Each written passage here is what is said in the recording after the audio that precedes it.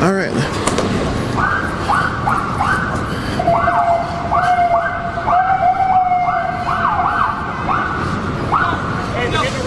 Okay, people are being arrested right now. We're here in Washington, D.C. You can see people are being detained who are around this van. If you don't know, today is Shutdown DC. They're supposed to be disrupting the Capitol for to bring more attention to climate change, the ongoing issues of climate change. Here, if you don't know, we've been in DC for a few days. Just had an international day of action to bring attention to climate change, where millions of people have participated. From what we heard, there are going to be lockdowns and ongoing events all day. This is the first thing that we've seen go down, and it looks like a van has, is blocking the road. People are locked down on top of the van. You can see again. This is Shutdown DC here in Washington DC. About 6:40 in the morning, I'd say. The day of action is already beginning.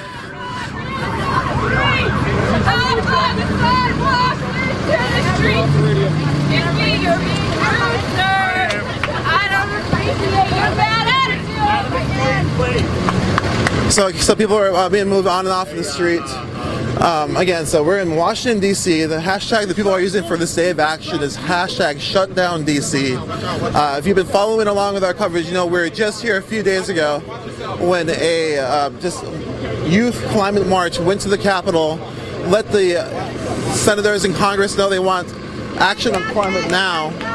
From there, people not in the Congress have organized themselves to take action to disrupt Washington, D.C. in order to bring attention to climate change and want action to happen right now.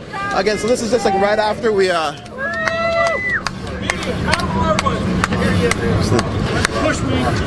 up, we want our freedom! Oh my God, freedom! Tell these stupid ass cops we don't need them! So you have somebody,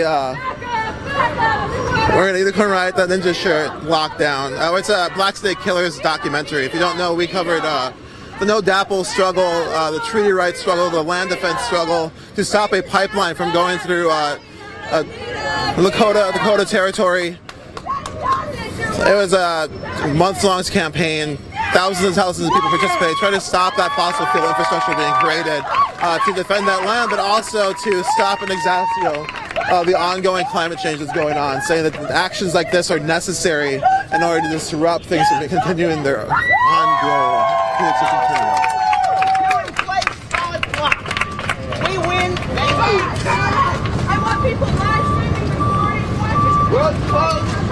So yeah, so it looks like right now they're bringing this vehicle back. There's people on top of it who are locked down, and they're going to tow this vehicle. So this is a Metropolitan Police Department vehicle who's coming up. Now they're going to tow away this vehicle who has people locked down on top. It says Metropolitan Police Department. You can see they're going. I don't know exactly. I mean, it seems pretty risky. But as they're, they're stopping traffic with this vehicle. So people are being upset now. They're going to be moving this vehicle with people on top of it. People are getting worried about their care on top. If it's safe, you can see people are getting agitated. The police are continuing to move on. Over here, police are moving people who are upset that now this tow truck is going to be moving.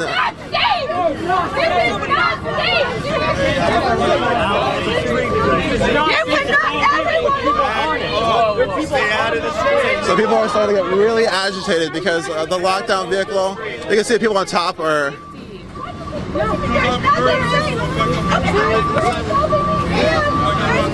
they just lifted up the vehicle. They're lifted up. So people again are upset because there is a lockdown going on. People are locked down, lockboxes on top. They just brought a tow truck.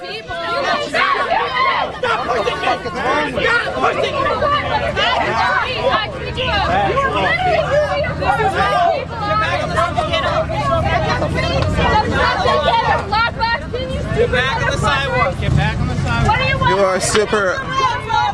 So. You are lifting it.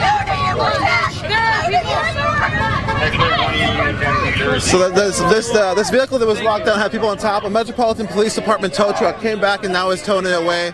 Right now they're moving in another tow truck. This gentleman, or this folk, is locked down with their arms through sort of the doors of that car. I don't know how they're going to try to replicate what they just did, where they just moved the vehicle with people locked down on top of it away.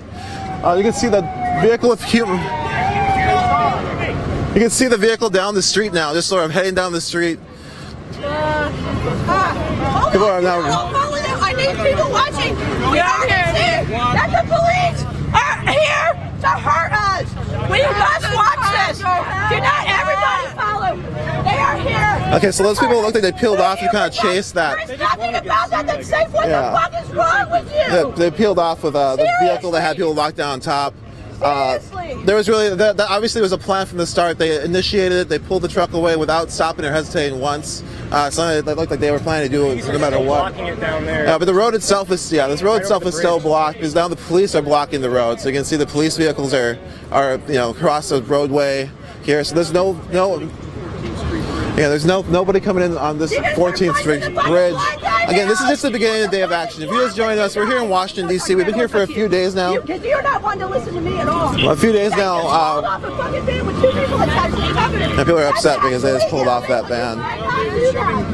What the fuck is wrong with you? So they're bringing this tow truck in right now. There's somebody outside of it who's locked down, also on the other side by their neck. This is why people are being agitated right now, because they're worried for the safety of the people who are locked down.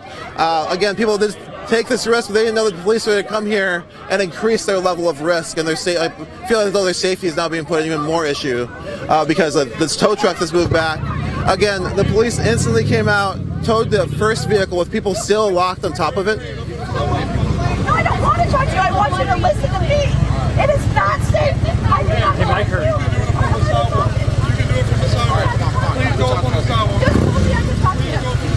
Why would anybody here trust me? Blind man attached to the vehicle. So you see this vehicle's up now. They have a cut team coming out. You can see they're bringing out these hoses. People are locked down. They're going to use tools to extract them now as well, and they have a tow truck ready already. So this action happened around 6:45, I'd say, and it looks like a car deployed, a van deployed, multiple lockdowns. The police responded instantly as well, pulling a tow truck over and pulling the people who are locked down on top of that van while they're still on there, pulling them away. It really agitated the people who are looking on. And now we have this other lockdown still ongoing. The police have brought in a cut team who are going to extract people's how they're attached to this vehicle. I'm not exactly sure. I can't really see the other side. We do have this person with their arms locked in through the door frame there, and you have this Metropolitan Police Department tow truck just waiting. Again, that tow truck was already here, so there was two tow trucks.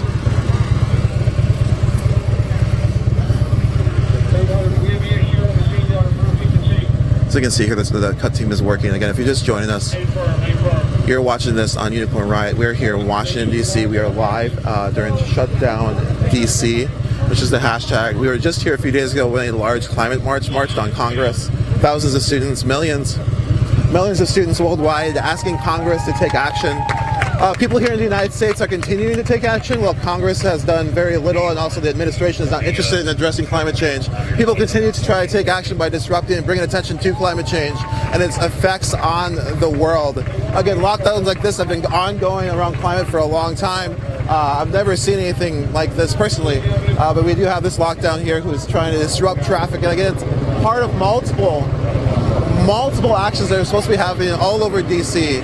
The organizers themselves said there's 4 different points people are collecting. Different people, different groups of people are going to take action how they see fit. This is the first thing we saw right here was this vehicle lockdown. What is wrong with these police officers? They just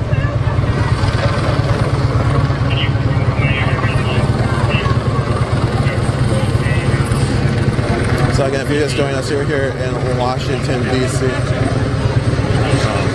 We're here in Washington, D.C. You can see this cut team is pulling out tools to try to extract the person who's using the vehicle to stop traffic right here. Again, the traffic is not moving, but also it's not moving because police officers have blocked off this road. So as this is ongoing, police are here trying to extract this person, and I'm kind of onlooking as these people are watching. Again, we should just keep following us too on Twitter at @UR_ninja. We have a few different teams placed to try to bring you different actions that are going to be occurring. we're going to try to be as mobile as possible. Again, it's a pretty big area where all this is going to go on. I think it's miles. So there's supposedly people, from my understanding, there's hundreds of people north of us, and other collection areas. And you can see when we came in this morning, all of these police were here. So again, we're in Washington, D.C. It's Monday, early morning. Already warnings were going out from the city, from different schools, telling people there's going to be a disruption of the city as climate activists came here to make their voices heard. The climate change needs action now.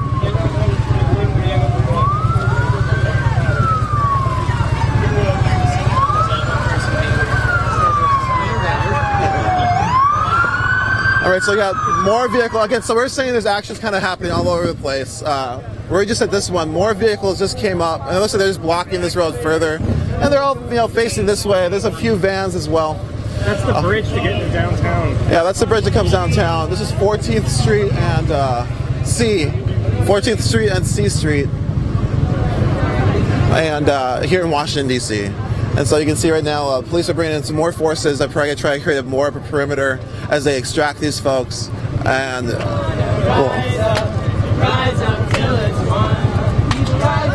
There's someone in the back seat. I didn't even. oh yeah, there's another person in the back seat of the vehicle. So this lockdown has some folks in the. You can hear the saw going.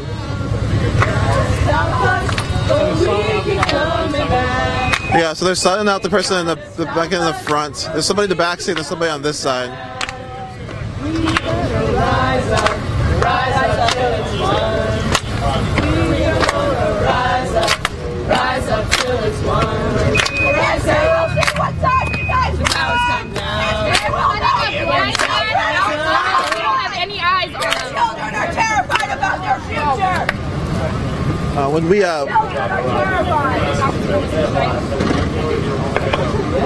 so on Friday when the climate march happened here in Washington D.C., we were able to interview a lot of children who are afraid for their futures, who do not know how to plan for a future when the future is so uncertain. They joined that march to ask for action now, to ask Congress to do actions now. They distracted somebody.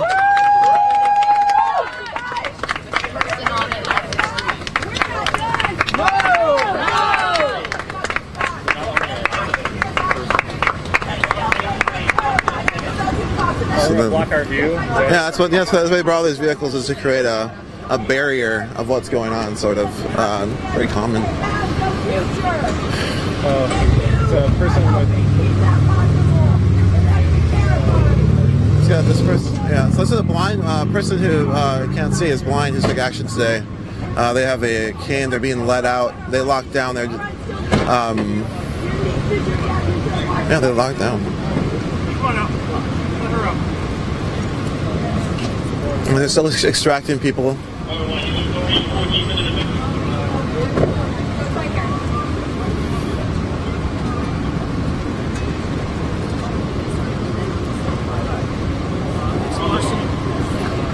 Anybody who's just joining us here, we're in Washington, D.C. We're live at hashtag Shutdown DC. You can go to our website, unicornriot.ninja, check out that post where we have some of the information on what's going on. It's a decentralized day of action, trying to bring attention to the ongoing effects of climate change, trying to get somebody to start trying to mitigate it. Here in the United States, the administration is not very interested in that.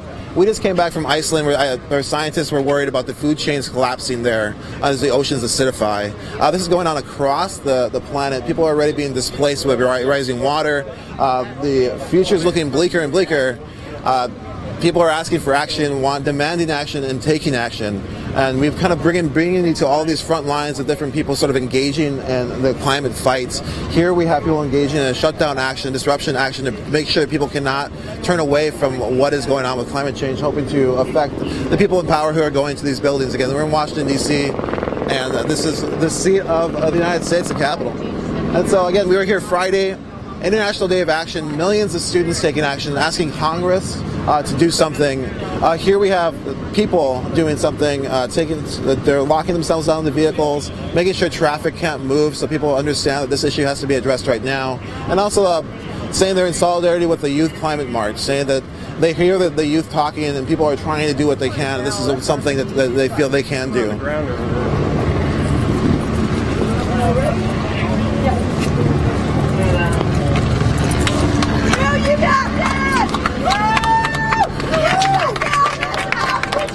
it looks like they cut out what the person was. Still stop them. Earth's on fire. Put the fire out. Earth's on fire. You can see them. They're working. They pulled them. I think there's. Earth's on fire. Put the fire out. The Earth's on fire. Put the fire out. The Earth's Yeah, their arms inside of that red. Put the fire out. The Earth's on fire. Put the fire Yeah, so out. they're trying to cut through to get to how that person's attached in there. But yeah. Huh? The sleeping dragon. Again, so there's multiple. Put the fire out. The Earth's on fire. Put the fire out. The Earth's on fire. Put the fire out. So they're working on them over here. Put the fire out.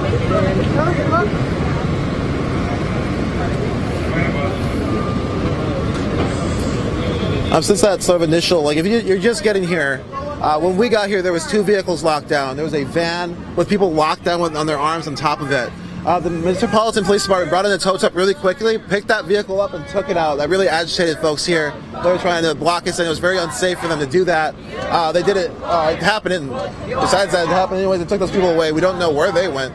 This car is still locked down here, blocking traffic on the 14 and C into the capital of the United States here, the United States Capitol. Again, from our understanding, there's multiple actions happening like this. This is just one of them. The Amazon's on fire. Planet's on fire. Whose planet? Our planet. Whose planet? Our planet. Whose planet? Our planet. What do we want? Yeah, this is a drill. Justice. When do we want it? Now. What do we want? Climate justice. What do we want? Now. You want to introduce him?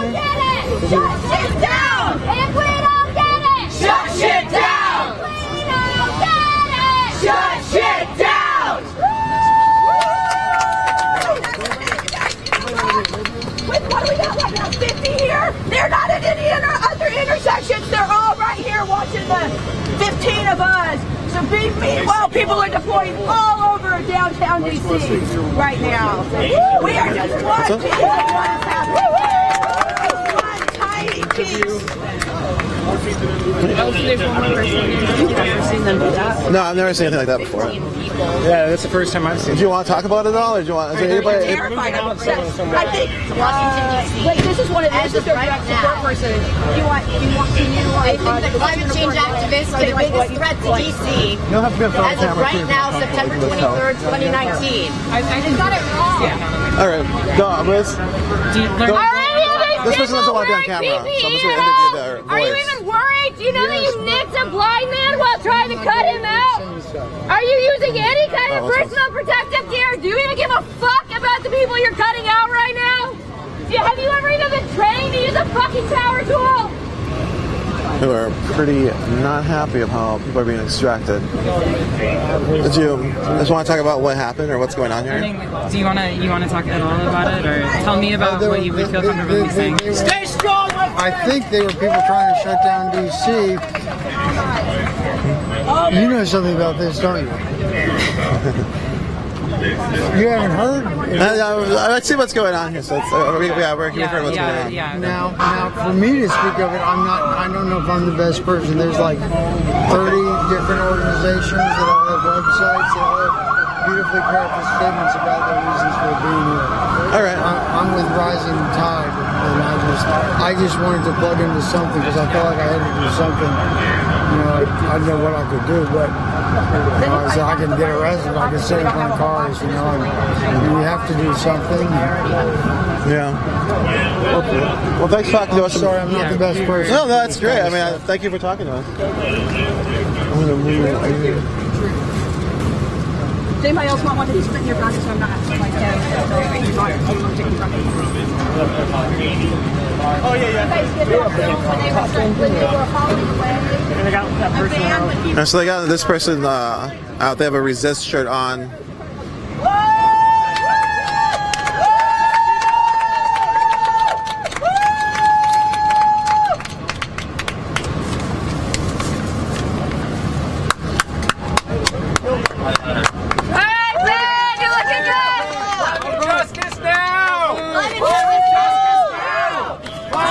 unlock that person and let them into the crowd. They just kind of unattached. So we don't know what happened to the other two people. But so far, who they extracted from here, they've let sort of walk through the... What's up? Do you want to interview him also? So they just put a mask on this person. A hood is not going to save somebody from getting embers or anything in their eyes. Like, a hood is not proper eye protection. That's bullshit. Yeah, so they're saying the people on the sidewalk are saying the hood is not proper eye protection. The police are continuing to extract this person. They say they're bringing a shield over. They're gonna You use can it. remove the hood, you pieces of shit. Fuck you. You got this. We're here for you. You got this, bitch. Just stay focused. All you gotta do is just keep breathing. You are on the right side of history. They know they're not. You just keep breathing.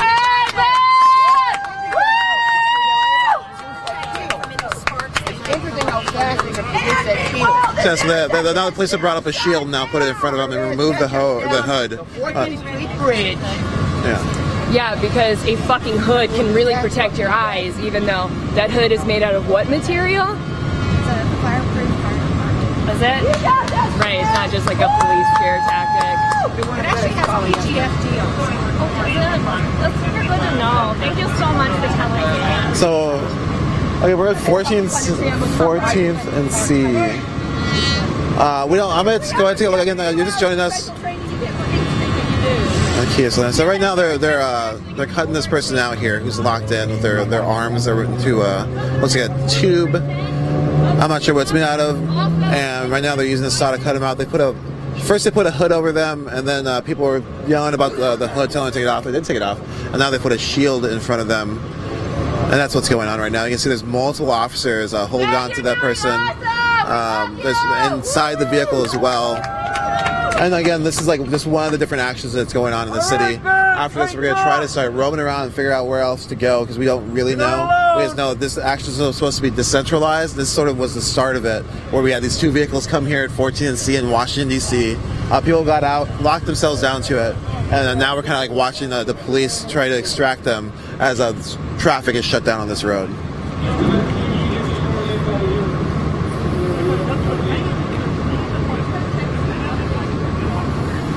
Cops came prepared. Check later, power tools, corners. Hello. All right, Ben. All right, Ben. We're yelling, Ben. All right, Ben. All right.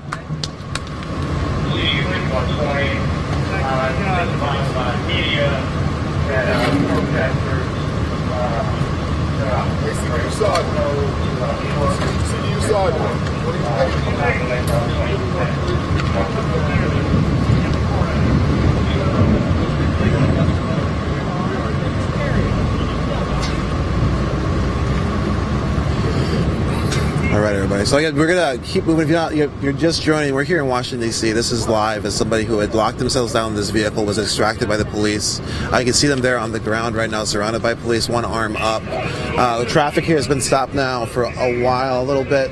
I think this action began around 6:45 in the morning. Again, if you've been following our coverage, we just came back from Europe where thousands of people engaged in direct action to shut down a coal mine.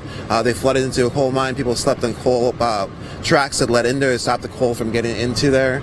We also went to the Hambach forest where people right now have built tree houses to stop the encroaching of a coal mine that's destroying the last old-growth forest in Germany, trying to protect that territory.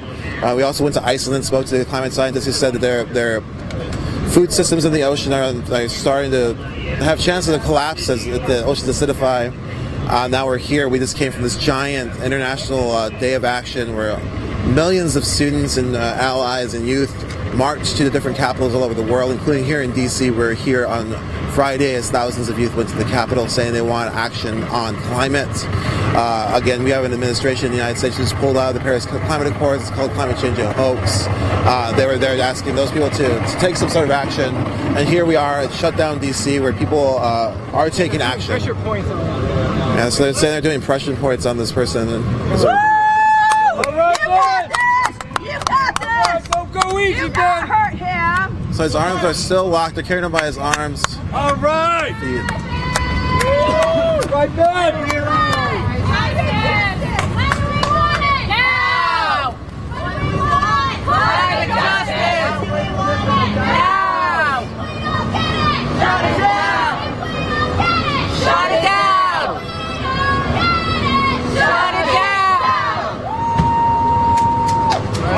Everyone's been arrested on this corner. Yeah, so like, Right now, the NPD is protecting all these people trying to get to work. We know that climate justice,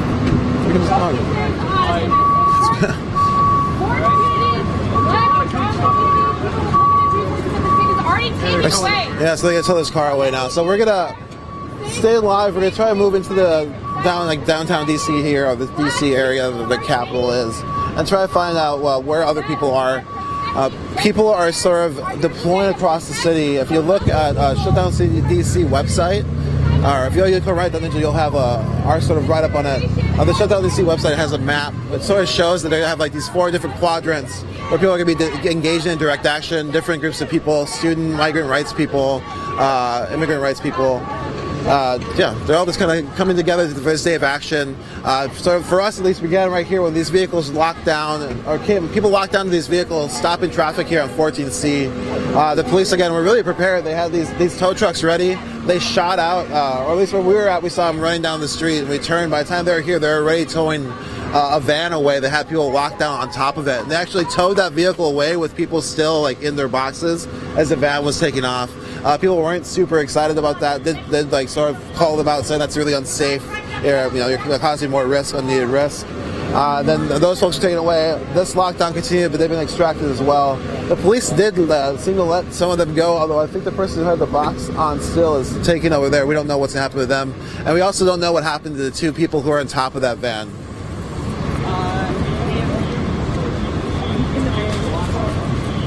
Pardon me.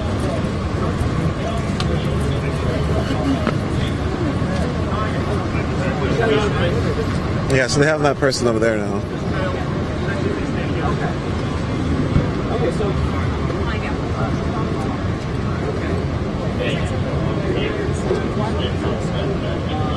We can cross over there. Again, if you just joined us, we're here in Washington, D.C. This is 14th and C. Going over here, this person's been extracted from a vehicle that was blocking this road.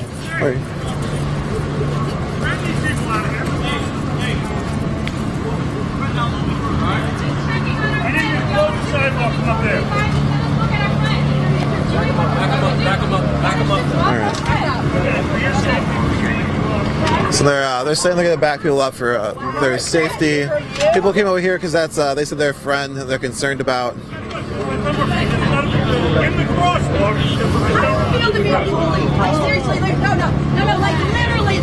So they're still cutting this person out, one of their other arm.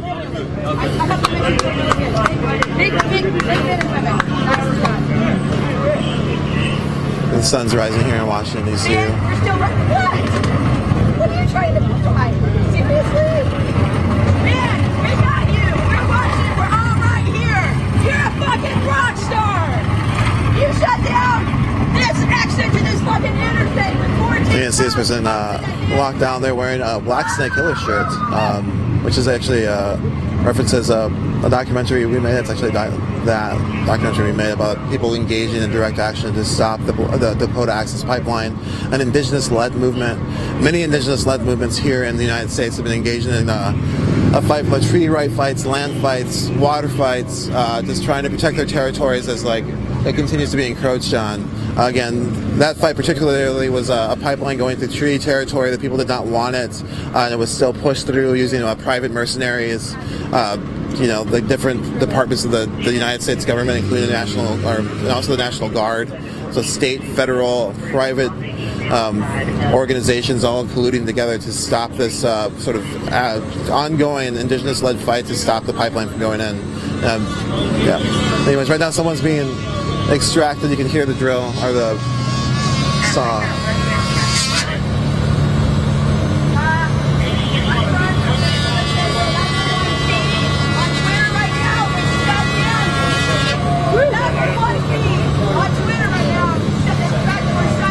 Again, so we were just here on Friday where a youth climate action marched to Congress actually for action on climate change now. That was an international day of action. That was worldwide. Millions of people participated.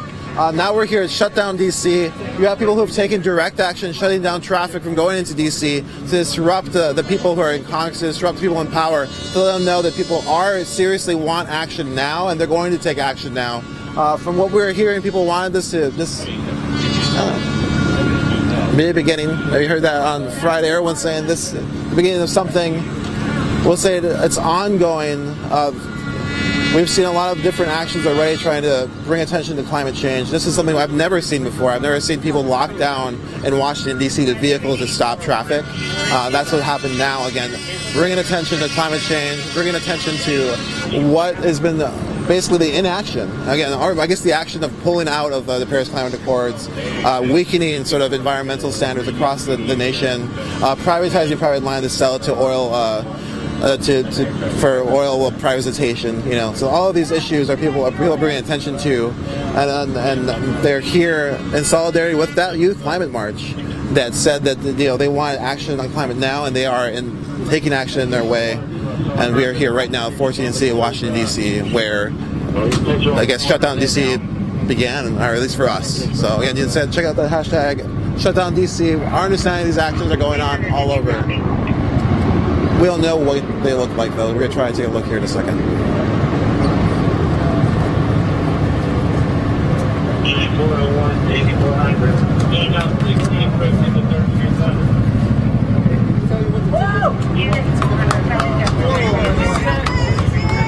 Just flew like 100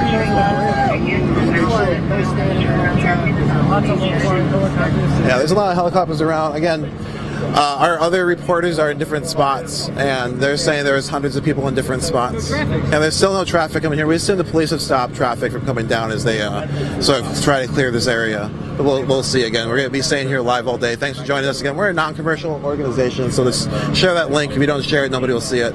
We don't pay them to do that for us, and thank you for volunteering so much to share that out.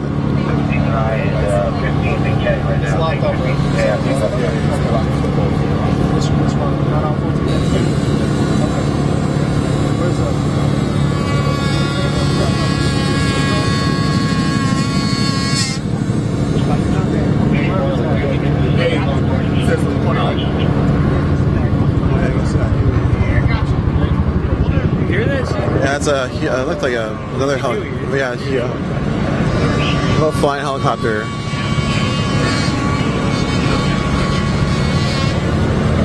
There's two of them.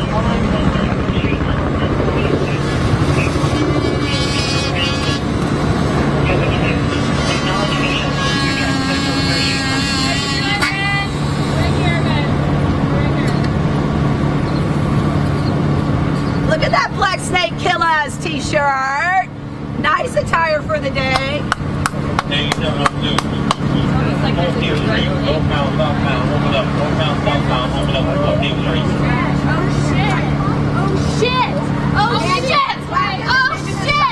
Come on, Lisa, tell me more. Maybe that's why we were posting and they said no stolen oil from stolen land in a dress from Mississippi murdered indigenous women. That's the police. Hey, their arms got pulled out. You can see that's what was around their. I'm here for you, though. I love you. He says do your own job. He says pick up your own headphones. I gave him my headphones. Well, just pick them up. That's all he's saying. Take them to him. Okay, so we're gonna keep live now, and again. You can see like the police presence sort of like down the road there. They're kind of all over, along with different protest groups who are engaging in direct action. This direct action was a lockdown action. It had two vehicles with about, I think, 5 people who locked down different kind of lockboxes. One van was taken away by a tow truck with people still locked down. And this is they just extracted this person, and we're just going to see what they do from here. They have let go a few of the folks who locked down. I'm not sure if that's their intention with everybody, but that's what we've seen so far.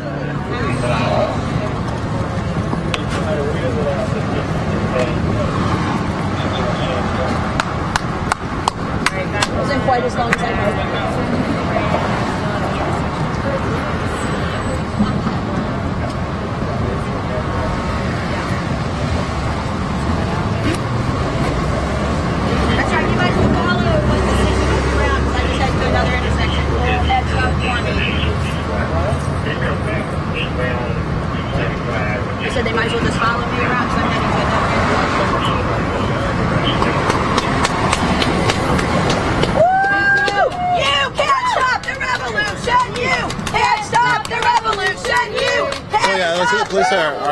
releasing this person as well.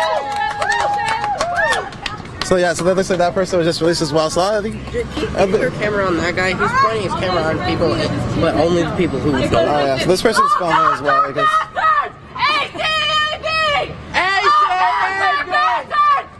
So the people are all marching out now. We'll see you later. Thompson Klein, go We're gonna go ahead and follow, folks.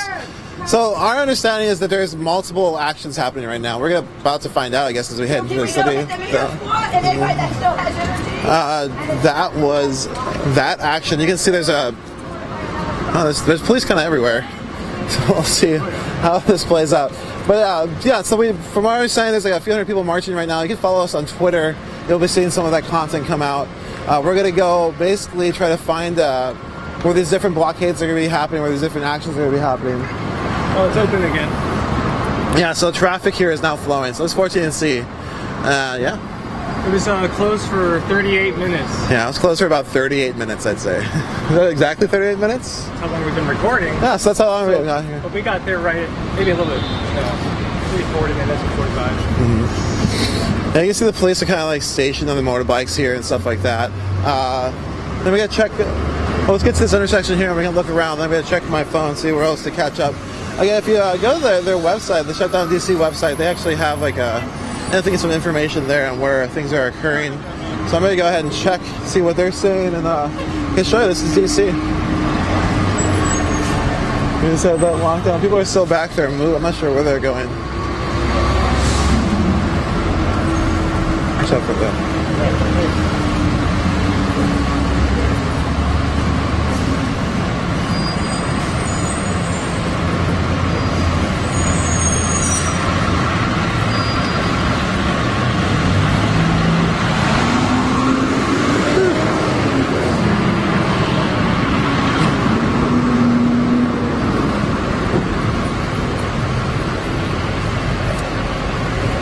Give us a second to reorientate. We're saying we're gonna have to use like these little scooters. So traffic shut down here. I think that there's like another block down there. At least that was the meeting point of a bunch of people down there. So maybe we should head that way. Yeah. So again, if you're just joining us, we're here in Washington DC. You can hear sirens are going off. Different organizations are engaging in different actions for climate to bring attention to climate change. Again, you saw us live here on Friday as people marched on the Capitol, marched on Congress. So yeah, so they just opened this up, and now there's all these police here trying to get through. Traffic is definitely snailing up.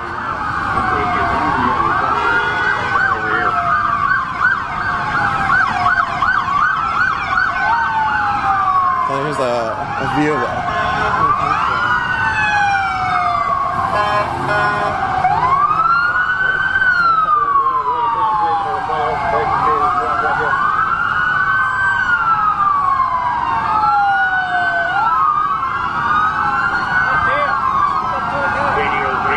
There's still more police officers coming too. There's like unmarked vehicles, marked vehicles, vans, trucks. They are heading north, I think. It's only one group of cops too. There's probably a bunch of people. Yeah, that's just one group. Maybe we should go that way. Yeah, let's head that way, I think. Anyway, so we're gonna be down there. Yeah, so you can look down. Yeah, okay, we'll go down this way first. I think eventually we'll all meet up. But yeah, if you look down the road here, you can see these police officers are in the street. There's people in the street as well. From my understanding, there's going to be multiple actions like this where people are going to be going to take streets, blockade them, cause disruptions. Again, they said disrupt business as usual. So their plan is to take the streets over and over again. That was a hard blockade using vehicles. It was vehicle blockade. And then they had 5 people locked to it. And the van, I'm not sure where it went or what happened to those folks, but there's people locked to that van. Again, we're in Washington, D.C. This is Shutdown DC Day of Action, decentralized day of action. You're watching this on Unicorn Riot. Thank you so much for joining us. And thanks again to all our supporters and patrons to get us out here.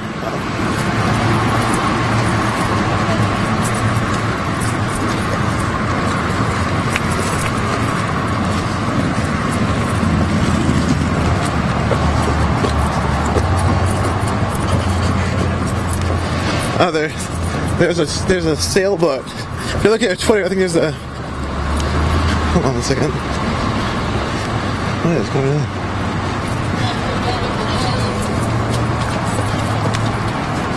my god, we're gonna be running so much. Yeah.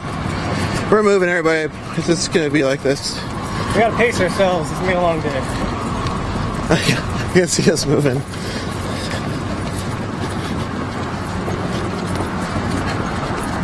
This is how we do it.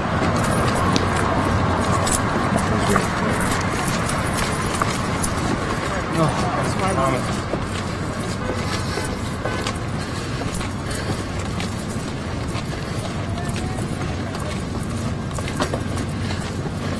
All right, so we're gonna be moving around a lot. Thanks for bearing with us.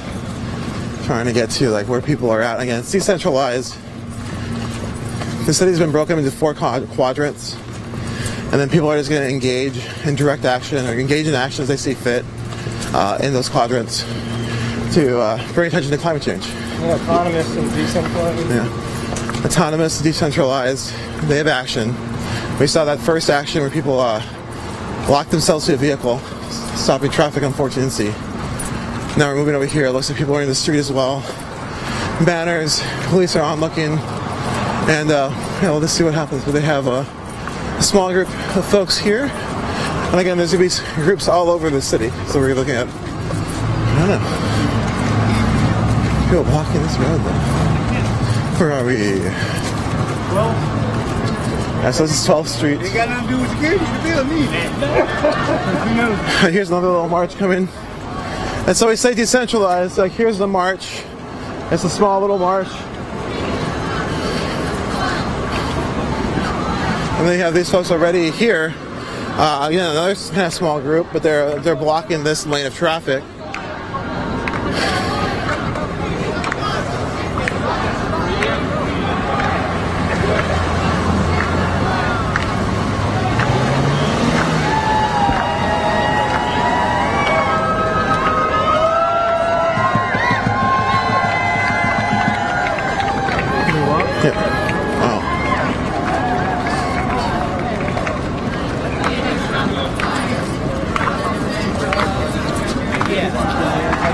What I'd like to do is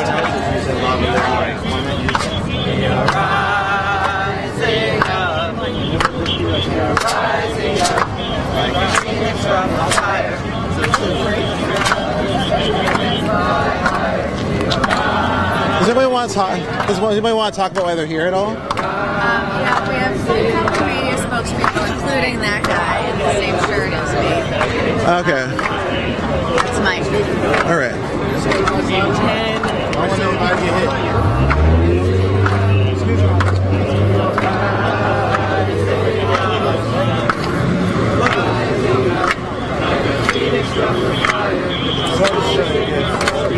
Alright, so what's up everyone? I'm just gonna see if I can get somebody that we can talk to. You can see here, if we don't limit warming to 2 centigrade by 2100, there will be 150 million added pollution related deaths. 60 million of these will occur by 2060 unless we act now. For comparison, total World War II deaths was, I can't remember, 7.75 million? 7.5 million? Give me 1 second. Again, so we're in DC. It's another group of people who are blocking traffic. They're these right here.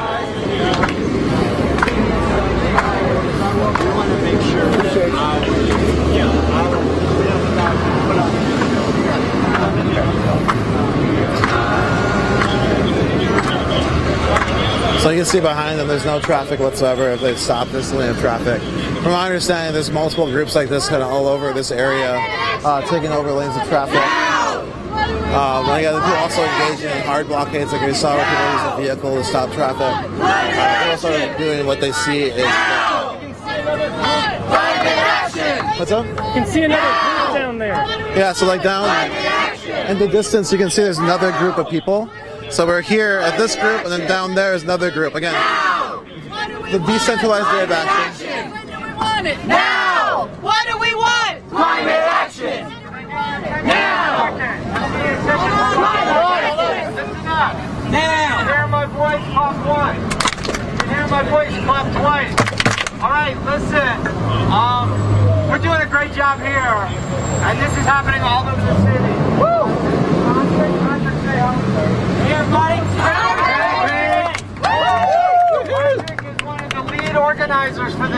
citywide shutdown, Patrick has told us that we are succeeding all over the city. What you're seeing right here is happening at 21 other locations, but there's one location where the police did dispel the protesters a few blocks from here. Now what Patrick is asking is if we could get 10 volunteers from our group. They don't have to be volunteers who plan to get arrested. If you want to get arrested, that's fine. But we need 10 volunteers from this group who's willing to go with Patrick and some of our friends from the immigration group and some others and retake the block street. So, if you look around and you see that we got this situation pretty much under control, and you want to go they're trying to pull some people from here to move to a different spot. Again, so there's different small groups everywhere sort of disrupting traffic. Like we're looking way down there. There's another group disrupting traffic way down there.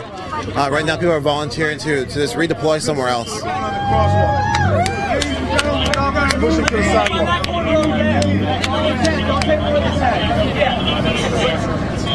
No more than 10 seats. Yeah. All right.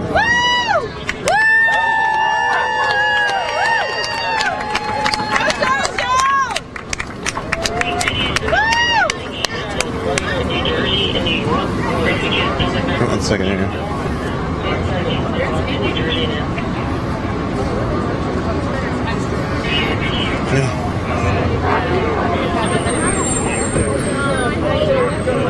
It's a sailboat. Yeah, sure. So this is happening at another intersection. You can see there's a lockdown with a sailboat. So we're saying there's multiple different direct actions. It looks like another direct action is that people put a sailboat in the middle of the road and people are locked down to it. So you can see the police are around it. They're putting the sail. I don't know if they're putting the sail up, but that's the sailboat in the middle of the intersection. Traffic is stopped. Decentralized day of action. Instead, Extinction Rebellion right there. People have used vehicles, and also people are doing soft blocks that they have here. The report from one of the spokespeople was that they're shutting down different intersections all over the city. We've only seen 2 intersections that for sure have been shut down, but that's just because it's decentralized. It's going to happen everywhere. You also see 3, I guess, with that video of that sailboat in the middle of that intersection there, where people are locked down with boxes through the bottom. Do you want to go over to that one? I don't know. I don't know how far away it is. The planet we love is under So we're attack. like we all gotta have to like sort of move around, redeploy ourselves, get to like different spots. I'm gonna try to look up where maybe we'll go next. Again, this is a climate action. You can see Act Now, climate emergency. We were just here on Friday when youth marched on Congress. Those are people taking direct action to disrupt Washington D.C., the capital of the United States. The planet we love is under attack. What do we do? Stand up, fight back. The planet we love is under attack. What do we do? Stand up, fight back. The planet we love is under attack. Right. So again, you can follow us on Twitter. You can see we have different reporters, different places on Twitter. We have to show you that video on my phone. Yeah, as they keep following along with the different actions. Just give me 1 second. I'm gonna see if I Put that on the pocket.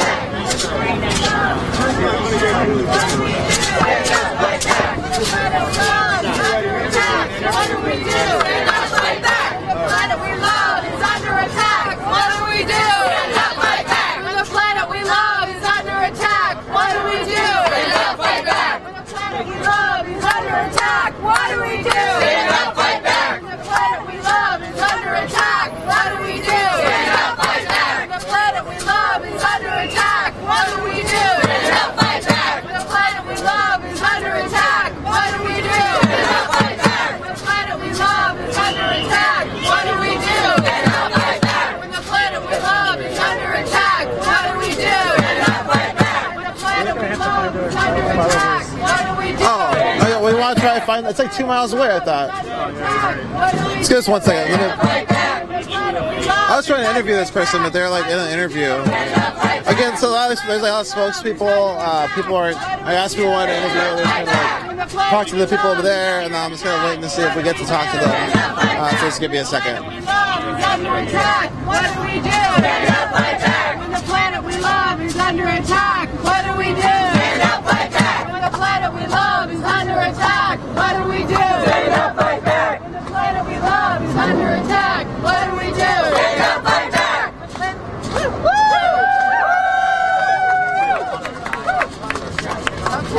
Is that good? No, it's okay. We don't want to die. We don't want to die! Don't pollute our sky! We don't want to die! Don't pollute our sky! We don't want to die! Don't pollute our sky! Don't pollute our sky! Have you ever blockaded the street before? You walk down the other, that's super far.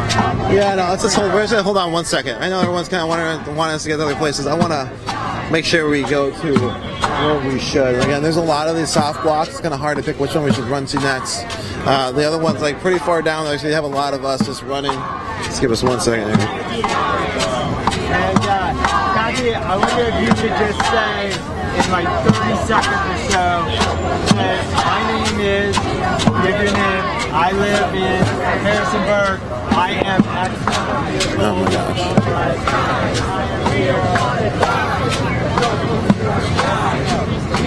Looks like they dispersed the other intersections. Yeah, so There's no one there anymore except for the cops. I don't know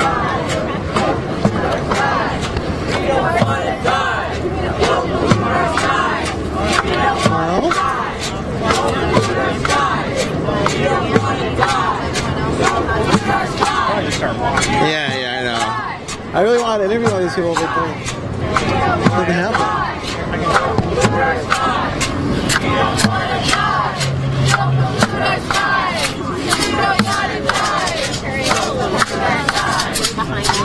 Sir, can I ask you a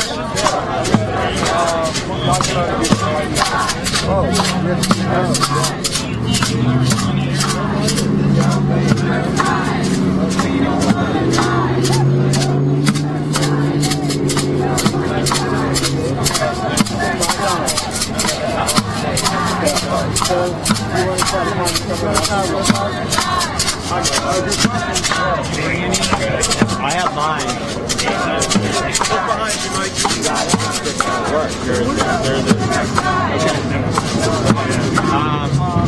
So you need to tap to see if that audio works with the lavalier mic. Alright, yeah, that's what I'll right here. So basically, we just want to talk about why we're here, why people are here, what's going on, Yeah, my name's Mike Tidwell. I'm director of a group called the Chesapeake Climate Action Network Action Fund. And we are here to signal to the city of Washington, D.C. and elected officials that business as usual on climate change is over, that we're blockading the street. As we speak, 22 total intersections in the city are being blocked to shut down traffic and to create a social crisis that helps us finally focus on the climate crisis. And do you think that this is sort of the action? I mean, somebody just came from this youth climate march. They're saying they want Congress to do action now. Do you think these sort of actions help that happen, or what do you think these actions need to happen to bring attention to what's going on? Like, why shutting down the street? Well, our planet has been pushed outside its comfort zone. We're melting the poles. We're scorching our farmland. We're flooding our shorelines. So it's time for us to push ourselves outside our comfort zones in terms of political action. We have to do more. We have to do it faster. We have to be bolder. That's why we're blockading this street, famous Independence Avenue. It's an emergency and we're treating it as one. And we think that collectively these messages will get to Congress. We're inspired by Greta Thunberg of Sweden, who clearly is pushing herself outside her comfort zone to bring the message of climate emergency. So yes, we think this is going to make a difference. There's going to be more of this. This is just the beginning. We're mobilizing and we're getting serious. And then I guess what should people expect? Is this basically shutdowns like this is what's going on, or what should people expect to see today? Yeah, I mean, this is happening all over the city. Vehicles are having a tough time getting through Washington. We apologize for the inconvenience, but I think that most people are in solidarity with us, all the commuters. They have children too. They hear the same science we do. They see the same inaction from our leaders, and they want to see change.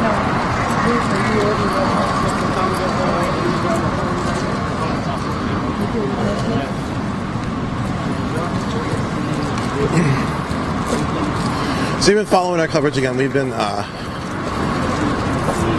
started following a lot of climate justice fights, be it from the Minnesota Line 3 fight.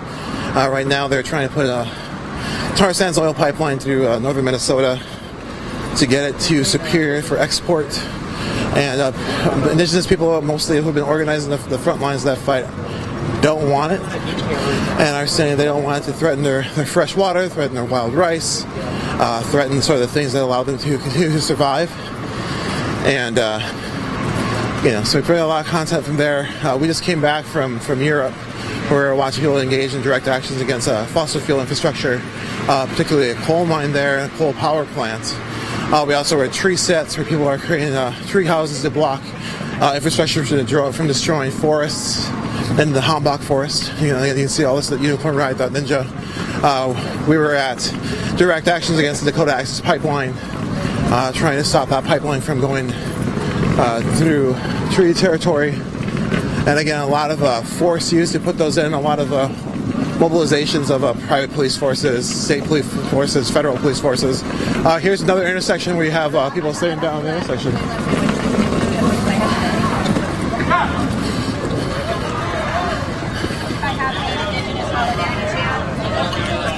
And so now we just came back to 14th Street, and there's people who are doing a sit-in here, and now you can see traffic is stopped all the way down. So this is earlier on this street. There was vehicle lockdowns. They tried to tell us the way, but guess what? We're still here. There's a vehicle lockdown.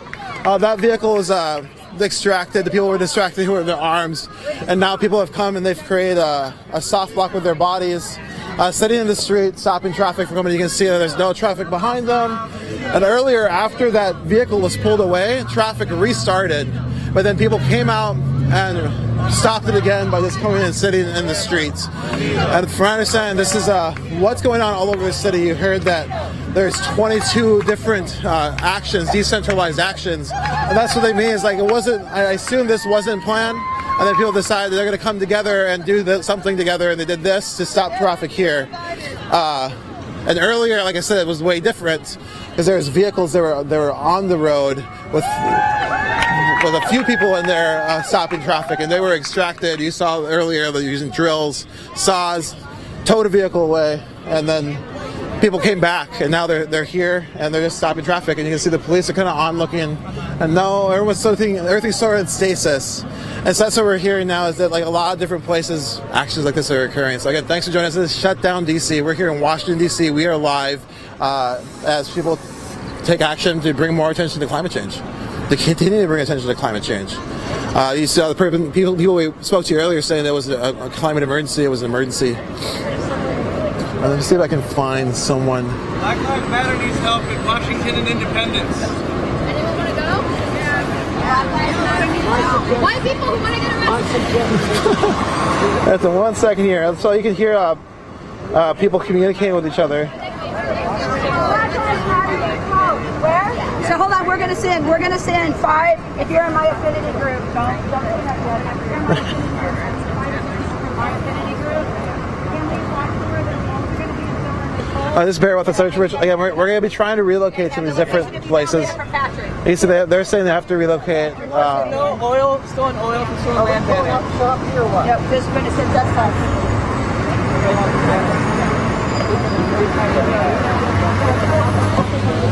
So it looks like people are like assessing needs in the action, and now people are like redeploying.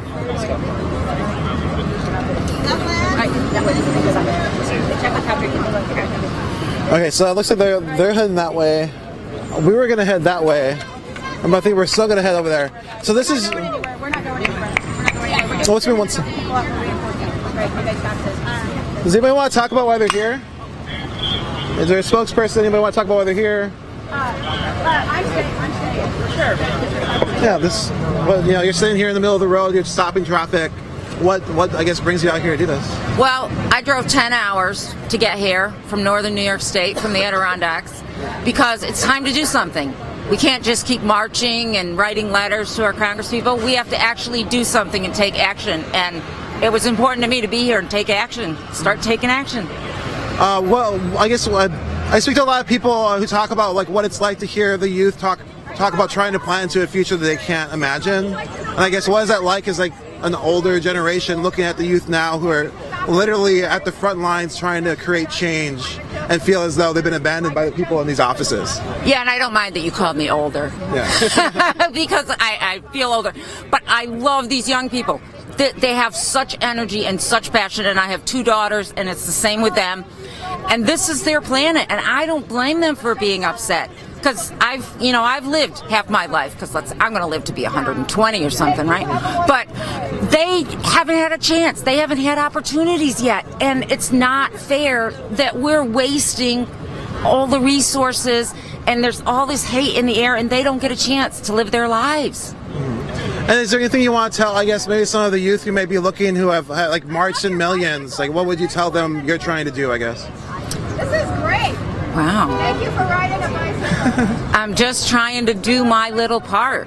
I'm just a little ant, but a bunch of ants, or I'm from the Adirondacks, so sometimes they call us snowflakes, but you know what? There's a hell of a lot of snowflakes in the Adirondacks, and when they pile up, you know what? They can stop anything. And they're beautiful. They're like diamonds. All right. Well, thank you so much for speaking with me. Yeah, you take care. Thank you. All right, so that's just trying to get some reasons why people are here. I think we're going to take a long walk up north.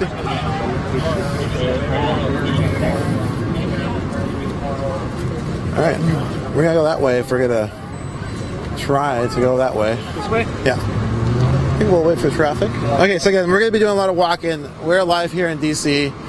We have this blockade here. I think this is 14th and Independence Avenue here in Washington, D.C., the U.S. Capitol.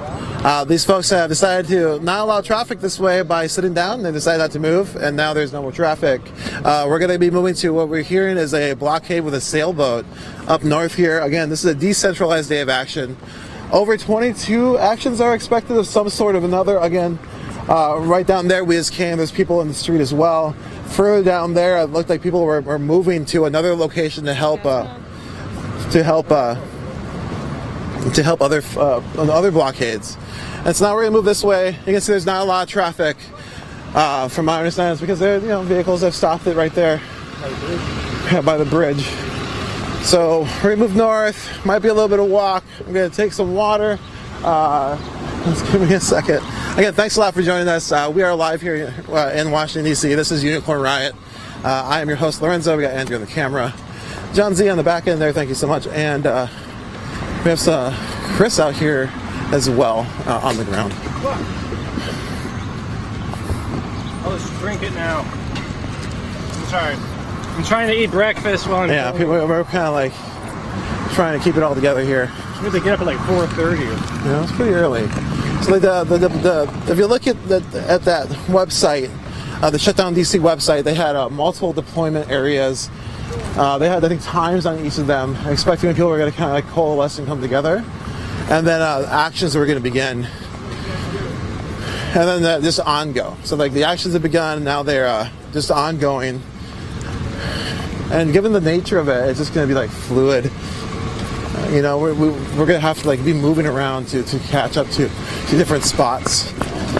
But we are moving. You know where we're going? Yeah, that way. Okay. According to the interwebs, it's K and 16th. Hang on 1 second here. Sorry. No, it's okay. Well, multitasking.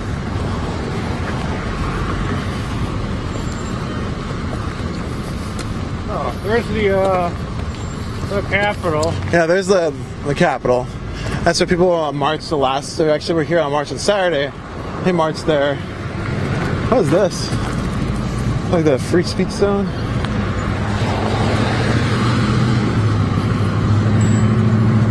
So. Thank you. Anyways, yeah, so I warned you, but you can see like there's the rising sun over the Capitol. We're here in Washington, D.C. for the Shutdown DC Day of Action. We already saw some hard locks. A lot of soft blockades. A lot of people sitting in the road, stopping this traffic there again. You can see they're rerouting it everywhere. And yeah, you know, DC police have dealt with a lot of protests, from what we understand. And so, you know, they're reacting pretty quickly. They actually, the lockdown that happened initially, they pulled the vehicles out. They had teams ready to cut people out. They were not, or at least they were prepared. You know, that's what it seemed like anyways. Again, we wanted to bring you here to DC. We knew that there's going to be days of action. They're promoting them on the internet. We also knew that the youth climate strike was going to be happening. So we wanted to come here and show you, I guess, the Youth March on Congress, the building we just saw there where they spoke. And I think that the first speakers were indigenous youth from the United States who have been at the forefront of the climate struggle for a while here in the U.S. And yeah, and then now we're here a few days later and people are taking direct action. We spoke to a bunch of youth. If you go to unicornriot.ninja, you can find that video we put out recently, also of our sub post. If you go to unicornriot.ninja, there's a post there. You can watch the video of the youth that we spoke to, telling us sort of like how worried they are over the future. One of them saying they can't even plan a future, you know. And just really interesting to listen to the young kids talk about issues that you just, you know, this perception of childhood that I think a lot of the United States sort of tells itself is sort of gone. It feels like when you listen to youth talk about what the future is going to hold, and then not being able to imagine it as they continue to learn about climate change. One of the things I thought about a lot as I talked to these youth was just like their access to information compared to my access to information when I was their age. They obviously were engaged in like study about what was going on actively, like they're searching it out and they have the ability to search it out. And now they're at the front of all of these different movements saying that things have to change now. And they're also the ones who are going to adopt the world, you know, like they're always handed what was left to them by the adults, you know. No matter what youth is, that's what you get. Are we going to go straight or right? Straight. We're going straight. I think I'll show you a map here. I can show you where we're at too, maybe. It's kind of like we're just moving.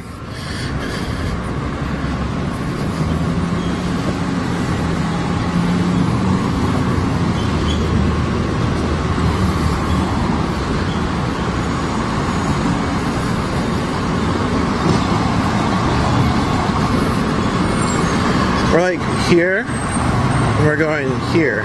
Okay. So like 2 more blocks. One block left. All right. That's nothing. I was just gonna announce that we're going like a few more blocks.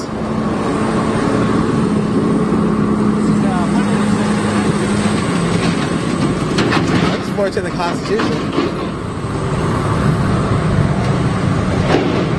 Well, it looks like the actions are on the outskirts.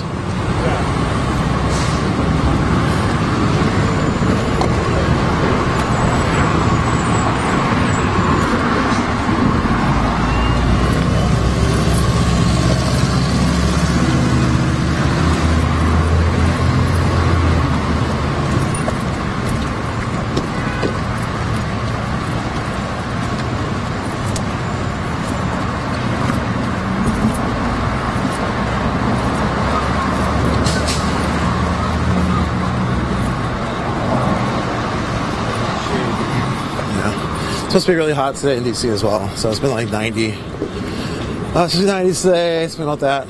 Last few days we've been here. Like I said, we're here for the Youth Climate March. We're also here for this march called We the People March. Again, you can look at our website for that coverage.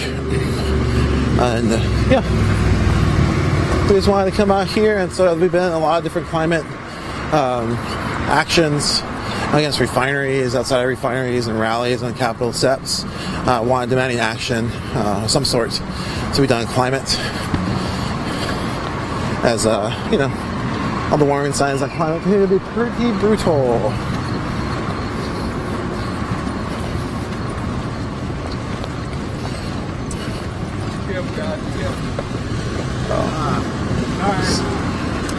Oh, really messed everything up. Almost got hit by a car. I like to. There's U.S. Customs and Border Patrol. And here's this. Protection. So that's the Ronald Reagan Building and International Trade Center, 1300 Pennsylvania Avenue. And the EPA's in there too, like that. Alright, it's a ghost town.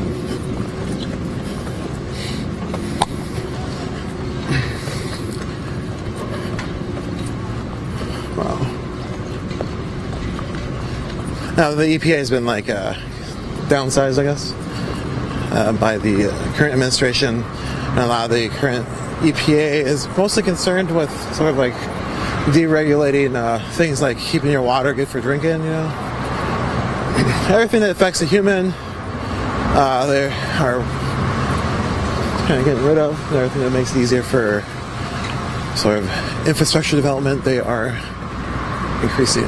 So it's kind of making it easier for, they're trying to make it easier for fossil fuel infrastructure projects and so forth, including trying to sell public land to allow oil companies to extract from them, or fossil fuel companies to extract from them. And yeah, well, you know, here we are, Washington DC. And again, the current administration, they call climate change a hoax, and also is not concerned about it. They, you know, won't really affect the economy. Even though, you know, the predictions are that it's going to continue to affect the economy very, very negatively. And it already is. So here we are. Here we have a couple more blocks.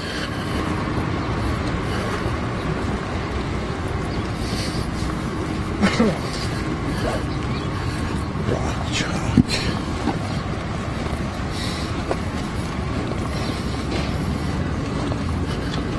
Now we're alive here in Washington DC. This is it. Well, looks like a city.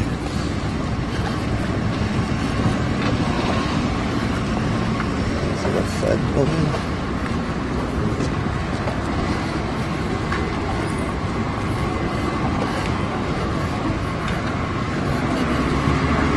Alright, here's one second. I think we're almost to where we're going here. So is that the White House right there? Yeah. Yeah, so there's a White House on our left. Got a couple more blocks.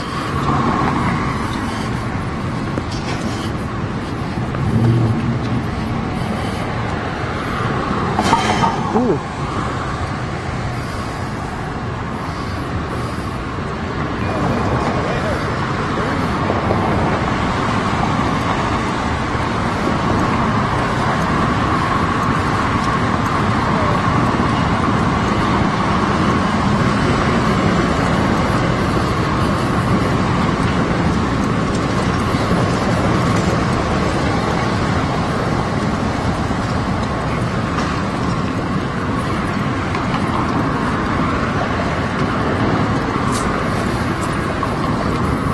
It's getting hot.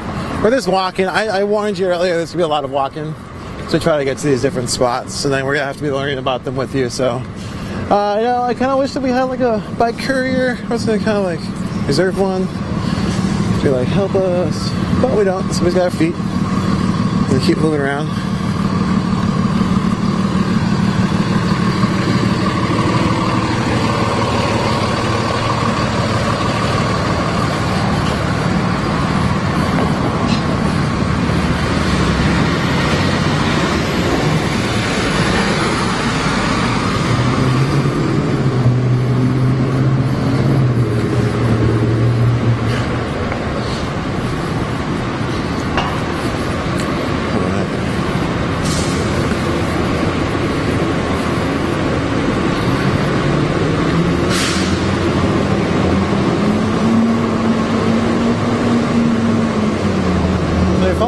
I'm pretty sure after this we'll be heading to Minnesota. There's going to be some Line 3 sort of events, rallies, and actions. So we're going to be trying to cover those. It's the goal. Things change as here we are just walking to the next location. Things changing.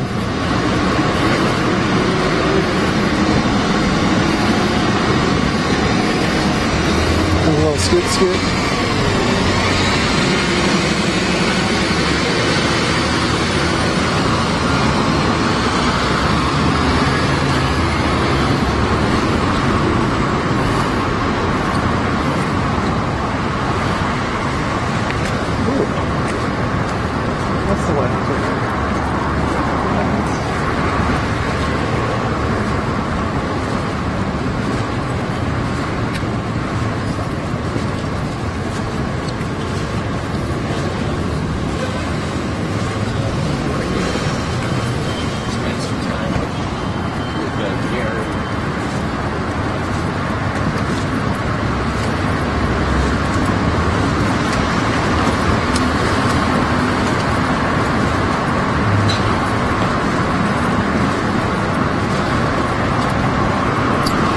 just joining us, we are in Washington DC, kind of relocating to a different blockade point. And that's what you're watching right now. You're watching us walk as we try to move to a different spotting. Our understanding is these actions are happening all over the city.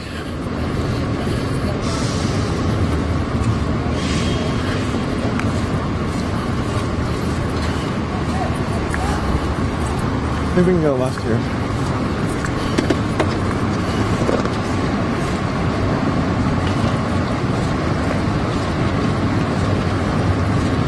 You see traffic on this is shut down now. It's like traffic moves and it gets shut down. Monday. Yeah, traffic moves and then like different. I think lockdowns happen, or not lockdowns. I think those were the only lockdowns we saw. But different people take different roads and then disrupt the traffic again. Yeah, this way then right.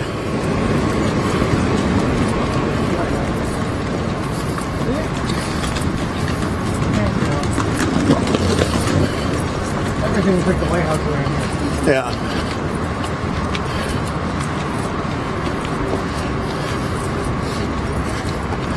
I should have probably.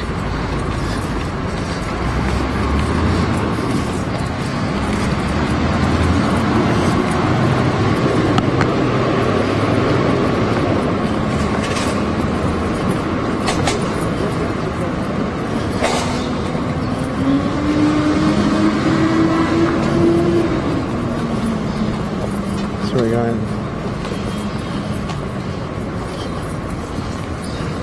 right there. It's a lot farther than it looked on the map. Alright, this is far, yeah. Shit. At least it's still not hot yet, as it will be later. Mm-hmm. Hey, there's the FBI.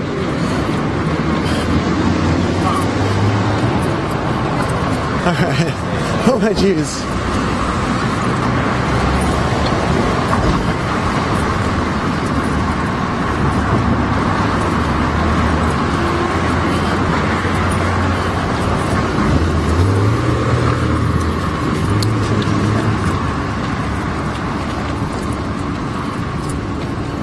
DC is huge, huh? Yep.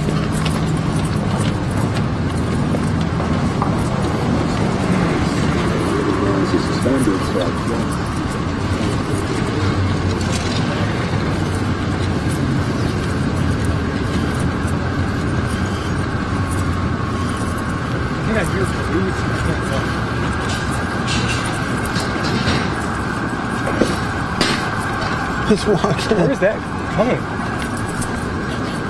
Hey Joel, wait, if you go to actually our Facebook feed you're on, you can go back and just scroll up and you'll see that We the People March is there. You can find it there. People can go back and watch the beginning too. Yeah, if you want to go back and watch the beginning of how everything kind of started, I would do that too. We are almost to where we're trying to get to, but I can't really guarantee that means anything. We're about to find out, I guess.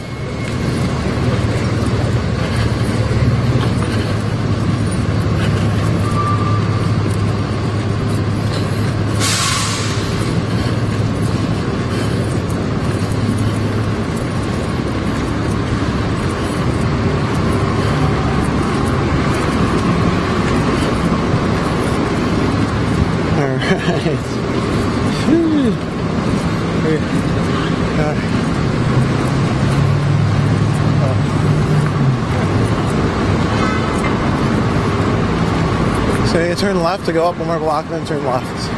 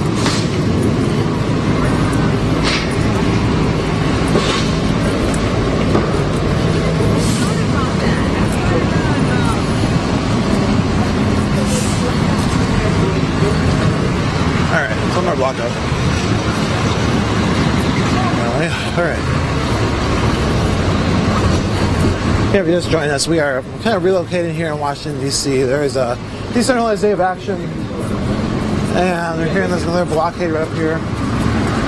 So we're going to go check it out, and if you go back, you can see a few of the soft blockades and hard blockades we have seen so far here in D.C. And as they keep kind of going along, seeing what else occurs.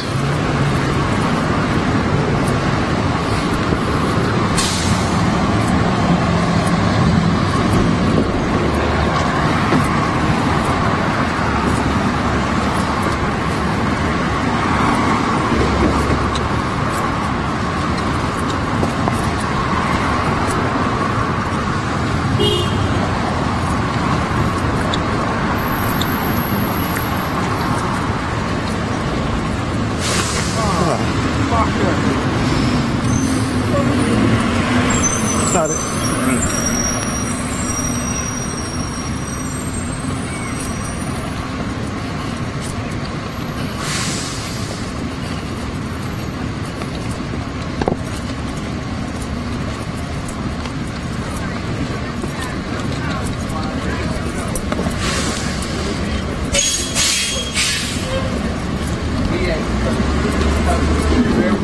There's the White House.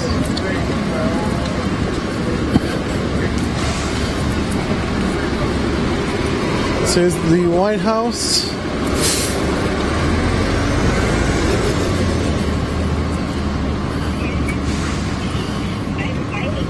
Oh, yeah. So then on down here you can see there's a blockade. We're gonna head that way.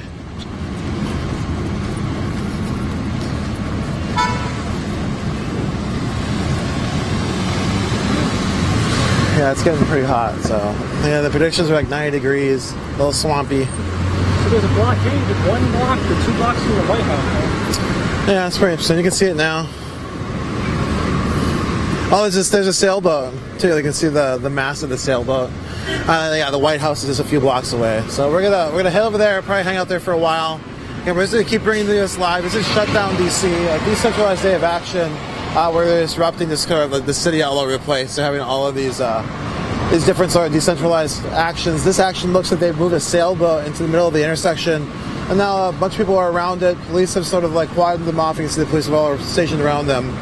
So we're gonna walk over there and check it out. And again, the White House is right here. Just a few blocks away. I don't think you can see it through the trees.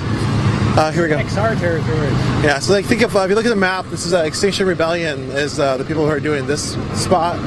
This is 8th Street, 16th. We're walking north on 16th Street right now.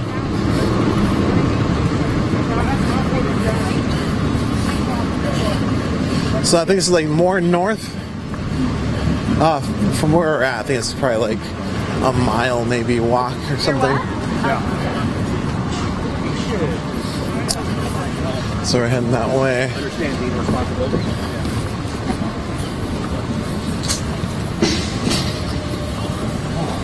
All right, thanks for bearing with us. I know we're gonna be doing a lot of walking and trying to relocate ourselves to different spots. So during that downtime, I guess you can send some questions our way or check out our content at unicornriot.ninja.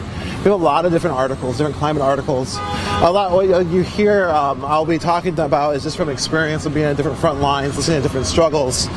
And so that's kind of you. Listen to me speak. I'm Lorenzo. I'm a journalist. I'm your current host. And I've been following climate for a bit. So. See, there's been arrests down here. Yeah, we're hearing there's been some arrests over here. We're about to get there and find out. We're looking at our social media feeds.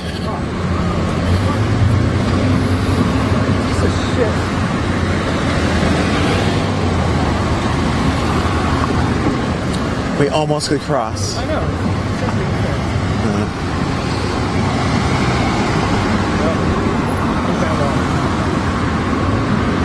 Stay hydrated. Yeah, I have like a Camelback, a few different bottles of water, and then I also have some different energy bars with me as well. Because we don't really know how long we're going to stay out here. So a lot of us have a little bit of food, a little bit of water. Don't have a first aid kit. But hopefully we won't need one. I think there's medics around in these groups, but usually we try to bring at least something just in case something happens, someone falls, scratches. You got clean wounds. I have some wipies. Still haven't gone through the stuff. Make sure my boots are laced, cover all the bases. Alright, so we're gonna move down here. So yeah, it looks like a few hundred people are over at this intersection. Again, there are a bunch of different ones, different sizes, from what we're hearing. And this is Extinction Rebellion's block.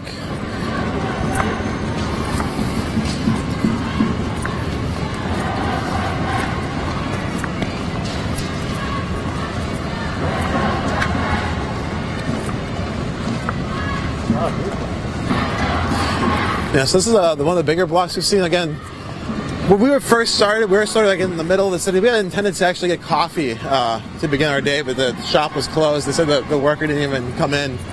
And from there, we went to that lockdown. And then we haven't really seen any of the big groups of people. This is the biggest group of people we've seen so far here at Shutdown DC. Like we said, we think this is the Extinction Rebellion. It is the Extinction Rebellion block. You can see this boat in the middle of the road. Police onlooking.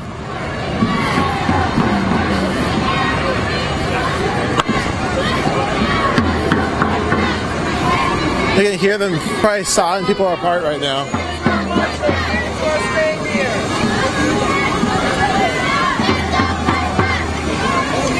Yeah, I can see sparks. So if we go on the other side, you probably see the sparks really easily.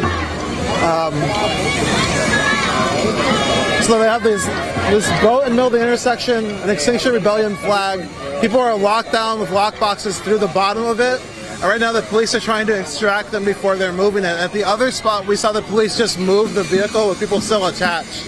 People said that was really unsafe. Here it looks like they're sawing them out before they're moving the vehicle. You can see all the people onlooking and surrounding it. This intersection obviously shut down. There's actually another march heading away from us. So we have this march here holding this space, and there's another small march that just took off heading east on K Street. And so you have this going on, this blockade. Again, we said it was decentralized. Action's kind of all over the place. And right now they're holding this down. People are being sawed out.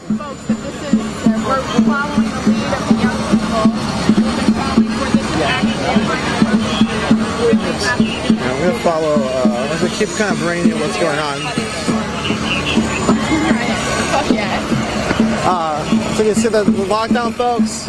We're going to look and see if our other reporters here kind of get caught up on what has been going on. But also, like we said, it's very fluid. If you don't know, this is hashtag Shutdown DC here in Washington, D.C., the capital of the United States of America. Just a few days after that international climate strike led by the youth. We were here for that too. We saw thousands of people march on Congress. A few days later, now people have locked down in the middle of the intersection. Here's Extinction Rebellion, putting a boat in the middle of the intersection with people locked to it, trying to disrupt the nation, to get the nation to act faster on climate. Exactly what the youth were saying. Here we are. Do you want to talk about what's been going on here? Yeah, so while you were live streaming in the other area, I've been following this group. As you can see, they parked the giant sailboat in the middle of the intersection. We're here at 16th and K in what I believe is the northwest portion of the city. I think this same sailboat, they said, was also used in a street shutdown action in London a few weeks or maybe a month ago. So for a while, just the group held the intersection. Then slowly, some police moved in. They sort of pushed people around the sailboat. They created this perimeter that you see here now. There's a speaker up there. For a while, they had a DJ who was mixing some house music. It was a pretty bumping sort of dance environment. For a second, the cops came up and unplugged the mixer. You can see the DJ mixer is still up there. It's that DJ mixer on the little wooden table? Yeah, they left it looks like a Pioneer DJ mixer. And you got footage of all that, right? Yeah. I'm tweeting some clips right now. Yeah, so you can follow us on unicornriot.ninja on Twitter. UR_ninja. You'll see some of these clips they're talking about. And so you can see, I don't know what kind of lockboxes are used here. I know sometimes people will wrap them in layers of tar and chicken wire. I haven't seen any evidence they're making progress cutting through these. They've got, you can see they've got a generator with some cords hooked up. They put like canvas bags and hoods on these people, sort of kind of a Abu Ghraib kind of aesthetic. You draw your own conclusions about, I don't know. The police rationale for why they do that would be to like protect people from the sparks and stuff as they cut it out. It's just sort of kind of ominous looking, you know? Yeah, well, these people right now are just kind of holding their ground. They're being sawed out. I guess they're not moving. but they are for sure the reason this is still in place. At the other intersection, 2 vehicles locked down.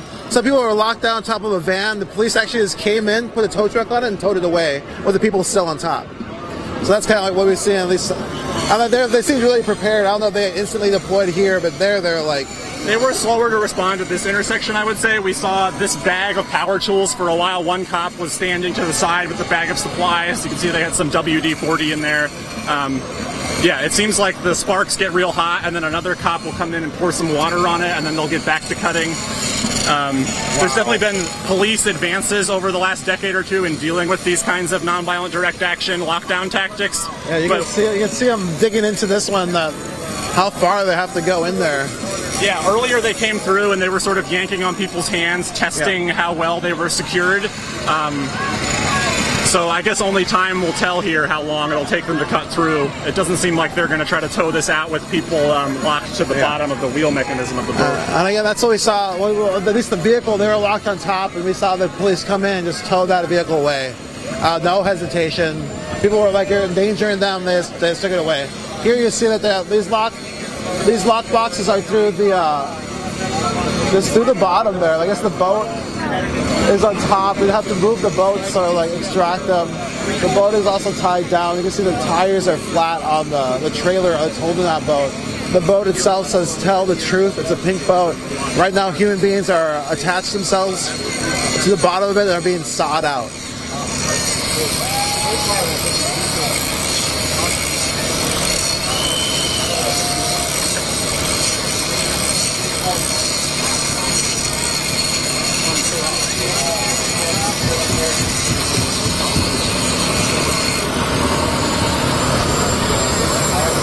Yeah, so again, you just joined us here on UnicornRiot.Ninja. Thank you so much for coming to us. We're bringing this to you live from Washington, D.C.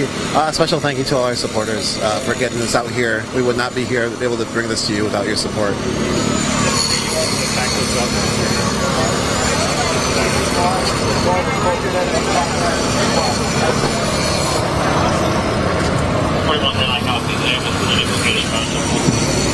I can see that person down there is like underneath that blanket. They're putting earpieces on them. These folks are asking for water. Again, as that saw is going through that metal, it's heating up that metal. The person's arm is in there, and it's slowly heating up around it right now. I don't know what they have as padding. Maybe they have some padding on their arm. I'm not sure, but it's just metal. So as that friction continues, that'll be heating up, and that's why these police officers keep coming over. Like I said, they're putting a hole in this water bottle, and they're gonna pour it over. They're pouring it. Look, it's smoking. The metal's smoking when the water hits it. I don't know if you can see that.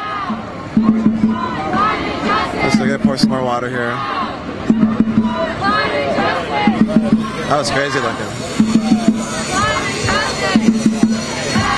And so yeah, you can't see it. So behind this sailboat, just down the street, is the White House.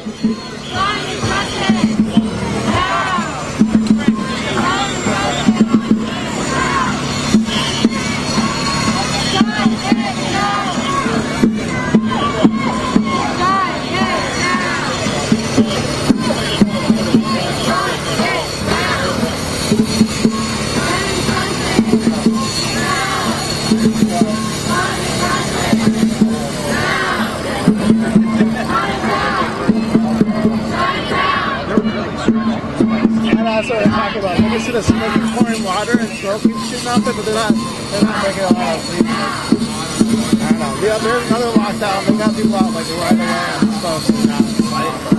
Those are definitely not PVC. That's solid thick. Yeah, that's metal.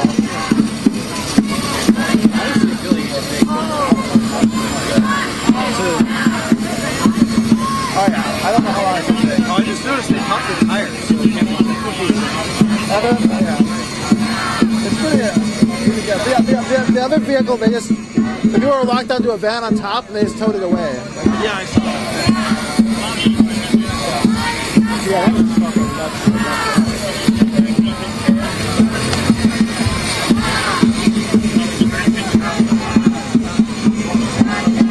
They're still trying to cut through both these sides. You can hear those grinders going away. You can see them put the water on there and the metal just smoke.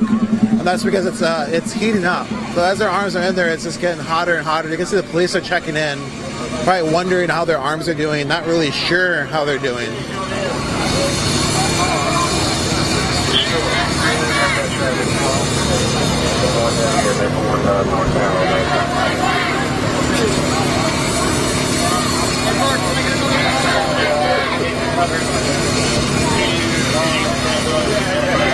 Yeah, so they're flying through water bottles now as they're trying to cool that down. I guess they're starting again. That's I think an angle grinder.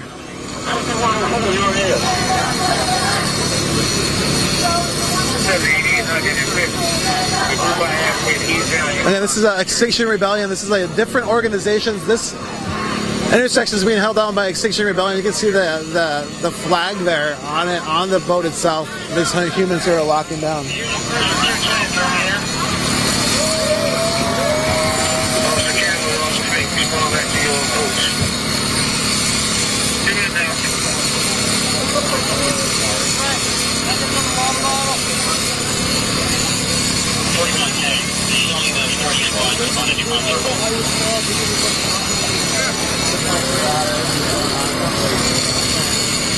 I feel we're probably going to be here for a while to watch and see how this unfolds. They're still working on these angle grinders. I think that's what they're called. Somebody out there is probably just like, hey. And they're trying to get through this metal. I don't know how much they've gotten in there. It doesn't look like a lot, but they're still working on it.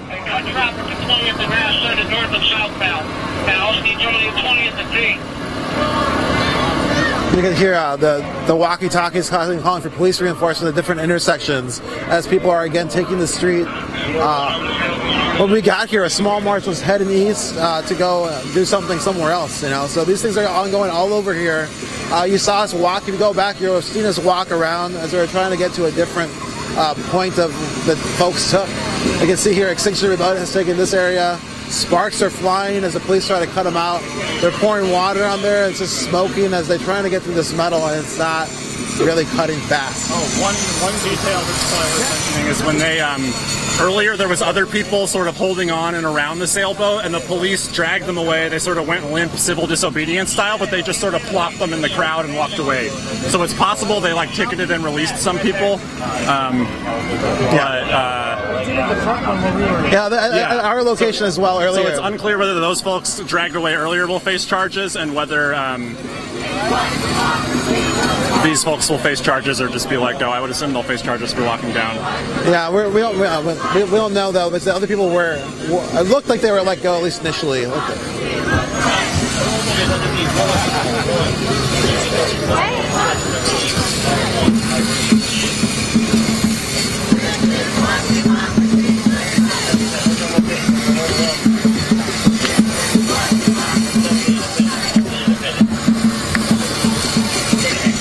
This person's legs are moving out.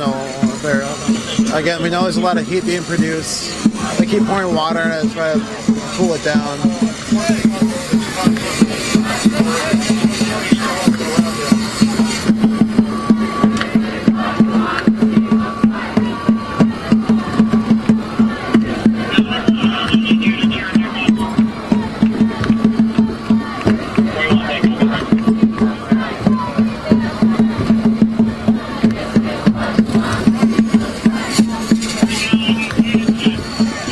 Grinders are going again. We're here at the capital of the United States of America. The White House is just down the road. Down the road from the White House is a sailboat now in the intersection of 16th and K, where Extinction Rebellion is trying to bring attention to the ongoing effects of climate change. This is Shutdown DC, a day of decentralized action to bring attention to climate change by disrupting business as usual in DC. What we've been reading. This is the second blockade we've seen, at least a hard blockade with lockboxes. We've seen a few soft blockades, different people sitting in the street. We've done a few interviews and hearing why. We're going to keep bringing you here live as people continue to hold the street as the police try to extract them. The White House is right down there. It's a few blocks away.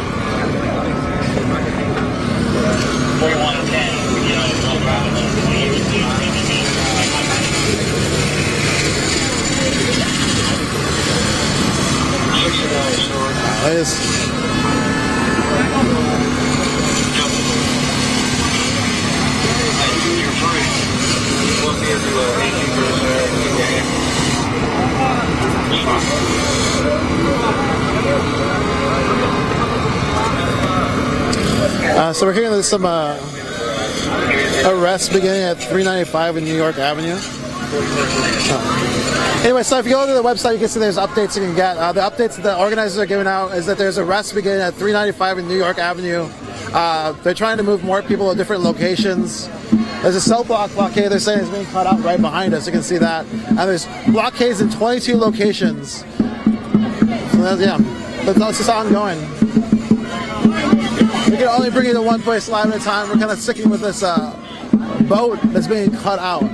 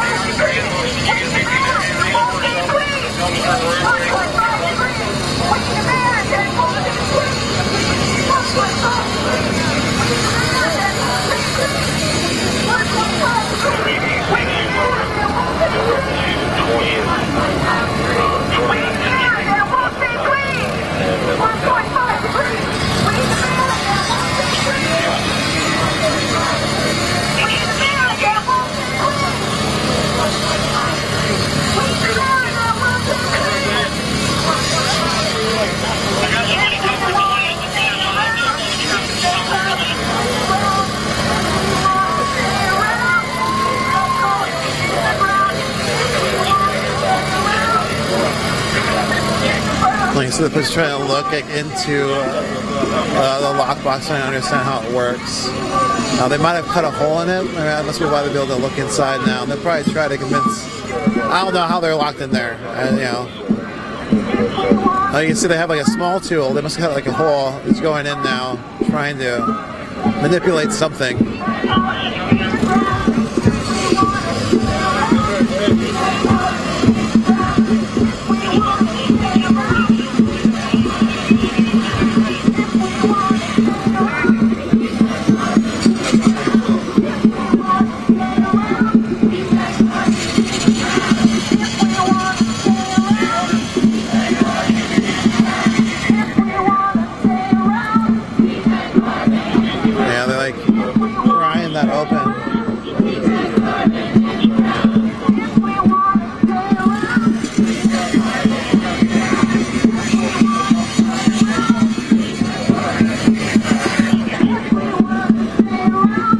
Again, we were just here a few days ago for the Youth Climate March, which was an international day of action, wanting people worldwide to take action on climate change, asking leaders to take action on climate change.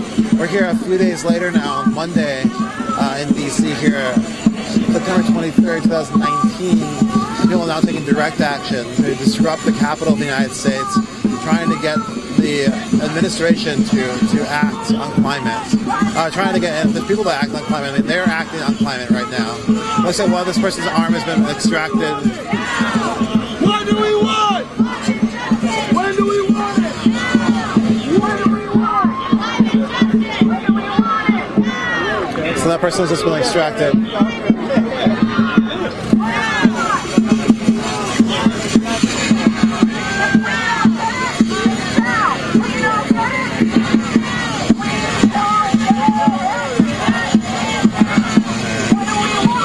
We're gonna see what they do. Listen, they're just walking them out.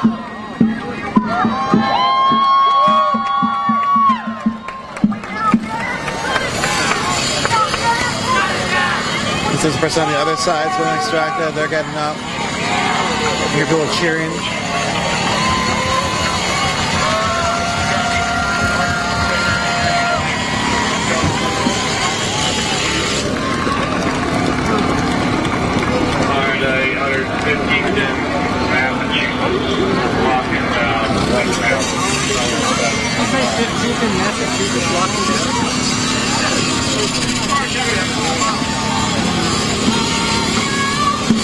In a second, we're gonna try to figure out.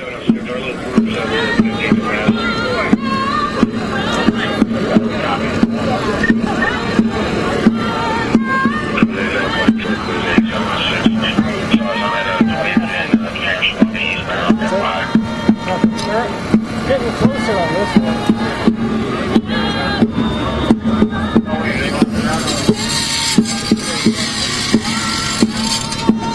So, have you seen anything on the internet? 15th Massachusetts? Where's over here, and the police kind of redeploy their forces to different places.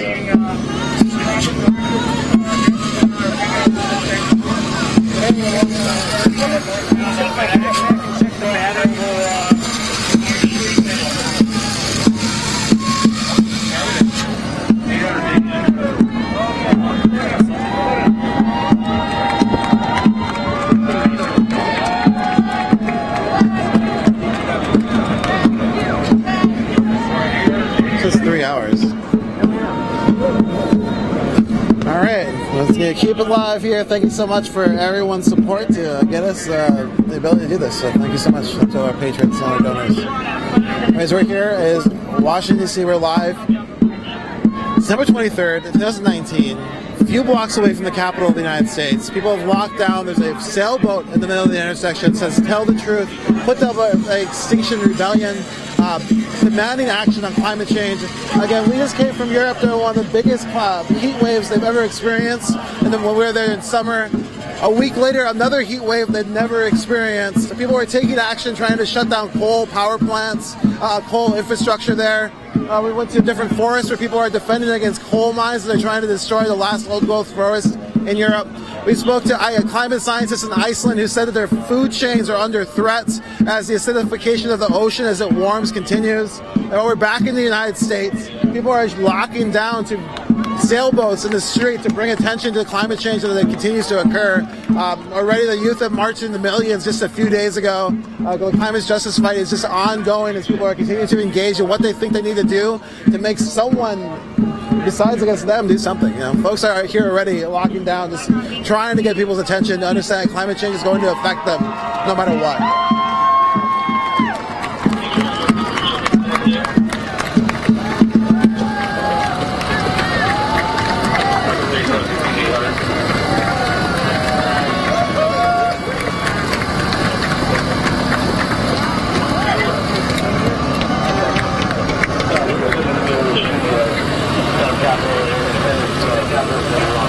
You can see they've cut a little hole.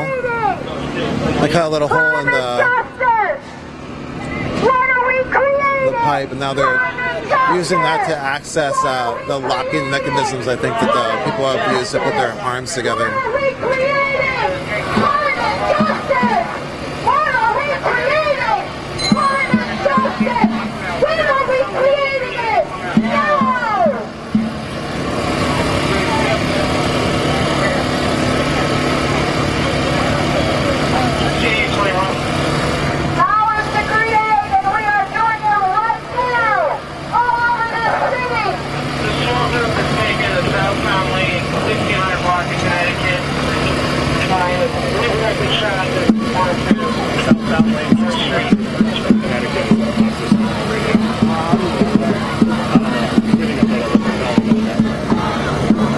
And thanks again, everybody, joining us on Facebook, YouTube, Periscope, live stream. Thanks to all our viewers. Again, click that follow, share, like, get alerted to different times we come live. Again, we are Unicorn Riot. We're here live on the ground in Washington, D.C. for the hashtag Shutdown DC Day of Action, a decentralized day of action to bring attention to climate change in solidarity with the youth climate strike. This happened a few days ago where you had millions of people worldwide saying that action needed to happen to climate change. These folks, as they're taking the street now, looks at these people put a sailboat in the middle of the street, lock their arms to the to it to make sure it can't get moved, and now have been extracted by police using angle grinders to get through the metal that was around their arms. Right now it looks like one is out, because then again this is Extinction Rebellion here in the United States. At least this is this portion. There's a bunch of different groups. That's just one of them. You can see that Sailboat says "Tell the Truth." Extinction Rebellion flags on it. We're just 2 blocks north of the White House. These people have been extracted right now.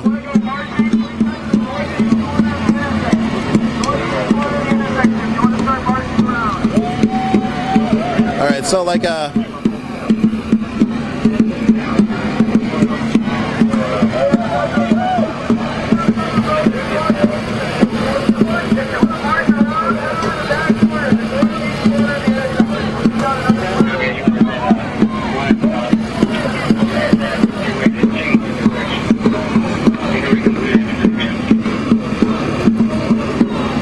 again, I think earlier we saw somebody who was not responsive. If you don't know, like civil disobedience is non-cooperation sometimes, I guess.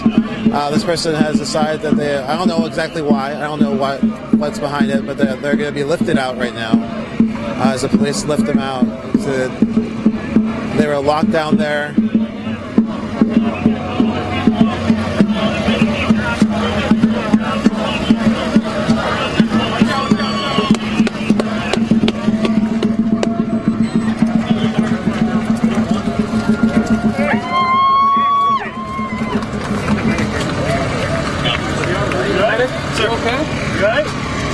You need an ambulance? Sir, you need an ambulance? You need an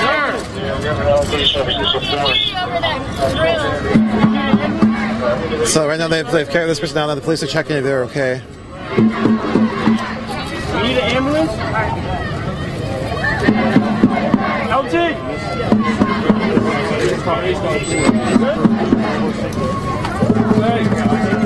Sit him up. He's up. Can you hear me? Sit him up. Hey, can you hear me? $600. Sir, are you okay? Sorry. The police are trying to assess this person's welfare right now. Alright? If you're okay, you should get up. Can you hear me? Alright, 800 CD41. Yeah, Michael. Alright, are you good? Do you need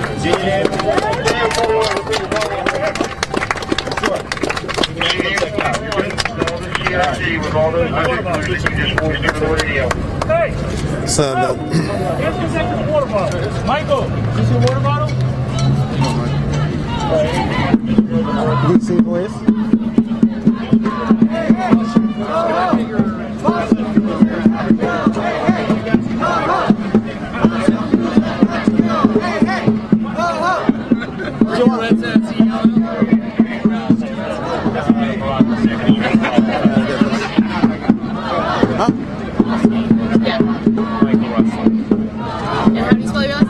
R-U-S-S-E-L. And what was that like, that experience that you just had? An experience. It's not enough. We need more for climate change. So that person was mobbed by press. That's why the spirit was led. He said it wasn't enough. We need more people to do this for the climate.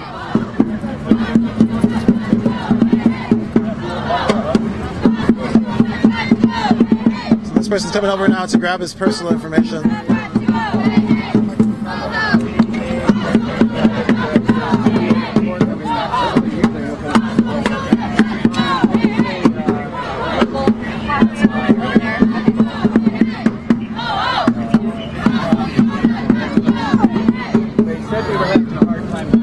Let's ask for information. The person has decided not give it. The police are watching that person now, following them, it looks like.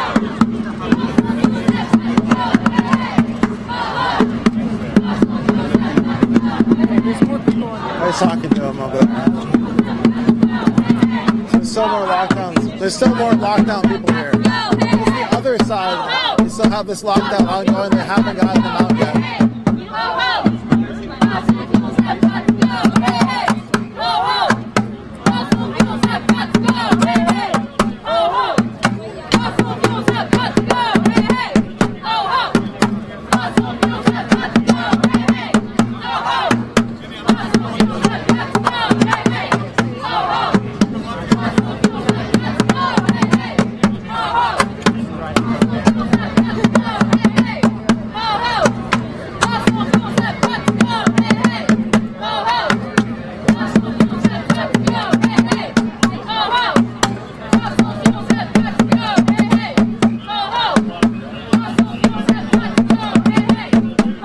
if you're just joining us here, we're live here in Washington, D.C. for a decentralized day of action called Shutdown DC. Right here, we're staring at a boat that's been pulled in front of the White House. It's 2 blocks north of the White House. Extinction Rebellion flags on it.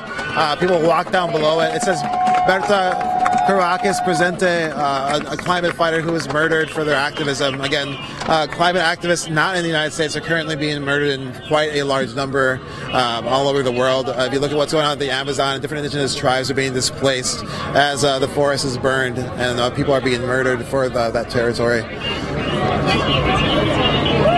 Well, they're claiming blockades in 22 locations. Yeah, I mentioned that. Yeah, that's it. Again, there's different blockades. We saw soft blockades. We saw people sitting in the streets at different blocks. We saw marches taking the streets, coming off the streets. We see blockades like this as well, where you have a lot of people walk down to a boat. And this is how they did it here.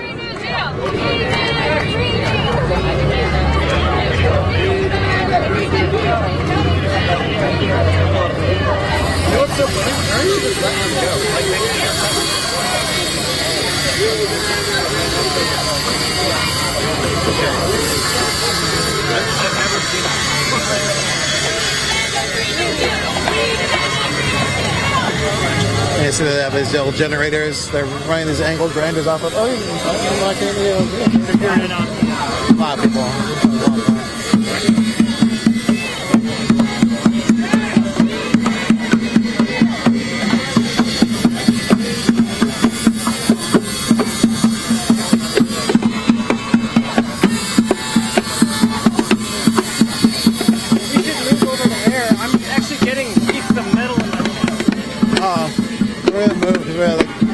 Metal's flying off of that far from the angle grader. Everybody out there.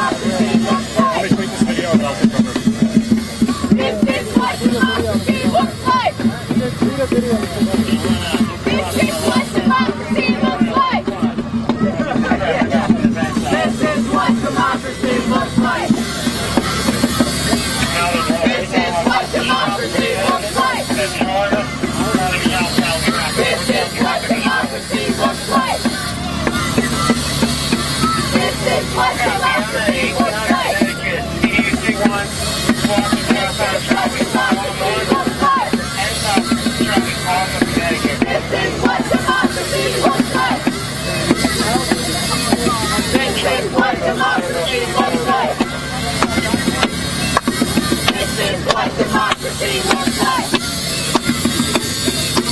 This is what democracy looks like. This is what democracy looks like. Woo! Street metal, second wagon, deploying wagon 11 was dead. And the MTA.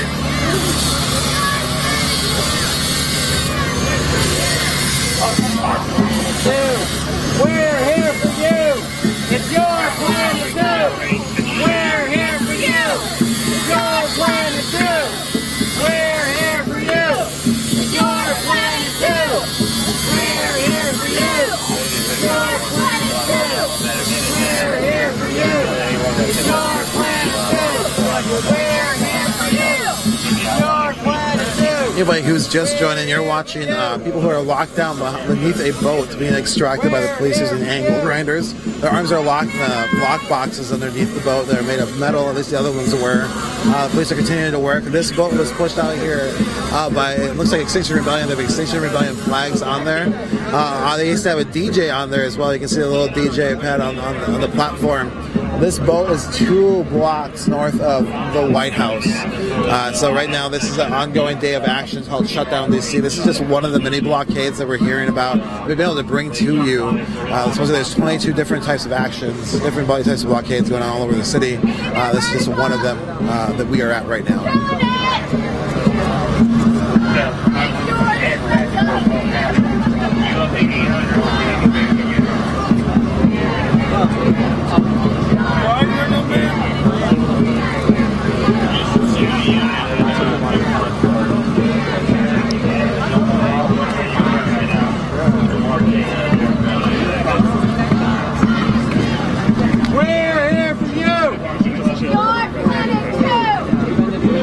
One second here. Again, just thanks for joining us. We're here live in Washington, D.C. We're going to be live for a few hours. Get comfortable.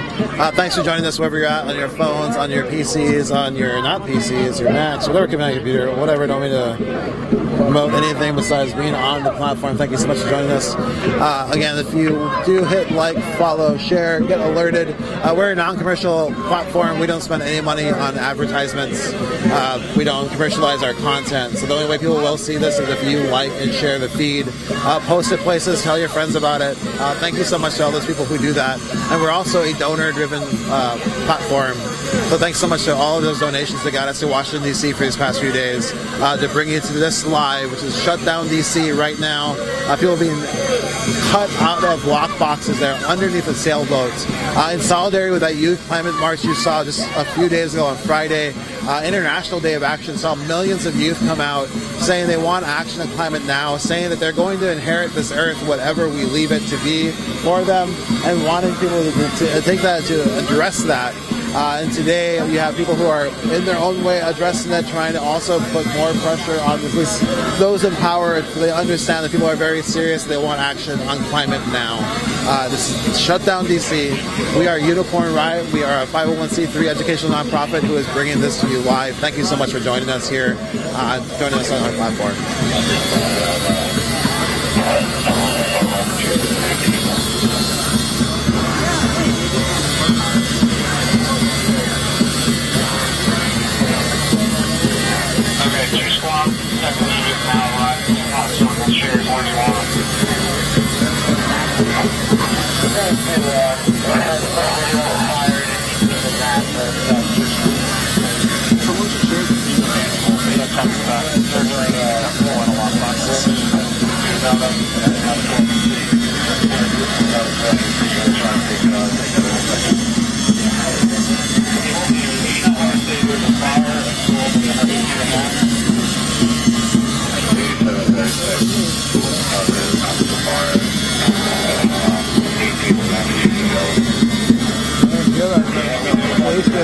They're here.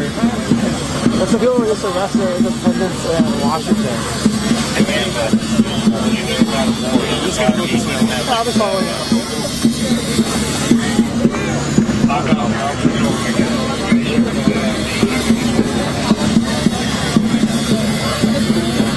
That sound is a grinder right now that's grinding away at the lockbox. You can see the sparks flying off it right there. The police have been pouring water on them as they continue to try to get through. Again, they're trying to cut a hole into it so they can see how the people are attached inside, and then they're inserting tools to try to unattach them from the access hole they've created with their angle grinders.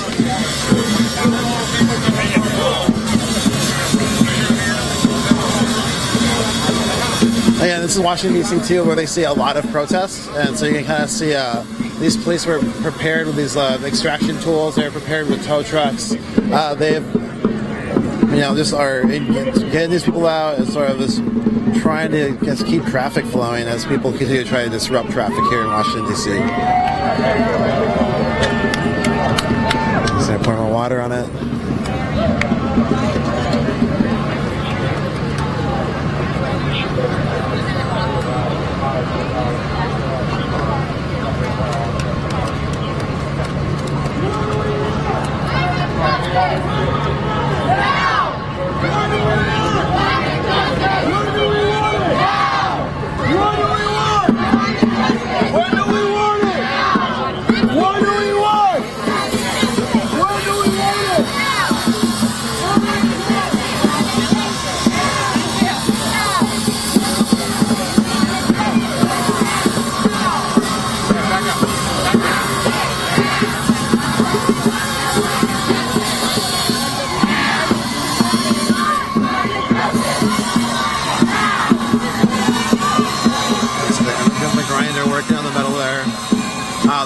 Human arms are inside of that, and so the police are trying to cut through it to gain access to it, and people are just holding their space right now.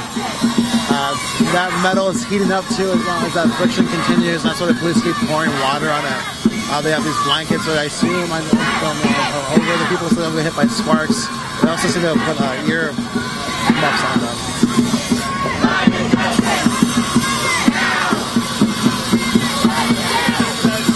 If you are on the internet, you can look. We're at 16th Street Northwest and K Street Northwest. You can actually look right down the road and you can see the White House from where I'm standing.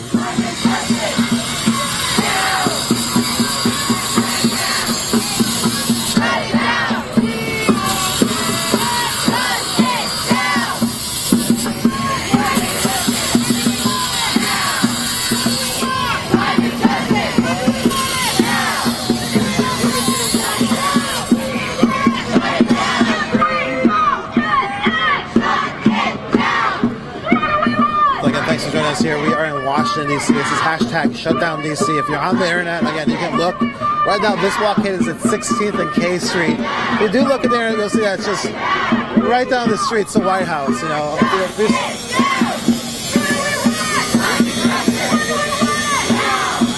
you look down the street, you can see the White House. You can see people on top of it, looking on from really far away. It's really too far right now for us to take a look. This is the ankle grinder. Yeah, the incision's on the other side. Yeah.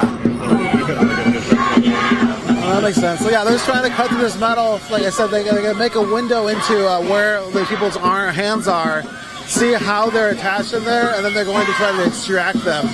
Again, people right now are holding this space. They want people to have it.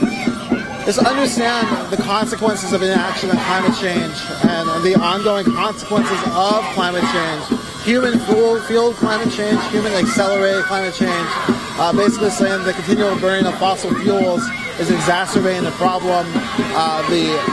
The reluctance to move in any other direction from that sort of fossil fuel economy that basically structures the whole world is a huge problem, saying they have to move away from that economy and something different has to happen with this sort of a continual exploration for more and more oil.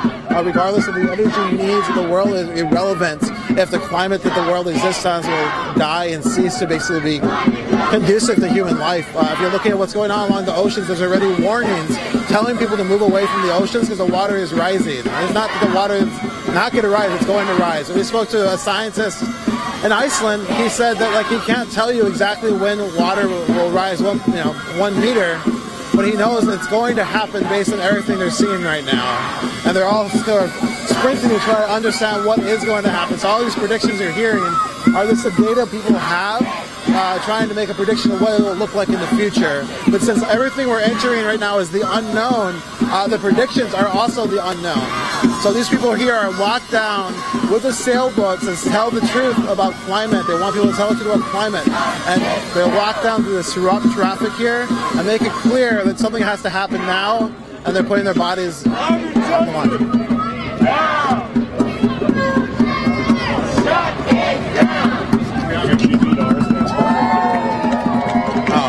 The GBR stands for the Great Barrier Reef, is what that stands for. And again, as the water continues to warm, it continues to acidify, which makes it harder for the crustaceans to form shells. It also goes for like the coral reef as well. It's hard for people to live there as that water acidifies.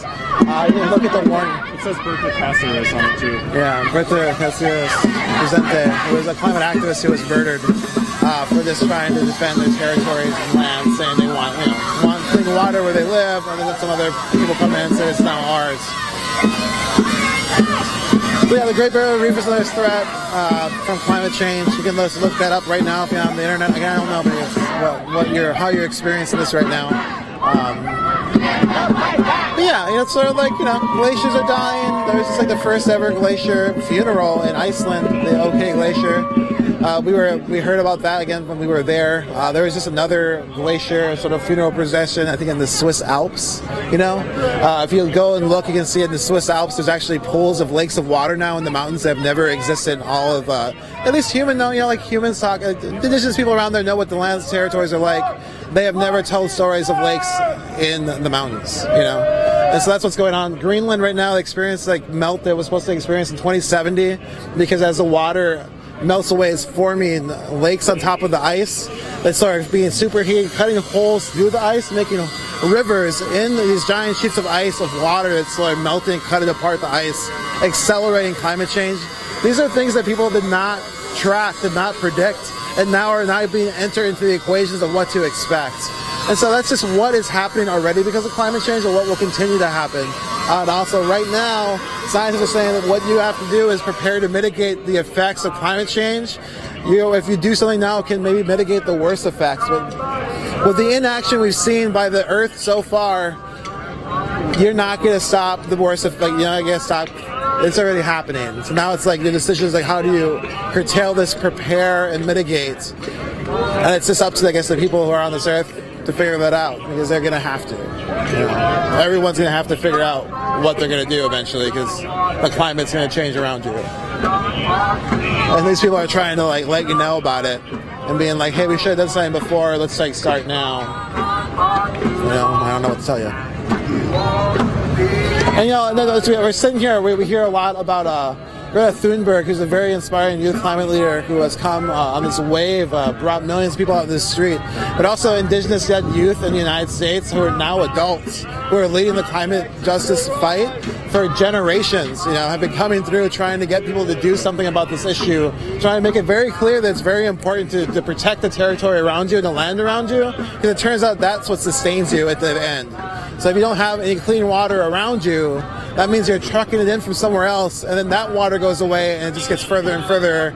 So the goal is to keep the clean water clean around you so you don't have to do that. Indigenous people have been at the forefront of this fight, making it very clear this has to be stopped now. And here we are today. Again, climate change is now happening. People have to figure out how they're going to mitigate it, how they're going to survive within it. And people here are trying to warn people that something has to be done now. And we'll see what happens from this point on. Again, we saw millions in the streets just a few days ago about this issue.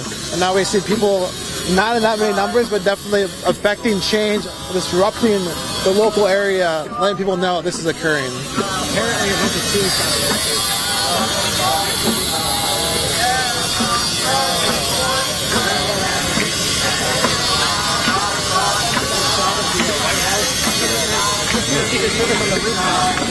That's what we're talking about. That's the White House. Just a few blocks away.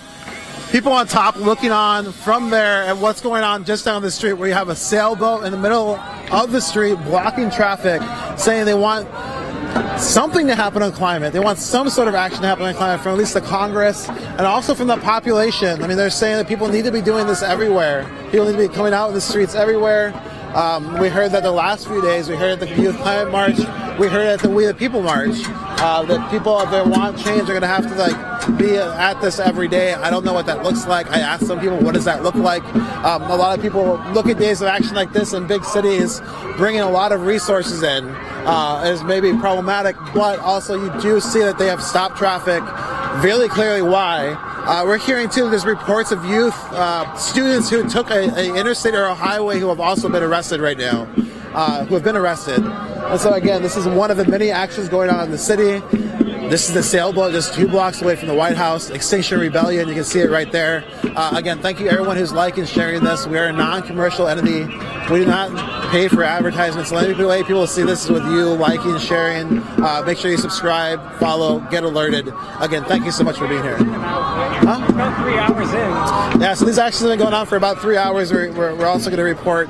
Again, if you were with us in the beginning, we went live, it was around 6:45 a.m. 6:50 a.m. we kind of ran up to what was a blockade of a road with 2 vehicles. People locked into those vehicles. One of them was towed away by the police, with the people still locked in at the top. The other people were eventually extracted, similarly to what you're seeing here. And at least some of them were released.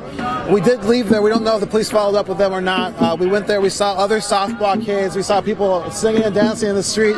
We saw people sitting in the street. And now we've moved here. We're at this Sailboat that is in the middle of the street. Again, 22 different blockades, different types of actions. This is what this one looks like. We're here at Shutdown DC, hashtag Shutdown DC. We are bringing this to you live, and thanks again for joining us, witnessing what people are doing. Something I like to tell people we're doing is providing context to different social struggles. One day people will look back and wonder what people did, and this is what we're making sure is captured. People are trying to engage in civil disobedience for decades and generations now of people to bring attention to the destruction of the earth around them and the importance of protecting those territories. And also now as global climate change is just affecting people wherever they're at, still trying to bring stops to their territories, coming out to DC to let those in power who make these decisions that something needs to happen now, and standing in solidarity again with that youth climate march that saw millions in the streets. You can go to our website, unicornriot.ninja, and check out our coverage for this. We have a video of youth talking about how they can't plan for a future. They don't know what schools are even thinking for penalizing people who go on strike for climate, because they won't even be able to go to school in the future. And they question what the future even holds for them. They're supposed to stay in school and get educated to do what? Then they say that they don't know what's coming. Again, this is this young person who spoke, so it was the Generation Z and millennials right now, are unable, and this person must have been 14. I don't know how old they were. They were very young. But the Generation Z and millennials are unable to plan their future because of the uncertainty right now. They're unable to plan their future right now because of the uncertainty. And that was a child saying that. So, and I've heard that everywhere. You know what? These aren't separate instances. I heard that last year at a youth climate strike at the St. Paul Steps, St. Paul Capitol in Minnesota. Kids were talking about worried about their younger siblings and wondering what the future will hold for them as they stare into a future it's so uncertain. And that was a 16-year-old. So this is what the youth of the United States is thinking about right now. At least some of them are thinking about how the future is so uncertain with as climate change continues. You have this idea of the youth, this freedom of the youth in the United States, this playful moment of time, and it doesn't seem like the youth right now are experiencing that quite as much as they are worried about things like climate change affecting their futures.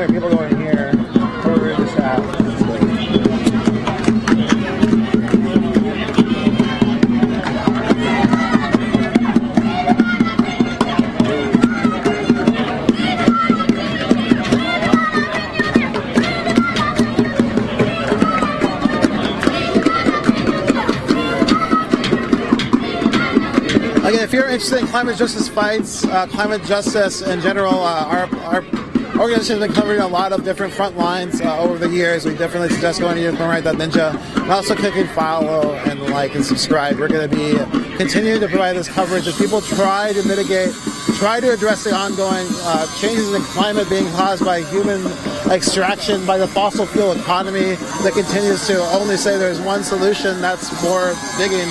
And you hear it in the chants. Other people are saying, look, the climate is out of control.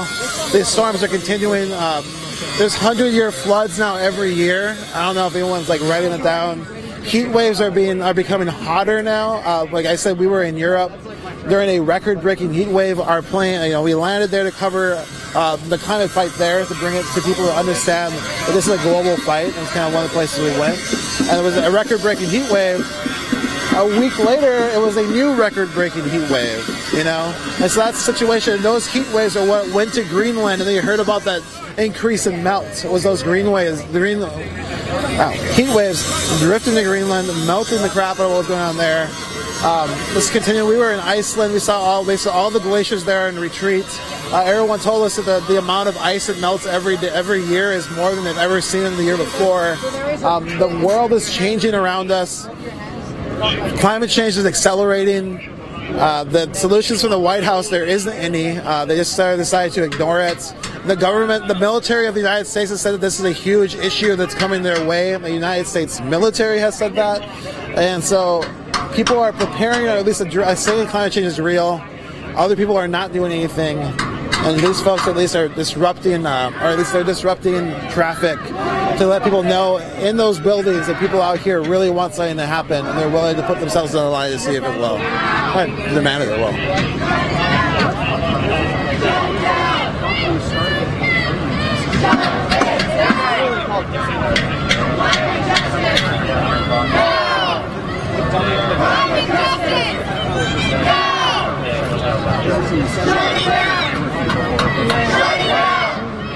Harder time with this one.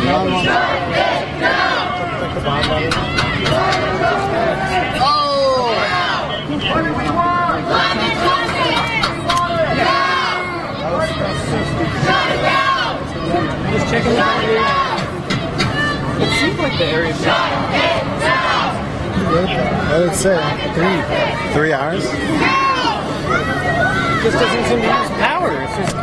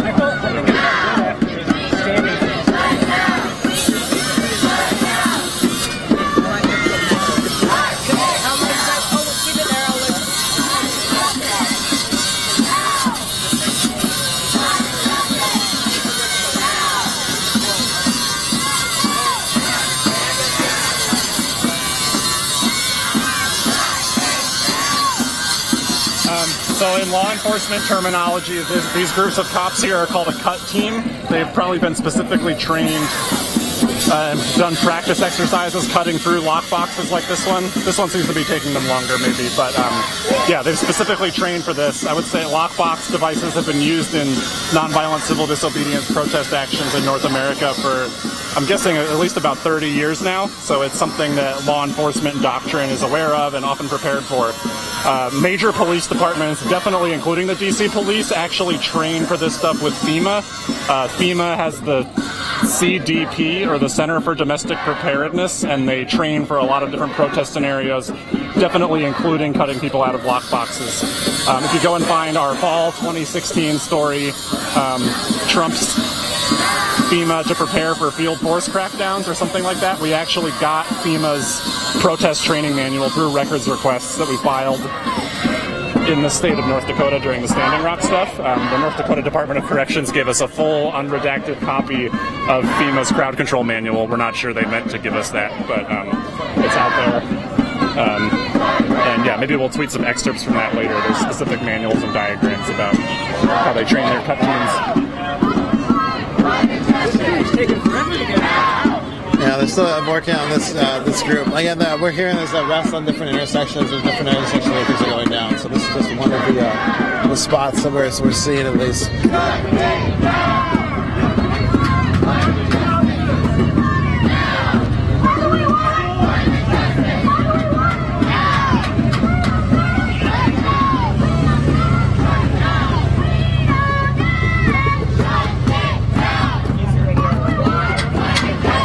So it's we were in Iceland sort of touring the glaciers. They're all melting away. Scientists are telling us that this has never happened before. At least they're all being on retreat like that. But usually they come back and go. So when it gets cold, it grows, and when it gets warm, it retreats. But the weather now is that it's been constantly retreating. We're told a story by our guide when they were showing this area to somebody from Texas and somebody from Greenland. They almost got in a fight because the person from Texas said that the climate change was a hoax, and the person from Greenland said, "I'm from Greenland. Literally everything is changing faster than you've ever seen before. Like, it's real." And there was so much disagreement about what somebody was actually seeing in their everyday life versus what they were hearing on the internet. That they almost fought. I thought it was a good kind of story to show you the situation where there's people who do not believe climate change is real. There's people who live in territories where climate change is happening already, where their island communities are going under. Even here in the United States, in Louisiana, the territory is disappearing. People are being displaced.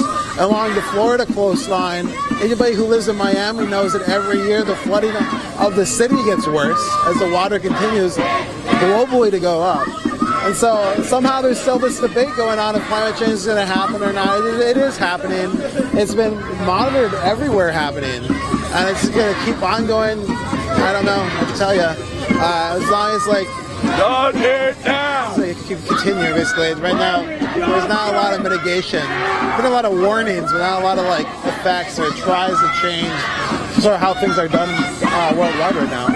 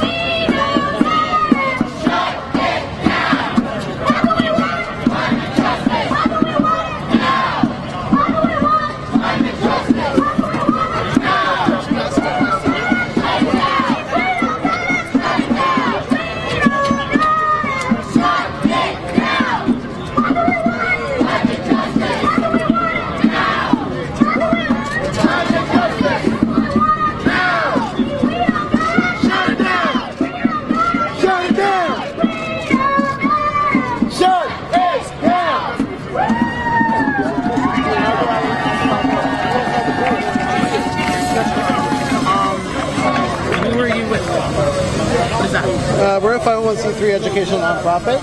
We're a horizontally organized, decentralized media organization. Yeah.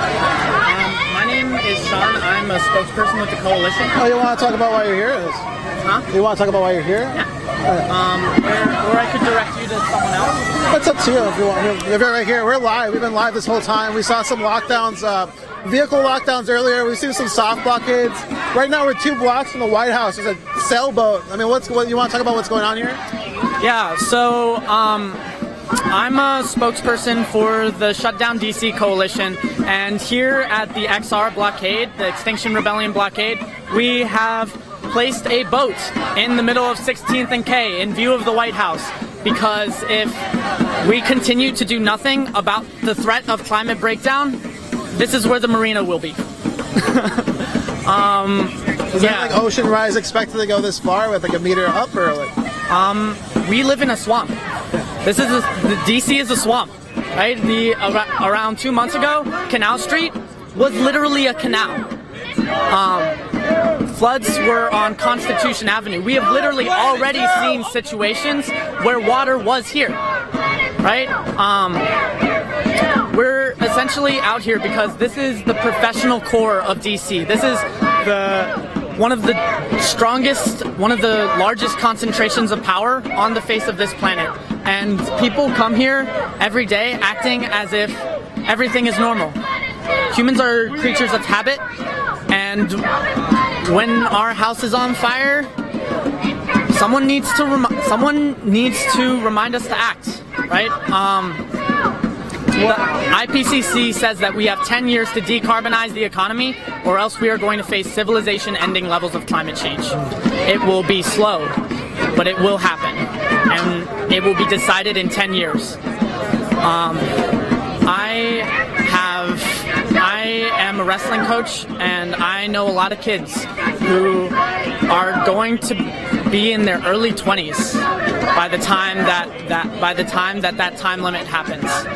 And I'm out here fighting for their future. We're out here fighting for their future. I guess, what would you tell, like, a lot of, like, we spoke to a lot of students, and they were preoccupied on Friday at the big climate march, youth climate march, International Day of Action, millions of kids.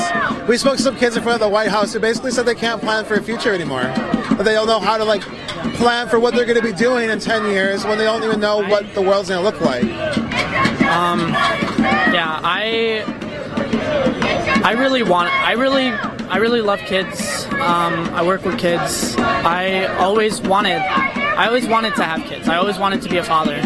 About 2 months ago, I had a realization that I couldn't bring myself to bring a child into this world unless we do something. Like, being a father is one of my greatest dreams, and when I realized that on the path we're on, I couldn't do that. I couldn't consciously bring someone into the world to suffer. I had a breakdown. I cried in my car because I want a future. I want a family, but I can't have that until we act.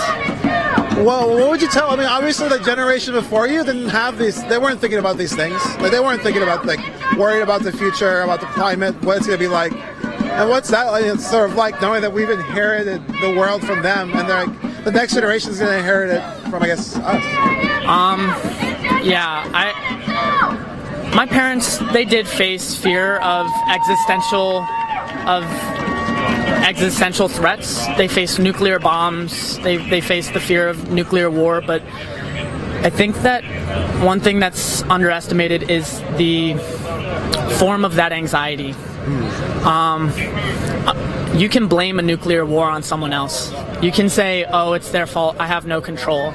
But every moment that I spend in this society, I know that if we do nothing, climate change will be a slow, inevitable end. It's an anxiety that is harder, that I think is harder to deal with, which is why people want to ignore it. But it's also an opportunity. We have 10 years to change everything. We have 10 years to change our entire society. And while that is daunting, it also means that we can create a fundamentally better future. And in fact, I would argue we have to create a fundamentally better future. Capitalism is based on the idea of extraction and consumption and creation. And we can create a future where people's fundamental needs are dealt with in a way that we do not now, right? I'm talking about a green jobs guarantee such that people don't have to worry about losing their jobs and being pushed onto the street, so they can do the unprofitable but necessary work that we need to do to survive as a species. People are being pushed out of their homes by preventable fires and floods. They're being pushed out by landlords who are pushing them onto the streets, so they have to move further and further out into the suburbs, where they have to drive 30, 40, 50 minutes. We can create a fundamentally better world where people don't have to worry about those things, don't have to work at shit jobs that they hate just so that they can barely make it month to month. We're out here fighting for stability for everyday people. It's going to be hard. There's going to be issues, but... So you say you're part of the Shutdown DC coalition? Yes. And so I guess what is it like for somebody who's not part of a coalition? Like what would you tell somebody who doesn't know what to do and they're not part of a group, they're not part of Extinction Rebellion and have a boat, and so know how to do lockdown? You know, what do you tell people who are just sitting there wondering, well, how do they get involved? I would say that everyone has the ability to be an organizer. This is based off of disruption and momentum, building momentum until the crisis is undeniable. And to a certain extent, that takes a lot of resources. But there are other forms of organizing that are just as necessary. People need to be unionizing their workplaces. If you're working 16-hour days and you don't have the ability to come out to something like this, well, guess what? Your workplace is one of the most important places to organize, not only for the planet, but for your own quality of life. Strikes, building strikes, rent strikes, student strikes, workplace strikes. These are the things that we have the power, that tell us that we have the power. If anyone out there is in that situation where they want to be out here but they can't, you can organize your workplace. You can look up books like No Shortcuts by Jane McAlevey, right? You can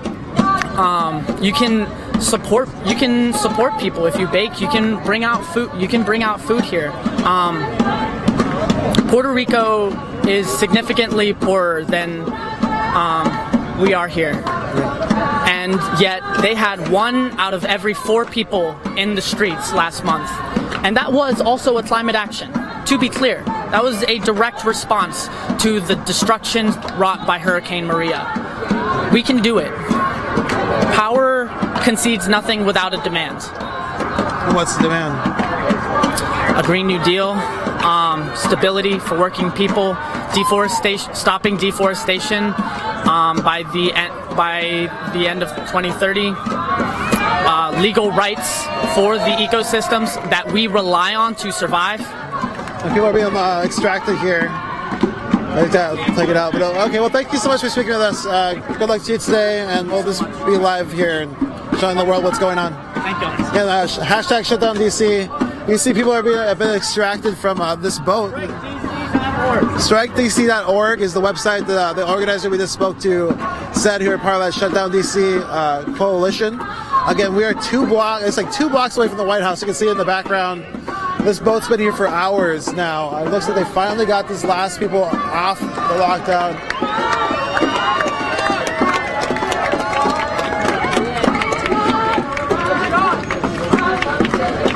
All right, so like if the idea now is that there's already other actions going on. I assume we're ready to move to wherever we're moving to next and see what happens.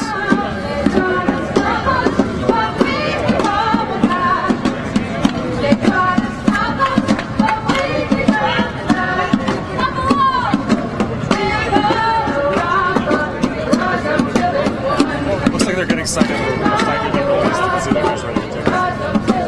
just find another person. I'm gonna log in the incident. It's like an incident report. I'm gonna ask him in a second. Again, thanks for joining us. We're here live in Washington, D.C. This is Unicorn Riot. You are watching, I guess, hashtag Shutdown DC, which is a decentralized day of action trying to disrupt business as usual. These are all language and words off their website.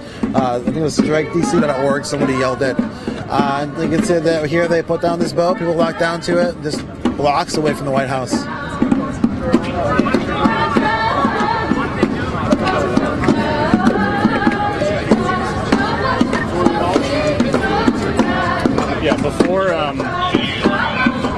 Yeah, before this all went down, there was a DJ back here. You can see this little wood platform. You can see, I think, the spinning tools, DJ tools. They said what the DJ said before they started playing, where they're like, we're gonna bring the power of house music to the White House and melt Trump's heart or something. Oh wow, bring the power of the. I think the police unplugged the DJ mixer before the power of house music was able to melt the heart, influence anyone in the White House. It was they were mixing for like 5-10 minutes, and then the cops just came and yanked the cord. All right. Sometimes that's what happens at good parties, you know.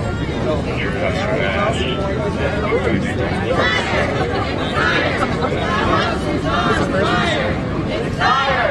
It's fire! The house is on fire! It's fire! It's fire! The house is on fire! We missed that one. It's dire! The house is on fire! It's dire! It's dire! The house is on fire! Yeah, a series of tow trucks like kind of lined up everywhere, so I assume they're bringing in one here. It's dire! It's dire! The house is on fire! It's dire! It's dire! The house is on fire! It's dire! It's dire! But it's gonna be so good. It's on fire! It's dire! It's dire! The house is on fire! It's dire! It's dire! The house is on fire! It's dire! It's dire! The house is on fire! It's dire! It's dire! The house is on fire! It's dire! It's dire! The house is on fire! Is there a zipper access to the big pocket? The big one? Yeah. Maybe on the side. There's like a Ensure. The house is on fire. A bottle of Ensure. It's like a liquid protein drink. People that lock down are talking. Should we go over there where the lockdown people are talking? Yeah, let me drink this. The house is Can you hold this for a second? The house is on fire. It's fire. It's fire. The house is on fire. It's fire. The house is on fire. It's fire. It's fire. The house is on fire. It's fire. It's fire. The house is on fire. It's fire. The house is on fire. It's fire. It's fire. The house is on fire. It's fire. It's fire. The house is on fire. It's fire. It's fire. The house is on fire. It's fire. It's fire. The house is on fire. It's fire. It's fire. The house is on fire. It's fire. It's fire. The house is on fire. It's fire. It's fire. The house is on fire. You want to move over there? So the boat's still there. Nobody's locked down to it anymore, as far as I can tell. No, you can still see the lock boxes are on the edges of the. No, they're moved it. I think they're welded on. Are the boxes welded on to those points there? I think they are. I think they're cut through. If you look this way, you can look through it right here. And you can see, you can look into the pipe right there, and you can see sort of like how the lockbox was put over the stuff up real fast. You can see the metal piece that went through the middle there. I'm not sure how it's little bracelets on there. Yeah, I'm not sure how they were attached. Looks like there was like a hole drilled in that piece of metal, like snake through there. Have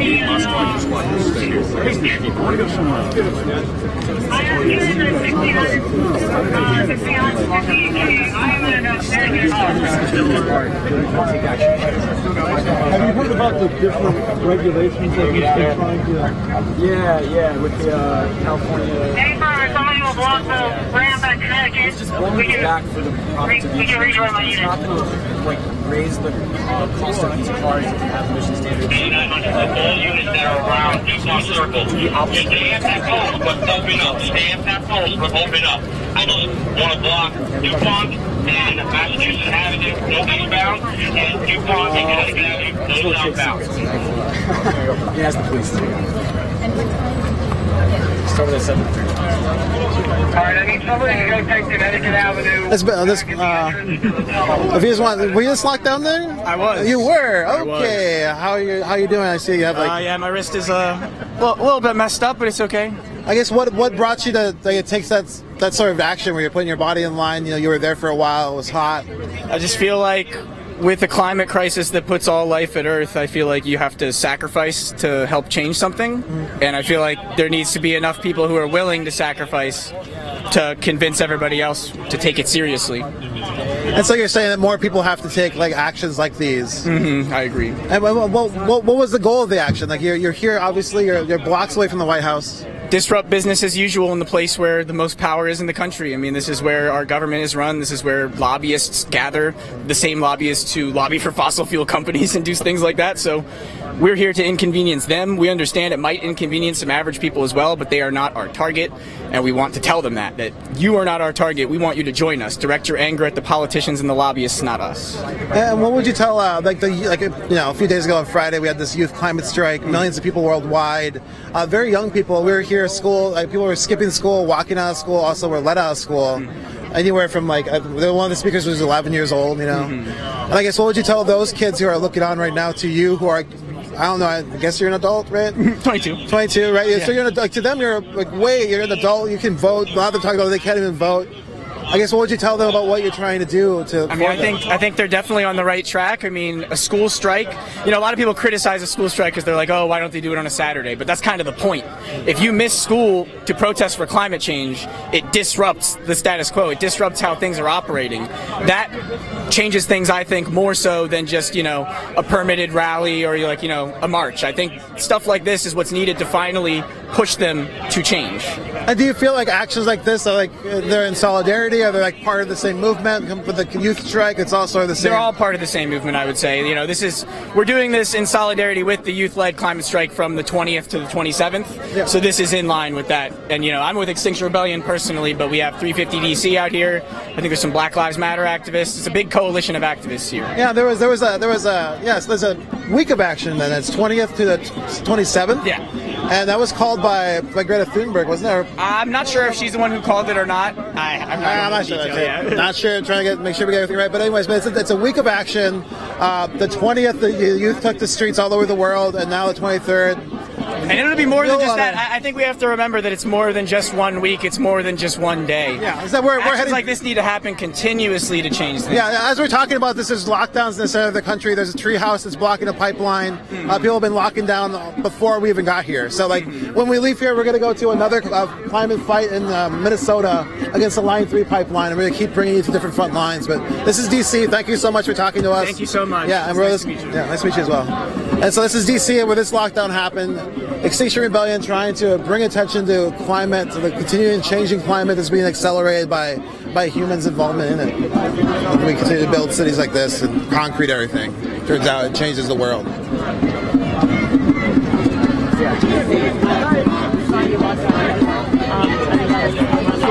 Yeah, I'm okay.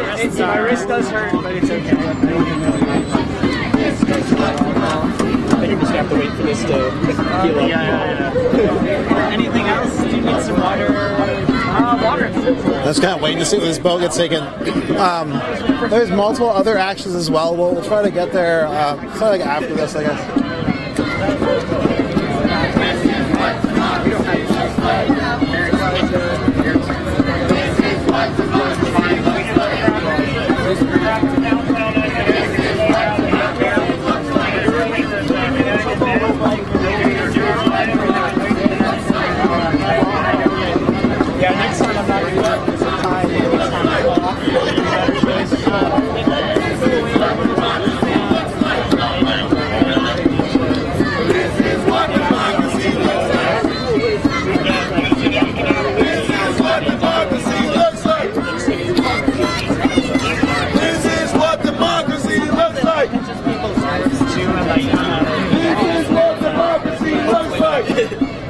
that was the most uncomfortable thing. All right, they're taking the flag down, I think. The Extinction Rebellion flag is being drawn down, maybe as before the. Oh, maybe they're pulling the. Yeah, they're pulling the mast down. Yeah, that's coming down. This is a giant mast. Again, if you're just joining us, we're in Washington, D.C. For Shutdown DC. You're watching us in Unicorn Riot. We're a decentralized media organization run by donors and donations. So thank you so much to all our donors. If you do want to support this sort of coverage, it is going to be ongoing. We've been live now for 3 hours, bringing you different points of the Washington, D.C. The only way this is possible is with donations from you all. So thank you so much to our donors. If you do want to support our work, you can go to our website, unicornriot.ninja, click support our work. There's a bunch of different options. You can give crypto if you have some crypto laying around. Become a recurring donor. This whatever level works best for you. Just know that all of it goes back and they're trying to bring you to the ground, to the different front lines of different struggles. And also, we are continuing to create context for these ongoing fights to change the world, and this is just one of them. We're here at the front lines with people are trying to change the direction of the world. We've brought you to just lots of different places where people are trying to do it. We're trying to bring attention to climate change. So, I just want to thank you all. And just know that we'll continue to do this work. We need your support to do it. Thank you to all our patrons, all our new patrons on Patreon. You're definitely just really helping us as we try to plan in the future. We are going to be doing a lot more coverage, just in general. So we need your support to do it. Just want to say thank you.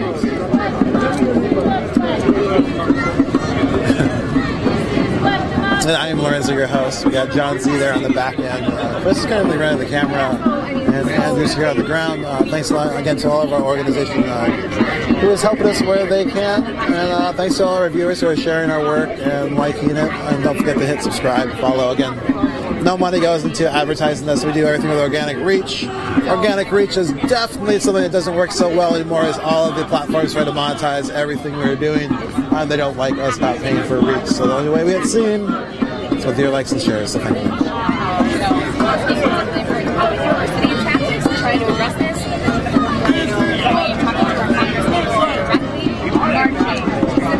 This is what democracy looks like.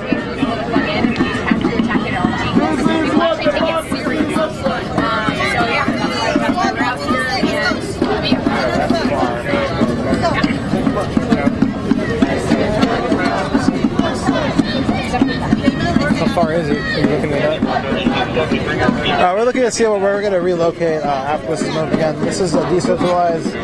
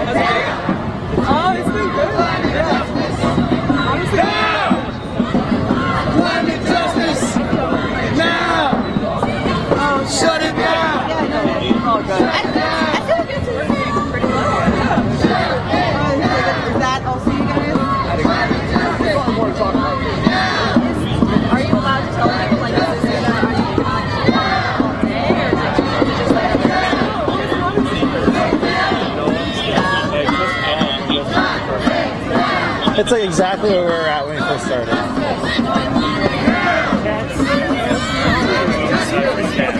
12 minutes to walk there. Same cat or different? Same cat.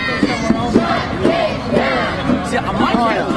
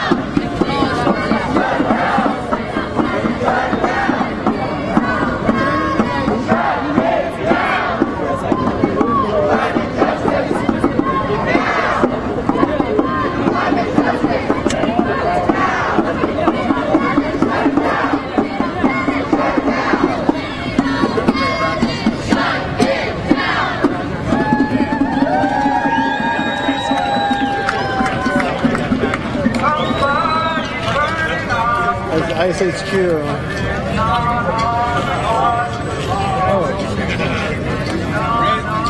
Would you go somewhere else? I mean, Wait till they remove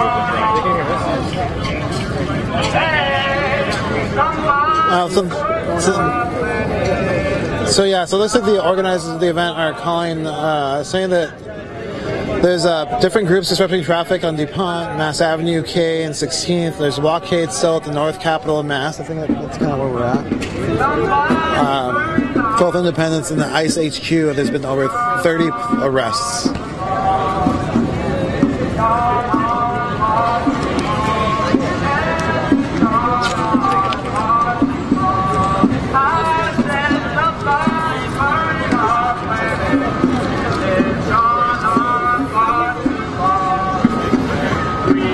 These are the updates from the city if you want to.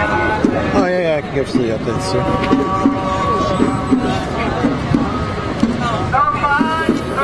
That's from the city's Homeland Security Fusion Center. Yeah, so the city is reporting tons of road closures as well. So the most recent on 7th block of New Jersey, Avenue Northwest,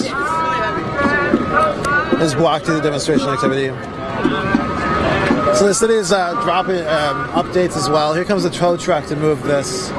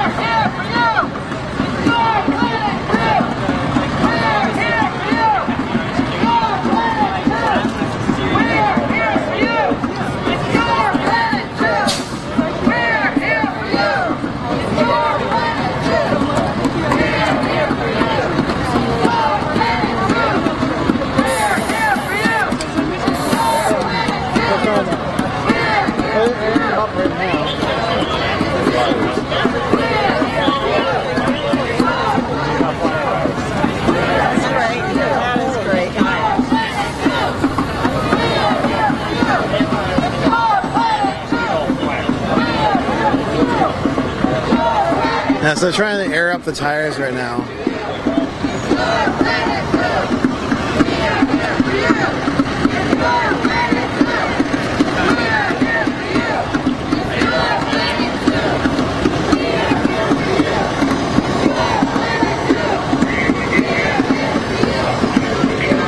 Boat, a trailer, I was trying to air up the tires on it.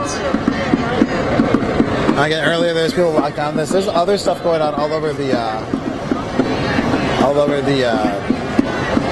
city right now in Washington DC. So we're hearing there's been 30 plus arrests. There's demonstrations outside of ICE right now. Again, so this is like multiple organizations. Again, we're hearing 22 organizations.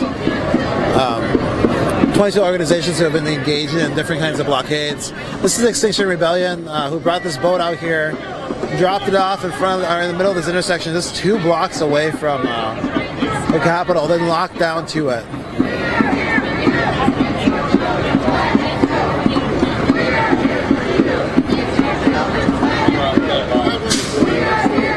So they're trying to figure out how they're going to move this. You hear the air, I think, coming out of that tire. They just try the air up. They try the other one.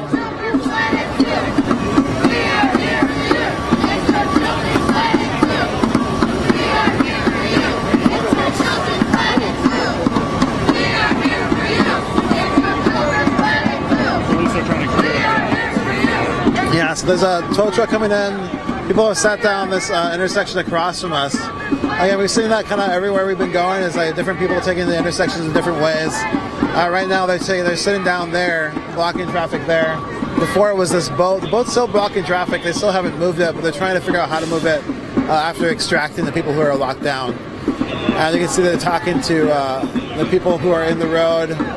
The police are coming out, just kind of make a quadrant around them so they don't actually get to the other lane where they have this tow truck that just came forward. What do you want to do? You want to move around that way? Or do you want to stay here? Again, so this has been going on since 6:45 in the morning. We've been here since then. It started with 2 vehicles that were locked down in the middle of the road, 5 people with lockboxes attached to them. We relocated to here where we're seeing a boat in the middle of the road. The people were locked down too, and now you can see that they brought this tow truck. They're finally gonna get this boat. They're trying to air out the tires. We all kind of assume that they are flat. You can look down. What's down here is the White House, just right down the road, a few blocks. Yeah, so this has been what it's looked like here in DC now for a few hours. It all began, at least for us. Again, there's different sites. So we came live around 6:45, and we're sort of like trying to follow some stuff going on. We found this car blockades. So they got this up now. They're probably just gonna drag this out. Yeah, they keep trying to throw the tires out.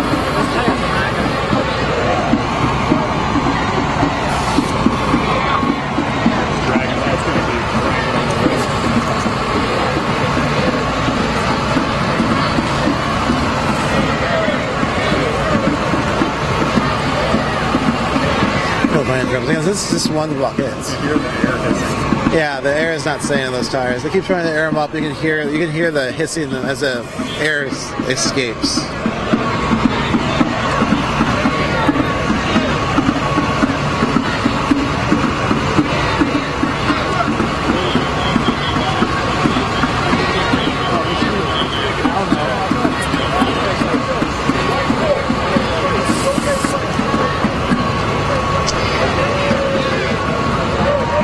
So the people are over there kind of blocking there's in that lane. The police are holding them back, making sure they don't like come out in front of this truck that's like cart away this boat.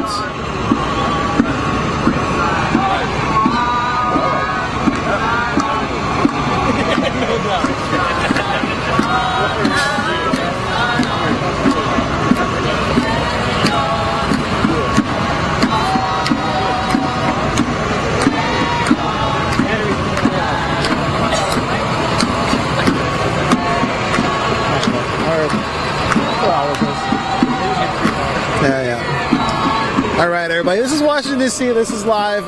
This is September 23rd, right? Yeah. 2019. Again, it's a week of action around climate. The 20th was a youth climate strike. You saw millions of people hit the street worldwide, if you're following along anyways. Here in Minneapolis, you saw thousands of youth take the Capitol steps, hold a rally, different speakers. We're in D.C. You said Minneapolis. We're in D.C. They took the youth took Capitol steps. Oh, they did. Sorry. The youth took the Capitol steps, and then basically the side of the rally, they brought in a bunch of different speakers, different indigenous speakers here to the Capitol of the United States to talk about what's going on with climate, wanting action now. We interviewed some youth who are just started telling us that they can't really think past what's coming. You know, they can't plan what they're going to be doing when they're not sure how the climate is going to exist for them. Saying they wanted Congress to act now. I reached out to Congress to do that. Today you have different folks out here in the street blockading different intersections. They said this is like the house of power or whatever, it's where all the power lies. And they wanted them to be able to see it and experience these disruptions, knowing that people want action now.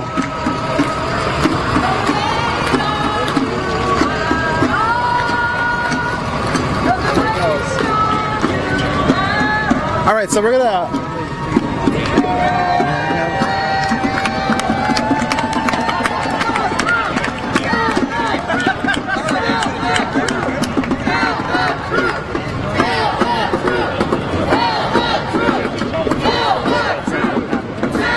And tell the truth. So we're gonna move, I think. So the next place is, I don't know, we go that way, go this way. So again, this is decentralized action, so we're gonna be like wandering around a little bit. I think we're gonna be walking about another mile to another spot where we're hearing people are locked down or shutting down the street in a variety or whatever way feels right to them, I guess. These folks look like they still want to stay here, and so they're still staying here. The police are still stopping traffic on this intersection.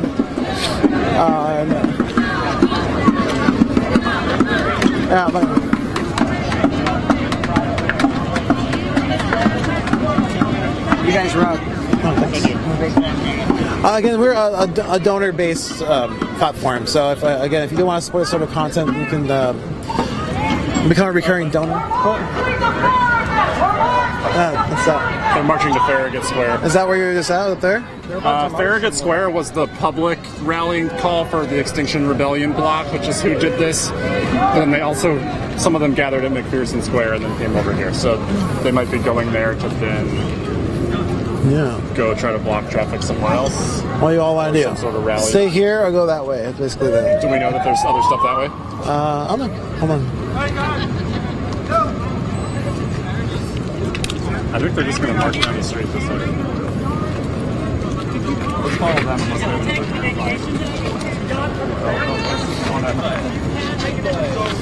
you have every billionaire is bad. Eat the rich. Seriously. Again, if you do want to become a recurring donor, you can go to our website, unicornriot.net, click support our work. Every billionaire is bad except if they donate to Unicorn Riot. Anyways, let's give whatever you can. We have micro donors that are like $1, $5, $10, whatever works best for you. All that really helps. And also, if you have any crypto that's laying around, you don't know what to do with it, our organization can take that as a donation as well. Looks like they're going to stay. So if you want to support us, check that out. Comment real quick. It looks like they're. Anyways, right now we're back here in Washington, D.C. We're on K Street and 16th. There's people who are sitting in the intersection, don't want to move. Again, people's decisions are kind of all autonomous. So people are going to decide for themselves what works best for them. This group is moving back here.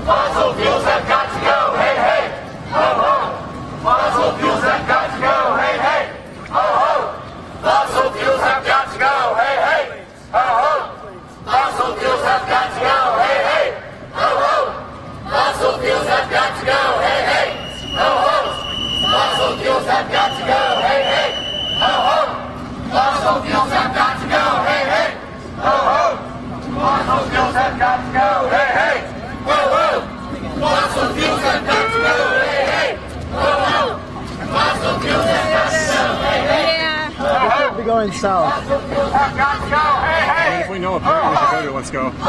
It's just like 15-minute walk. There might be nobody there by the time we're there. We don't know. Let's see that they're. I'm down with that.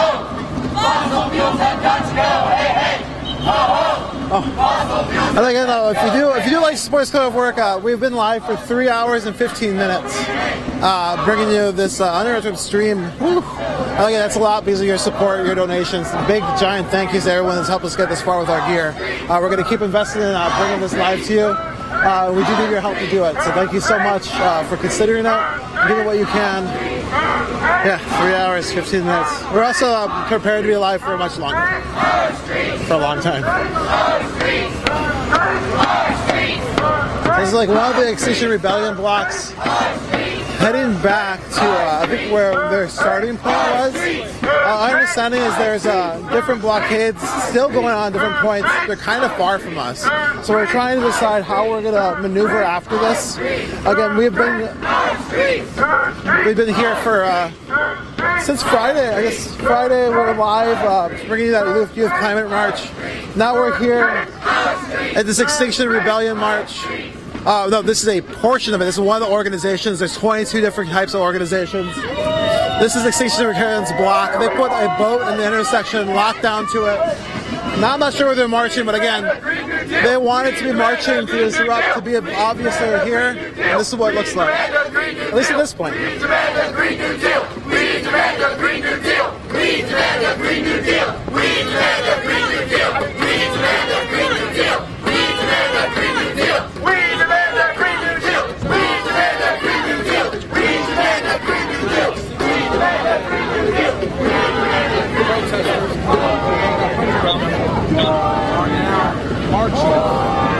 What do we want? When do we want it? Now. What do we want? Climate justice. When do we want it? Now. What do we want? Climate justice. When do we want it? Now.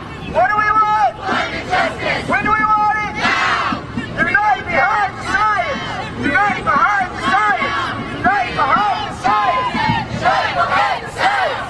What do we want? Climate justice. When do we want it? Now. What do we want? Climate justice. When do we want it? Now. What do we want? Climate justice. If we don't get it, shut it down. If we don't get it, shut it down. All right, everybody. This is awesome. You guys are awesome. Make some noise for yourselves.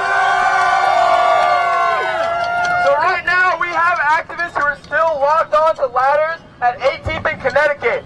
So people who want to march and support them, we can start going this way. In about an hour, we're going to reconvene at Farragut Square. So if you're tired, you can just hang out here, and we'll wait for other groups to come back. So you got two choices. One group is going to go this way with the banner. Anybody else who doesn't want to can stay at Farragut Square. How does that sound? Make some noise if that's okay. All right, you guys are off. Go help the people with the ladders. All right, so this is some lockdowns down here, so we're going to go head that way and take a look. Again, this is a decentralized day of action. We saw vehicle lockdowns. We've seen a sailboat lockdown. I guess there's going to be a rider lockdown. I don't know what that looks like yet. We're on our way to find out. You can hear them chanting strikedc.org. StrikeDC.org. StrikeDC.org. StrikeDC.org. StrikeDC.org. StrikeDC.org. So as the march has progressed, you can see like people are joining. It's gotten bigger. It was really small. We were just holding that space. Other marches also had taken off. When we had arrived at that sailboat, there was people marching off to different spots. And again, this folks just decided they're going to go over to this intersection to support this intersection over here. So everyone's kind of deciding on the fly what they're going to do.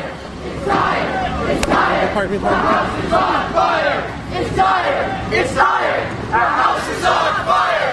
It's dire! It's dire! Our house is on fire! It's dire! It's dire! The house is on fire! It's dire! It's dire! The house is on fire! It's dire! It's dire! And so they're in this lane. The other lane's also shut down. I assume it's because all the police vehicles at the end of this are still in the streets. I don't know where we're going. We're going to find out with you. Again, this is a decentralized day of action. This is an Extinction Rebellion block, from my understanding of them. We were with other people earlier who are locked down. So again, please realize this is one portion, one group of people who are marching around DC right now, disrupting different lanes of traffic. I'm just letting people know they want action on climate now. It's dire! The house is on fire! Show me what democracy looks like! This is what democracy looks like! Show me what democracy looks like! This is what democracy looks like! Show me what democracy looks like! This is what democracy looks like! Show me what democracy looks like! This is what democracy looks like!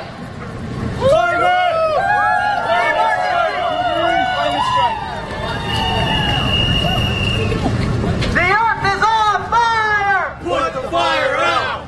The earth is on fire! Put the fire out! The climate's on fire! Put the fire out! The climate's on fire! Put the fire out! The earth is on fire!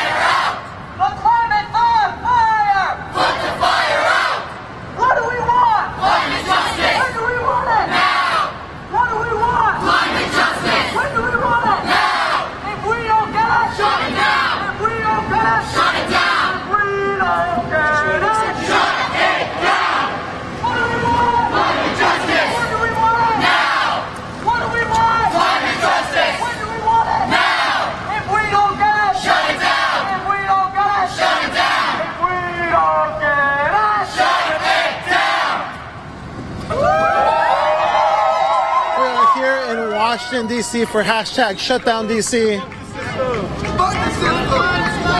don't know if anybody...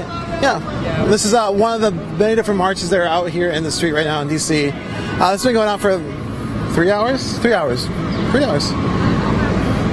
3 hours. This is just, again, like one of these kind of many small groups that are kind of moving around, making decisions on the fly.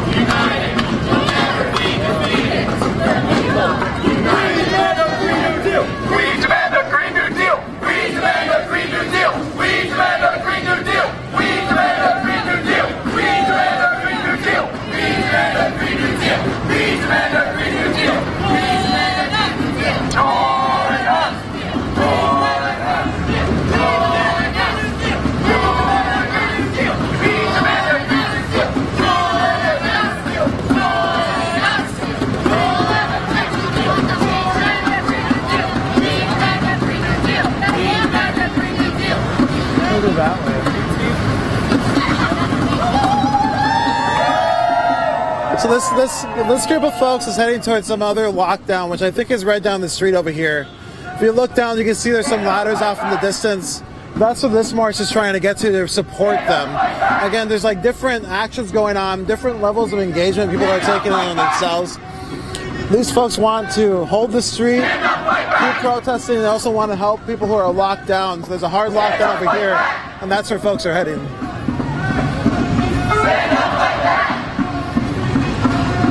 We'll see how this goes.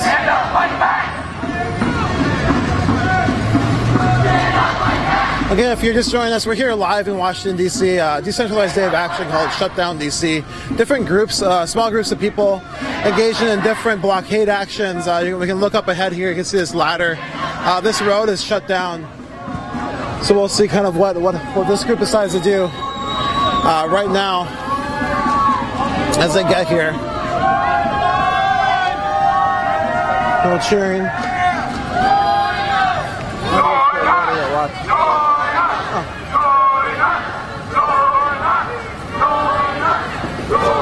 Looks like they're going through. Oh yeah, looks like they go through the police tape right here. They just left the tape up.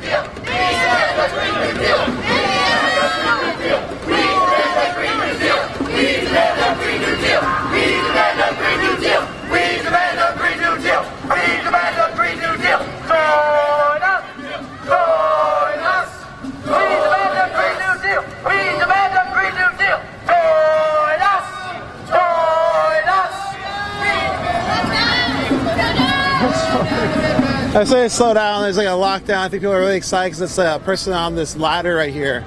Lockdown. Or I'm not there lockdown. There's on a ladder down the street. This group of people, I think, is heading that way.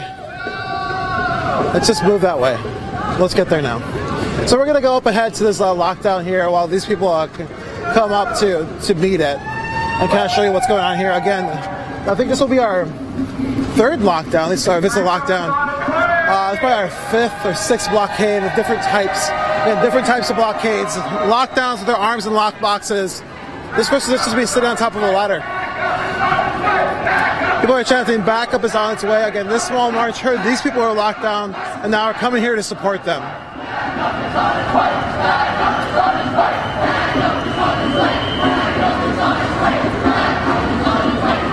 There's two ladders.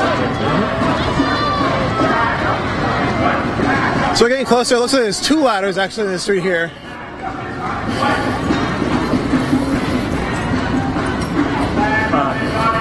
SOD is standard, or Special Operations Division. So SOD is Special Operations Division. You can see this vehicle here has it.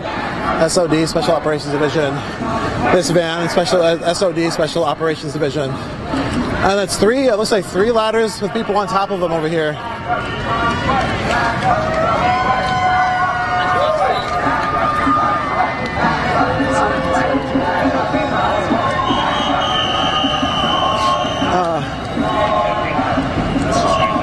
Let's hang out here for a second. You see this, these folks up on these ladders.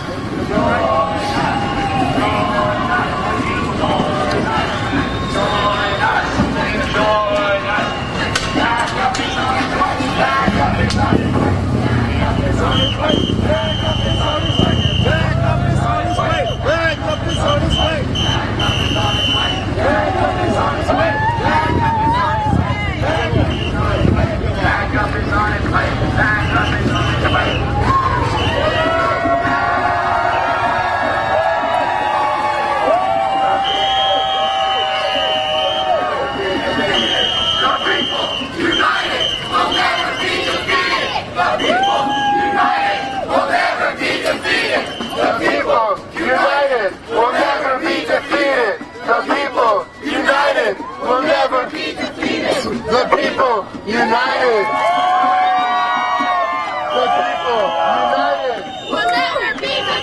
This is us up on the ladder. This is what democracy looks like. Tell me what democracy looks like. This is what democracy looks like. You want to talk about why you're doing this? You want to talk about why you're doing this? I have 3 grandchildren between 10 and 14. I can't imagine what kind of hell this world is going to be by the time they're in their prime. So you're willing to risk arrest to just let the world know they have to do something now? Can't hear you. You want people to do something now for this, to stop address climate change. That's why you're doing this? All I heard was do something now. And yeah, we have to do something now. All right, I'll let you be up there. Thank you for talking to us. Thank you for your time. Anyways, that person's on that ladder. They're just going to hold that space.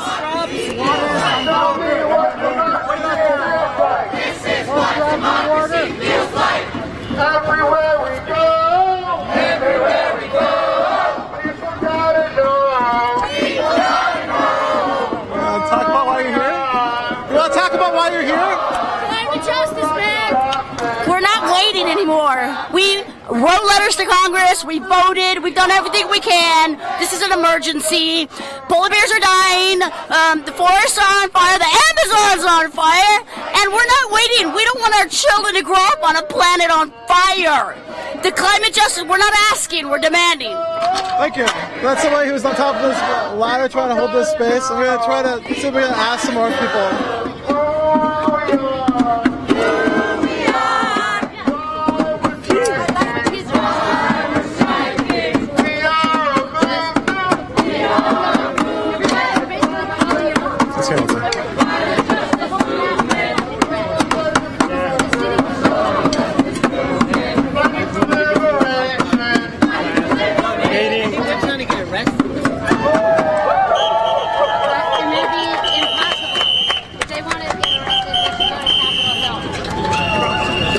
Oh, there's a drone up there as well. I can see a drone flying up. Rika, One second. Jessica, information.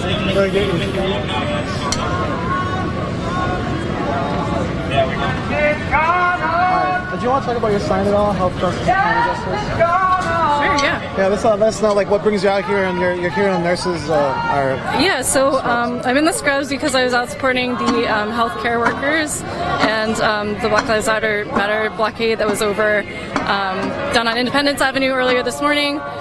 So we were an affinity group who cares about the fact that communities of color are dying, at a faster rate. And health justice and climate justice. There's no access to services in Southeast DC. Hospitals are being shut down in communities, and there's no access to care. And these conditions are just going to make it worse when climate change. All right, cool. Thanks. Sure. Yeah, I'll give you a card, so you know who we are. But like, who is this? Thanks for talking to us. So health justice and climate justice, this out here in solidarity with people who are doing these actions. I'm going to see if I can...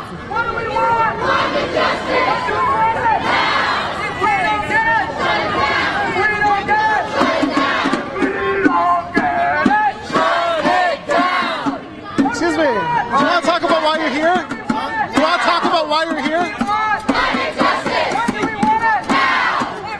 We're here because this is not a drill, this is a climate emergency.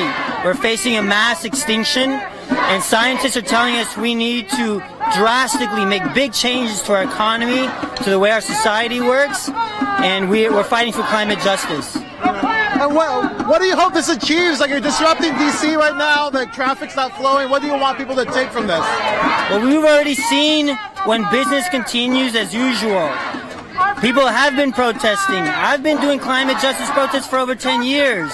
We've written letters. We've done everything we're supposed to do. The system is protecting itself from change. And protecting itself from change is dangerous to the planet, to the people, to the animals. We're facing a mass extinction, and we need to make big changes. That's why we're out here. We don't want to disrupt people, but we feel if we just stand on the sidewalk and hold up signs, they'll just keep ignoring us. And it's not time for that anymore. Now it's time for action. If they don't take action, we have to. Thank you. Okay, so that's one of the people who's holding one of these ladders down. We got multiple ladders. I mean, this person's really high up there. I don't know if I can reach them.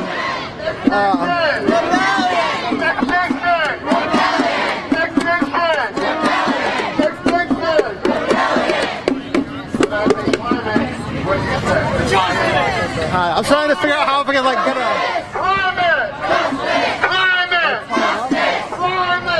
Is it okay if I bring this to you?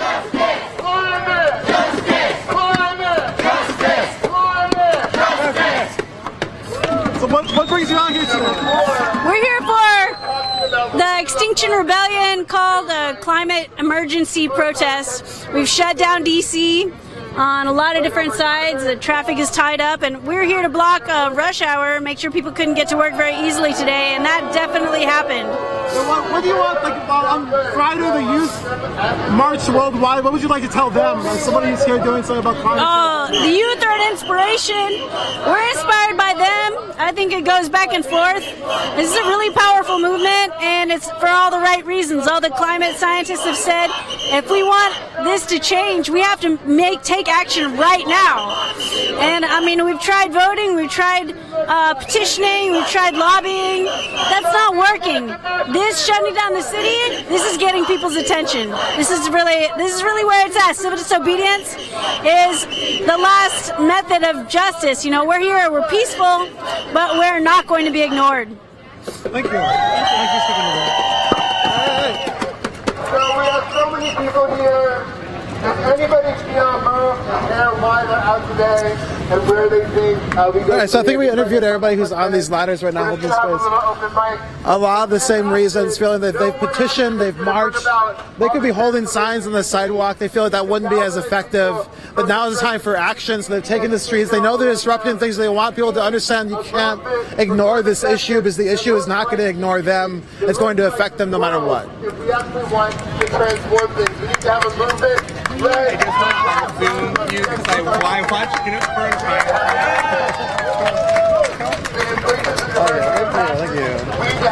I have like, I have a sticker. There you go. Remember me forever. Here's a sticker. Thank you. I think someone wanted to share, right? Am I right? You'll get more use out of us than me. Okay. All right. It's getting hotter. It's getting hotter. There's flames. There's flames now, because the world is heating up. Trying to tell the story in a million different ways. Sunrise movement. Oh, Thank you so much. I'm inspired. I was gonna give you my phone. Rebellion. 25 years ago and failed. And so thank you. Thank you. Thank you. Anyone else feel moved to hop on the mic?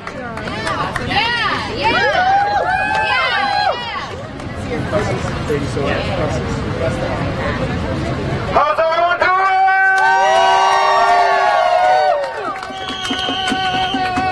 I have family in El Salvador. I have family in Southeast Asia. When the glaciers melt, when a quarter of the earth cannot have drinking water anymore, according to the New York Times. When people have to migrate because they can't grow food anymore. This is what's coming down the line. The collapse of our civilization.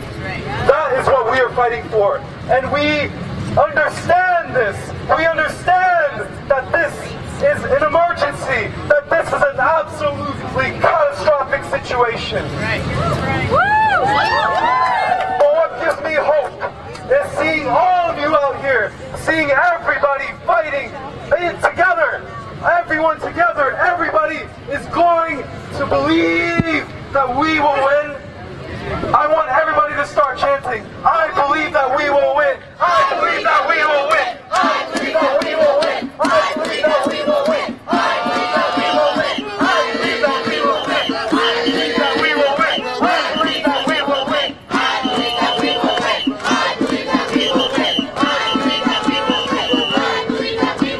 win.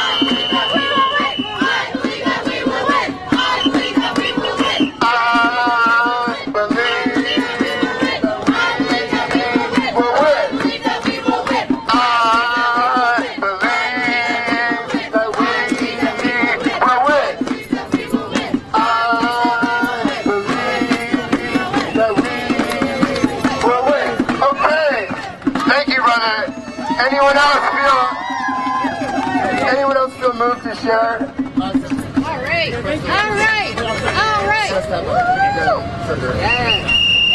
Hello, everyone. Thank you all for being here today. And thank you to the organizers for welcoming me into this space. Okay, really close. Okay, nice. So, behind you, over here, over here, behind us, over here, on all sides, you're gonna see some police officers. Don't move or anything, it's fine. I want to mention that every one of them is unionized. They all have each other's backs, they support each other's decisions, and they use that power to come out here and try to keep our planet in the bad situation that it's in. They use that power historically and currently to police brown bodies, to police brown bodies, to police women, to police the men in this country, to police non-binary people, to police every disadvantaged community in this country. And they want to believe they aren't part of the problem, but they are. Because in America right now, we say we're the land of the free, but it's not true. In America, we have more people in prison than any other country on this planet. And that's not just by the raw numbers. We're a big country. It's also by the rate. We have a higher percentage of our own people in prison than Eritrea. A higher proportion of our own people in prison than North Korea. A higher percentage of our own people in prison than China. Than any of the other countries that our people in charge want to tell us are authoritarian, and we lock up more of our own people than them. And it gets worse at the state level. At the state level, it's worse. If North Korea wanted to match the rate of incarceration in Louisiana, they would have to lock up twice as many people as they already do. Some people don't know that, but Louisiana is an authoritarian police state if you are black or brown. That's right. This country is an authoritarian police state if you are black or brown. And the police are out here enforcing that system. They got organized and they made it happen. And that fucking sucks. Yeah. But you know what doesn't fucking suck? You know what gives me hope? What? That they aren't the only organization out here. That everybody here got organized. That everybody here said we aren't going to take it anymore. That we aren't going to take the incarceration of black and brown bodies. We aren't going to take climate change and the climate crisis that is primarily impacting communities of color around the world and in America. We aren't going to take the injustices of this society anymore. And we got organized. Well, y'all got organized. That didn't help. And y'all made it happen. And you know what else gives me hope? That we're going to take these organizations and take them to our places of work. And take them to our schools. And take them to our families. And organize in every sector of our lives and in our communities to keep this movement going. Because it's not just today, it's every day. And if you act every day like you can make a change, then you can. They are the organization out here. We are the organization out here, and we are going to organize our entire civilization, our entire class. Everyone out here is going to take this movement back to their community. Thank you so much. Public service announcement. Our valiant ladder folks need to find keys to the locks, to the chains. Two of them on a chain. They're that big. Check your pockets. Check the ground near you. We keep us safe, usually. Somebody had one job. Oh, yeah.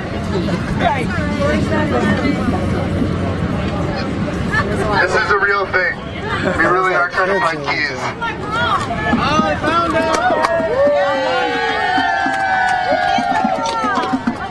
Okay. So, listen, we want to announce something real quick. We have really succeeded in bringing gridlock to downtown DC today. So let's give it up for ourselves and all our sisters and brothers and siblings. We're going to leave this intersection and march to Farragut Square to unite with the rest of Extinction Rebellion. And then there's going to be a spokes council to plan next steps at the Friends Meeting House over off of Florida and 23rd, right? Right. Yeah. And there'll be ice cream. Okay, spokes council and ice cream? Spokes council and ice cream. At 12? After 12. At the Friends Meeting House. Hey, Sean, did you want to get on the mic? Oh, okay, cool.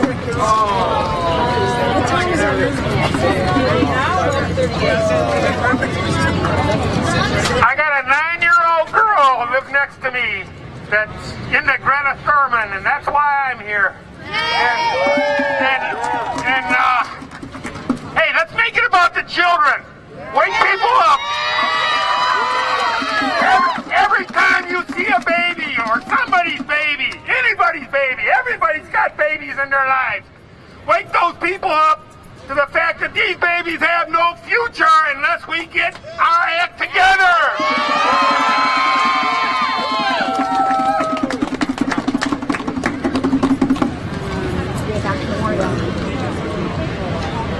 Just a quick thing, the Service Employees International Union, SEIU over here, is supporting us, and they've opened a side door for us to get water or use the restroom. So if anyone needs to do that before we march, please do. Here's Let's hear it for the SEIU!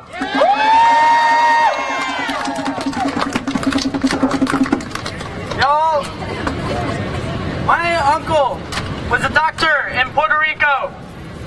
He saw the suffering that happened because of Hurricane Maria. 3,000 people died. More people than died during 9/11. What did we do in response? Say it again? Say it one more time! We did fucking nothing! He saw hundreds of people on the worst day of their lives. Hurricane Maria is the climate crisis. We're gonna have more. Y'all, I really want to be a father one day. I really do. I always wanted to have kids. About 2 months ago, I broke down crying in my car because I realized my conscience couldn't handle the idea of bringing someone into a dying world. But I have hope. I still think I can be a father one day, but only if we act. Are we gonna act? Yeah! Are we gonna act? Yeah! We have 10 years to end the climate crisis. We have 10 years to decarbonize our economy, or else we are going to face civilization-ending levels of climate change. Yeah. And in some ways, that is scary. It paralyzes me sometimes, y'all. It really does. But it's also an opportunity. Y'all, we have to change everything. We have to change everything. And if we want to change everything, then we need to make this planet just. Yes. Yes. It's not just that we can make a more just world with this urgency. It's that we must. We need a Green New Deal. We need a Green New Deal. We need a green jobs guarantee so that folks who hate their jobs, folks who barely make rent, folks who are struggling will be able to have stable, good jobs that will let them do the unprofitable but necessary work that it takes for us to save our species. We need a green housing guarantee so that people who are pushed out onto the streets by their landlords, people whose houses are burned down by fires, people like my aunt who had to move out of her Virginia Beach home because it flooded. Those people can have stability. We are not just fighting for the stability of our planet will be fucking fine. Yes! In 10 million years, biodiversity will be back up, there will be a new dominant species, and life will go on. This is about saving us! This is about saving our species! This is about saving working people every single day! Let's hear it!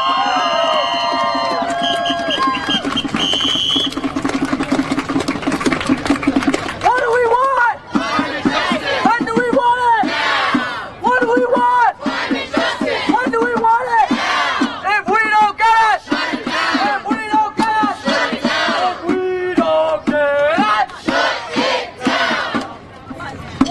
And so, it is about that time. We have detached ourselves from the ladders. Let's give it up.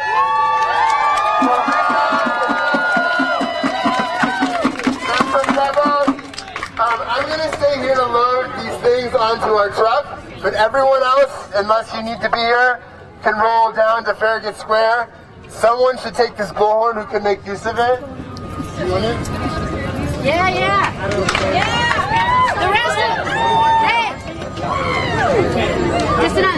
The rest of the XR is here to watch out. All right, block up behind the banner. Go get my bike. All right, so again, if you're just joining us, we're in Washington, D.C. This is live. It is Shutdown DC here. It's sort of a day of decentralized action to bring DC into a gridlock, which they say they have succeeded at. It started for us with a vehicle lockdown, 2 vehicles locked down. And now these folks are marching back to their initial spot where they met. And my understanding from there, they plan to go back and talk about what they want to do next. Again, this is what sort of like the ending right now, but I think their plan was to reconvene, have a discussion. A lot of folks that we heard saying this has to be ongoing, and so we'll see what happens next. Again, thanks so much for joining us here. If you want to see this sort of coverage, we need your support. Go to support our work on unicornriot.ninja, donate what you can, become a recurring donor. We make this happen with your support. I can't say that enough, and we really need it. So thank you to all our patrons for sure, but it's only possible if people support it.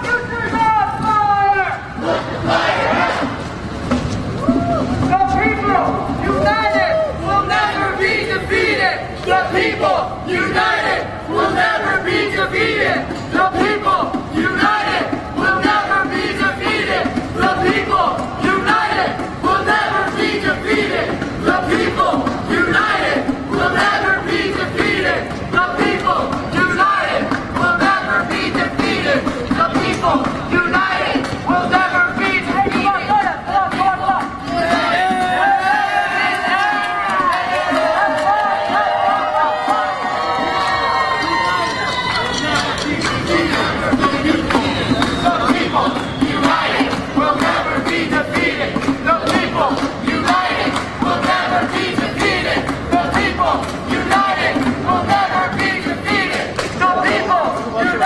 There's people like that.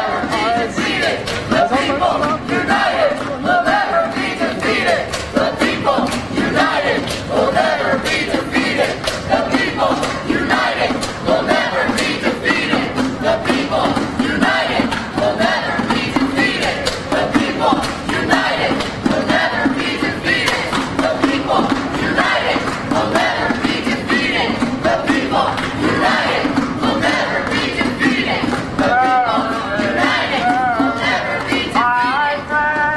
My friend, you do not walk alone.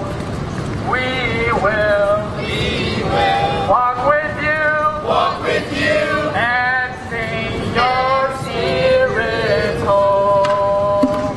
Courage, my friend, you do not walk alone.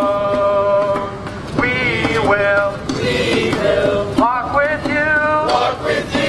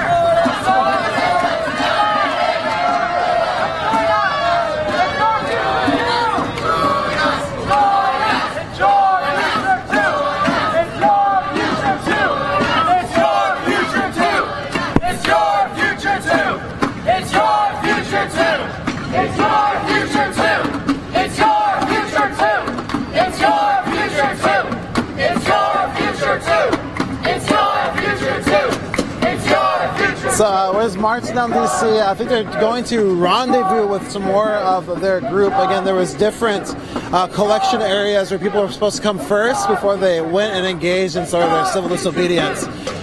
Here you have a small group of folks. Again, there's 22 different groups of people across the DC area who disrupted the area to try and get people empowered to understand this is the reality they're entering of disruptions if nothing is done.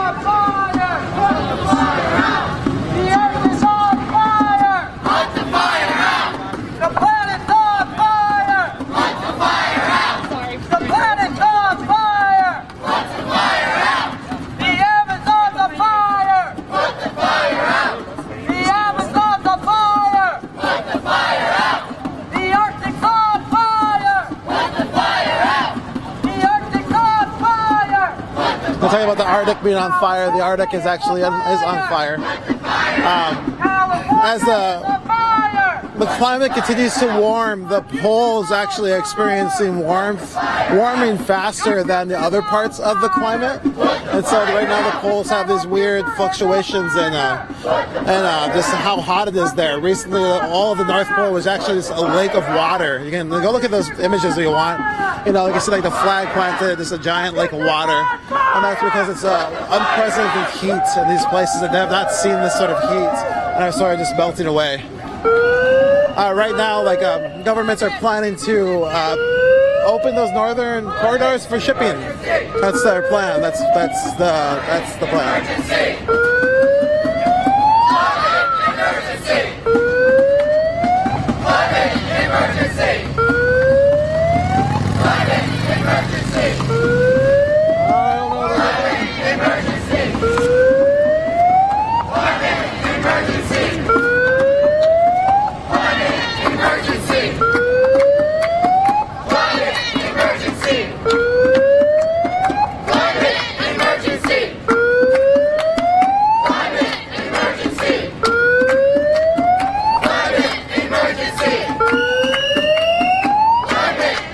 Cheering from the side of the road here as they chant climate emergency. See other people now sort of like chanting a little bit, looking around. Giving the thumbs up, the subtle thumbs up. They're like, I'm on the sidewalk, thumbs up, I don't know.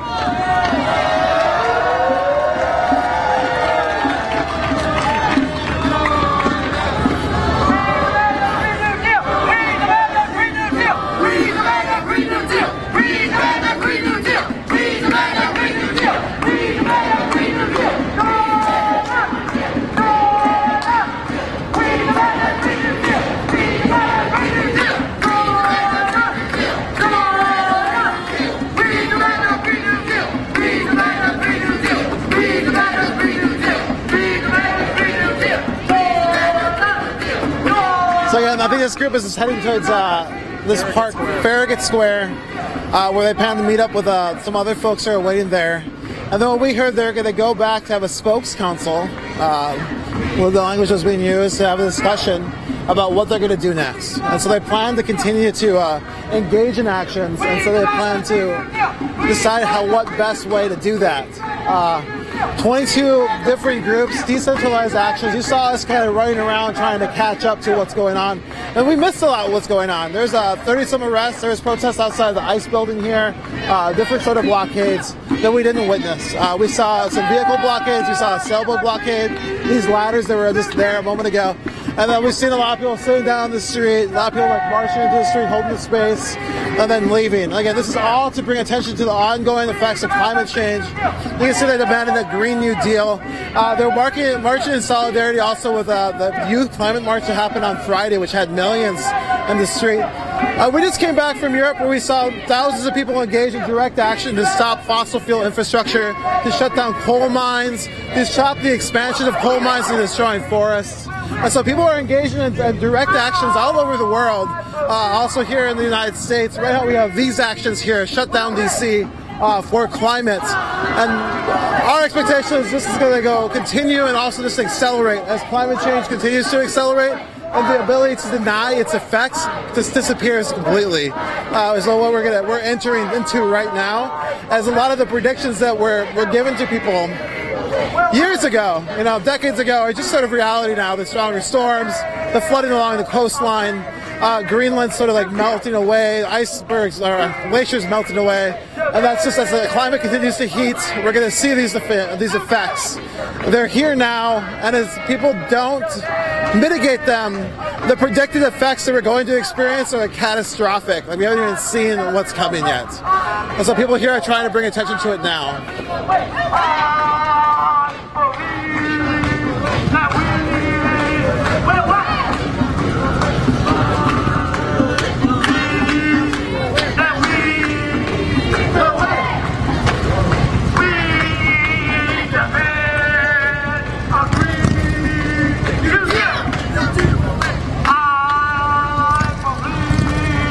So we get almost to Farragut Square here. You can see there's people gathered up there.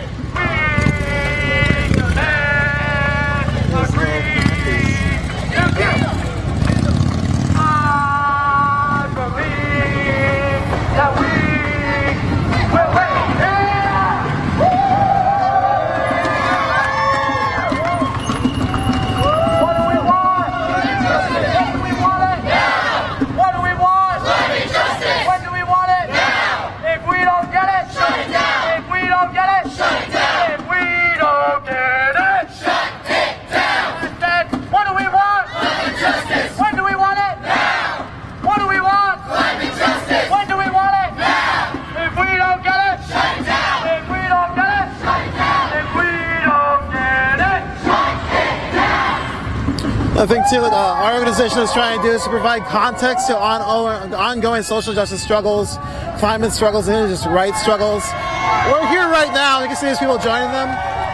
We've seen actions against climate change for years now. We've been on the front lines of different struggles for years, for decades. Some folks that I know. This is an ongoing struggle. This is just sort of the latest iteration of it. Really accelerating with the youth who are taking the streets. Now you have this Shutdown DC action going on. We don't really know what people are going to be doing into the future. We just know that disruptions will continue, lockdowns will continue. These folks want to keep going. They want to bring more people out to keep this sort of disruption, to keep that pressure on. We don't know how that will play out. It's a lot of resources, not only like money, but also like physical. Yeah, you see the traffic. You know, but also like mental health, you know, a lot of these things go into effect as people try to engage in long campaigns. If people are really interested in doing that, we'll see how it plays out. Right now, we're getting ready to go back to Minnesota, where we're expecting a struggle over the Line 3 pipeline that they're trying to put in.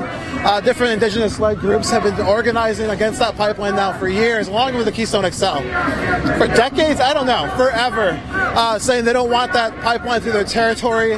They're going to stop it, be it with their bodies or through legislation, through some sort of law. But all the laws seem to always get overturned and the pipelines pushed through. And so let's see how it goes. This is what... You can also go look at our website, unicornriot.org. Check out Black Snake Killers, the No Dapple story. It shows you like a play-by-play of what people did to try to stop that pipeline, and also what the states did, along with collusion with private corporations, to dismantle that movement.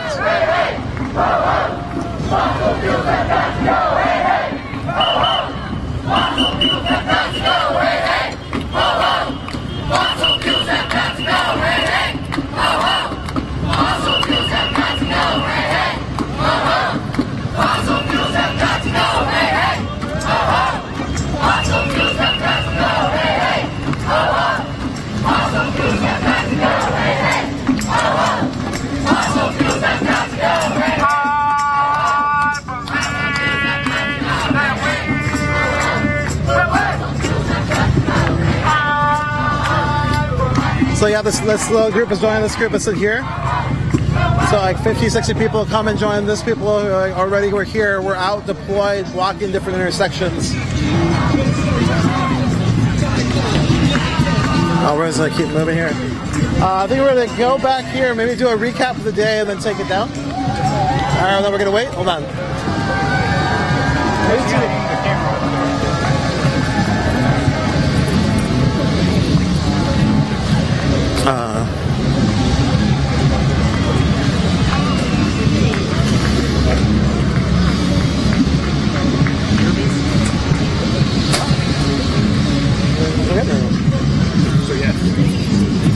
to the shade, though. Let's pretend that the shade's a good idea. Shade? Yeah, there's music playing, so it's not a good idea. I don't know. We'll be over here. Alright. Oh, the music stopped. Maybe we'll just go in.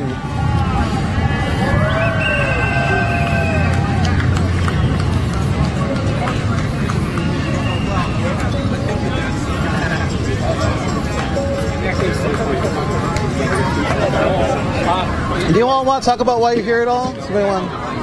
Do you want to talk about why you're here at all? We can talk about it. Yeah, every time I'm like, I mean, if I think about the fact that with the way that we're going, we're not going to have a planet to live on, I feel like there's no other choice but to act, not just for me, but for any person that's living on this earth.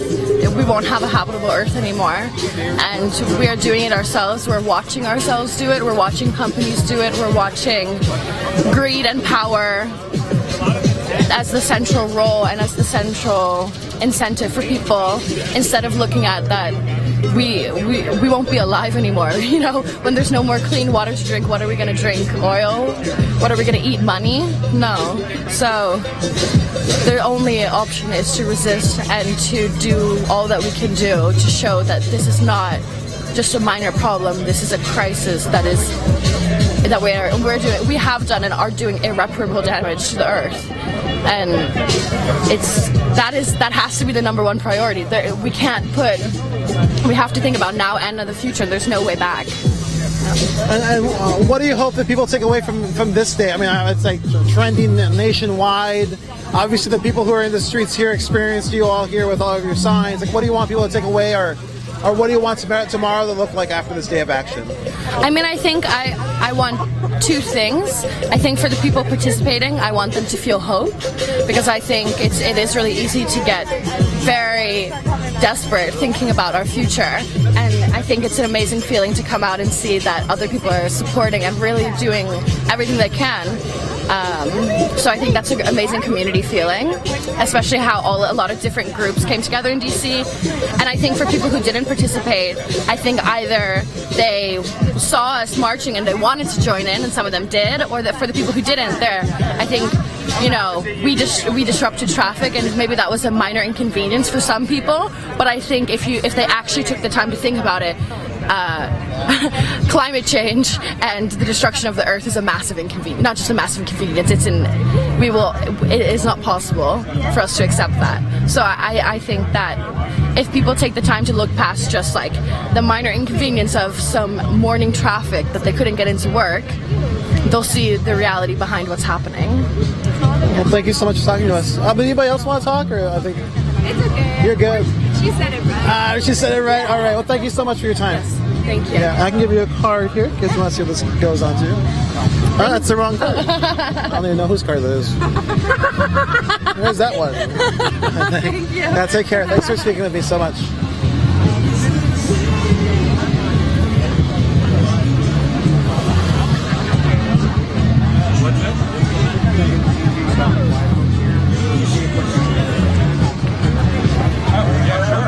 Why are you here? Well, I'm here because there is a climate crisis and we don't have much time. And I'm a firm believer in sort of an and approach. So I got hooked up with the Extinction Rebellion group that's starting up in Delaware. And then they advertised about this, and so I came down to join in. Yeah. And was it what you expected? I mean, yeah, actually it was better than I expected. You know, I really didn't know. I didn't know if we were all going to be like arrested in 15 minutes and it would be all over or whatever, but it was well done. I thought in general, the Extinction Rebellion group that I was with handled themselves well. I think the other groups around the city did well from what I've heard, but I wasn't with them. And I actually think the police were pretty decent. You know, I mean, I could disagree with a couple little things here and there, but they weren't overly aggressive, and I thought that it went well, and we got the message out. I mean, well, what would you have done? I guess, like, if you had been, were you willing to risk arrest? Like, if you had, yeah, I wouldn't go out of my way to be arrested, but if I was, standing someplace, voicing, using my voice and standing up for things, and it was, I would, if the police asked me to get out of the street and asked me directly, I would have complied. But if I'm standing somewhere that's a place I'm allowed to stand, and they asked me to move, I probably would have stayed. And but I'm not that worried about it. You know, I mean, I'd worry about it in other places. The police here, I think, are used to dealing with protests. They're used to people engaging in civil disobedience, so they're not going to overreact. I'd worry about it a little more, you know, back where I come from in Delaware, where people aren't used to that, and where the police wouldn't know how to handle situations. So this is actually a very nice first place to come for this kind of an activity. And then what, you know, we talked to a lot of the youth on Friday. They felt like the adults have very clearly failed them, you know. I don't know how else to say it. Like, that's what it sounds like they feel. I guess, what would you tell them as an adult who's out here? Well, I would say that, you know, yes, and the adults have always failed the next generation in many ways, but this is a particularly damaging one.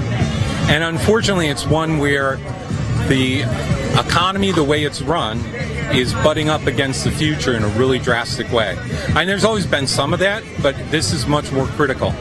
But I don't think it's just an age thing. You have young people who are apathetic, and you have older people who are all in. You know, I mean, you know, it's not just youth. The youth are the ones who are going to suffer the most, and it's good that they're up and active.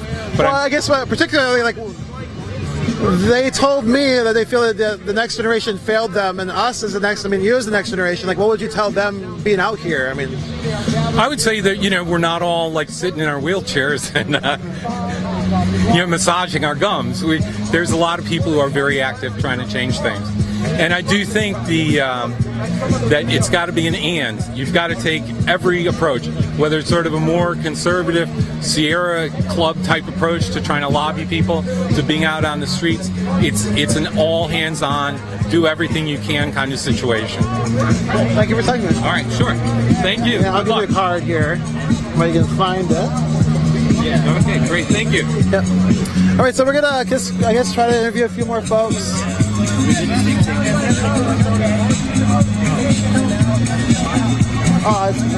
Yeah, so let's keep going.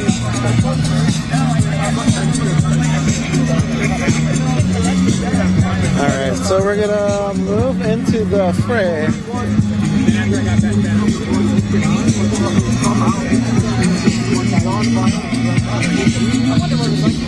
Very uncomfortable.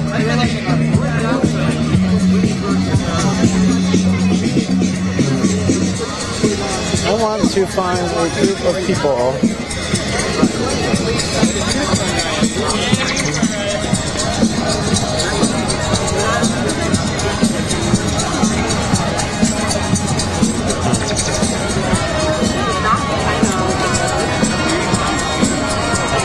Everybody's moving around right now. Let's give it a second.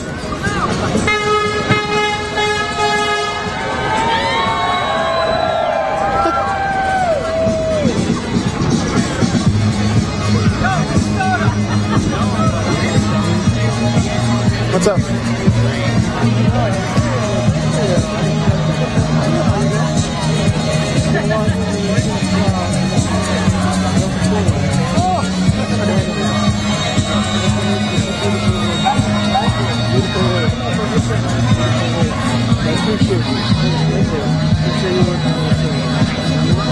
Well, let's keep going. I'm here every day. Right now, but there's like 6 people working. We got people on the internet. You know, it's kind of like a bunch of us. Tell you again, you're doing a great job. Well, they can hear you, so everyone can hear you. That's the sign we're doing a good job. Thank you for the work in Standing Rock. Thank you for the work in Black Lives Matter. Thank you for the work in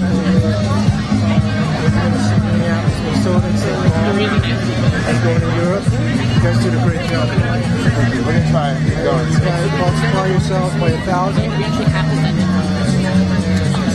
When I win the lottery, I give it all to you. Yeah, please just give it to us. If we get the money, we'll do it. Great job, man. You have what? An interview. They're just somebody just came up and just thanked us for all the work we're doing. Said there's 1,000 of us and we can be everywhere. That'd be great. The only way that's possible is really with money. So if you're interested in watching this if you've been here since the beginning, you've watched this organization grow. Our capabilities continue to change, and we're continuing to improve our platform in order to keep bringing you to the front lines of struggles to show you what is actually happening. This is actually what happened. It was 3 or 4 hours of actually what happened.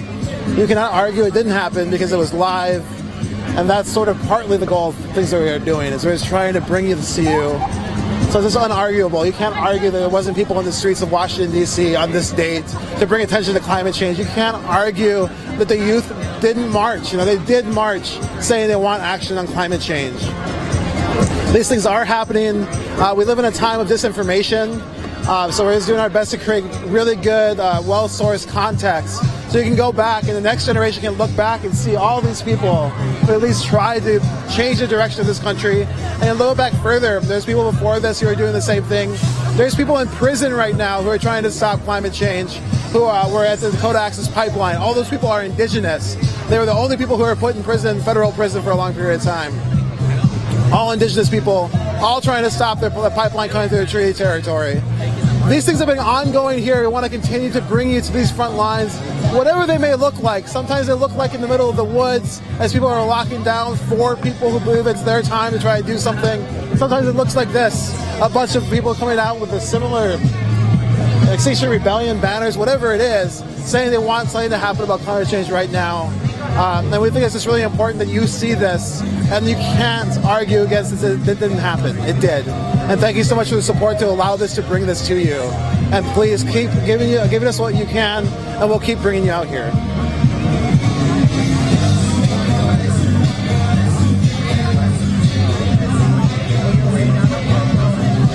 Oh, now this song. Again, I'm going to talk for a second because the song may trip the auto algorithm that will cause doom.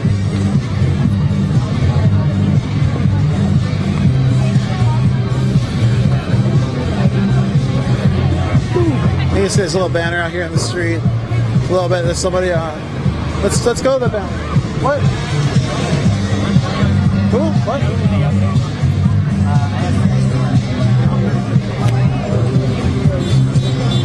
Let's.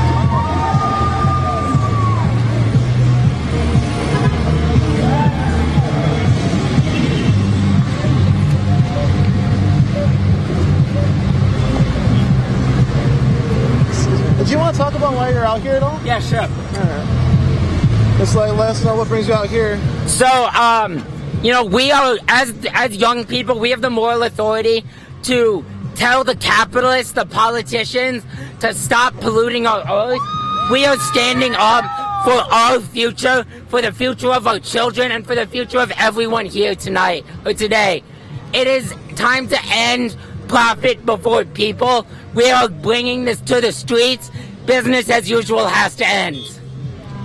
Thank you. Thank you. Did you want to talk about... No? Anybody else want to talk about why they're here at all?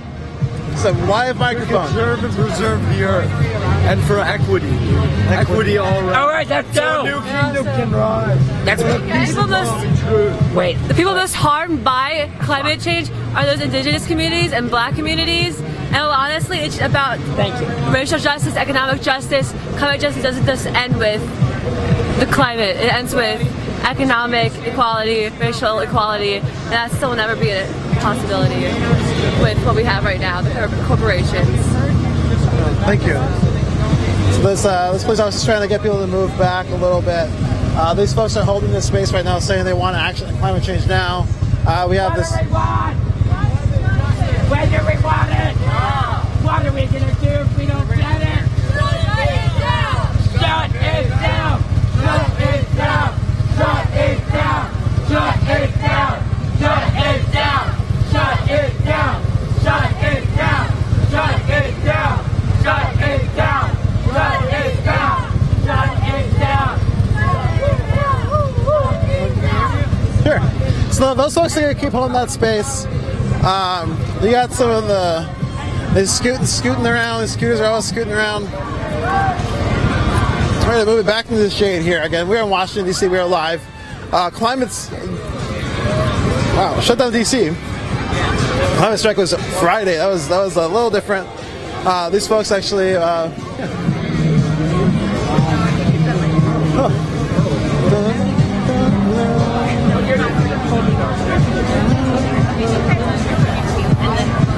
Hey, let's move over here because I think these people are doing an interview too. Oh, okay, nice. I guess we're just. What is Unicorn Riot? We are a decentralized educational media organization. Okay, cool. we kind of created ourselves to kind of provide context to social justice struggles. One of the things we're trying to do. We spent a lot of time sort of the front lines of different people engaged in trying to create change. We found ourselves here after kind of following the climate justice movement from Europe, where we saw thousands of people shut down coal mines. There are tree blockades where people are trying to protect their trees and their forests as the coal mines are coming in. And now we're here sort of like a few days after this youth climate march that saw millions of people out, and now Shutdown DC happened. And I guess, how does this day add to that ongoing narrative of people trying to struggle to stop climate, the worst effects of climate change, I guess? Well, I would say this action was really framed as adults, mostly, answering the call of the youth, who are really calling on us and saying, we can't do this by ourselves. We need everyone to step up. And so that was really the framing of Shutdown DC, is let's answer the call of the youth. That's part of the reason we didn't do this on Friday, right, during their march, to kind of take attention away from what they're doing. But, sorry. Okay, great. But kind of to step it up, right, to put ourselves on the line. And this action had a higher level of risk, risk of arrest, or just risk of, making drivers upset, things like that. So it was just kind of taking the request of youth leaders and kind of, taking it up a notch for them, I think. I guess, you're saying that, what would you say to the youth leaders right now who may be listening, maybe they weren't able to make it to this event, but they were at Fridays? I guess, what would you say as an adult to the youth?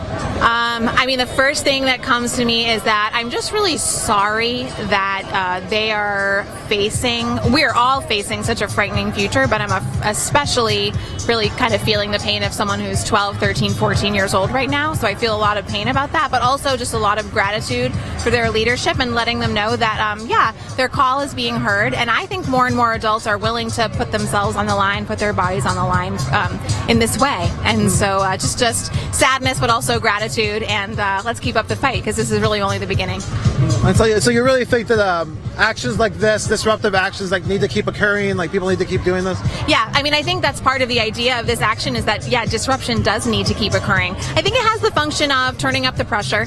It has the function of kind of stretching the Overton window, to make our acceptable policy dialogue a little bit wider, right? Because we were in the streets tonight, today, demanding a Green New Deal, a just transition, halting biodiversity loss.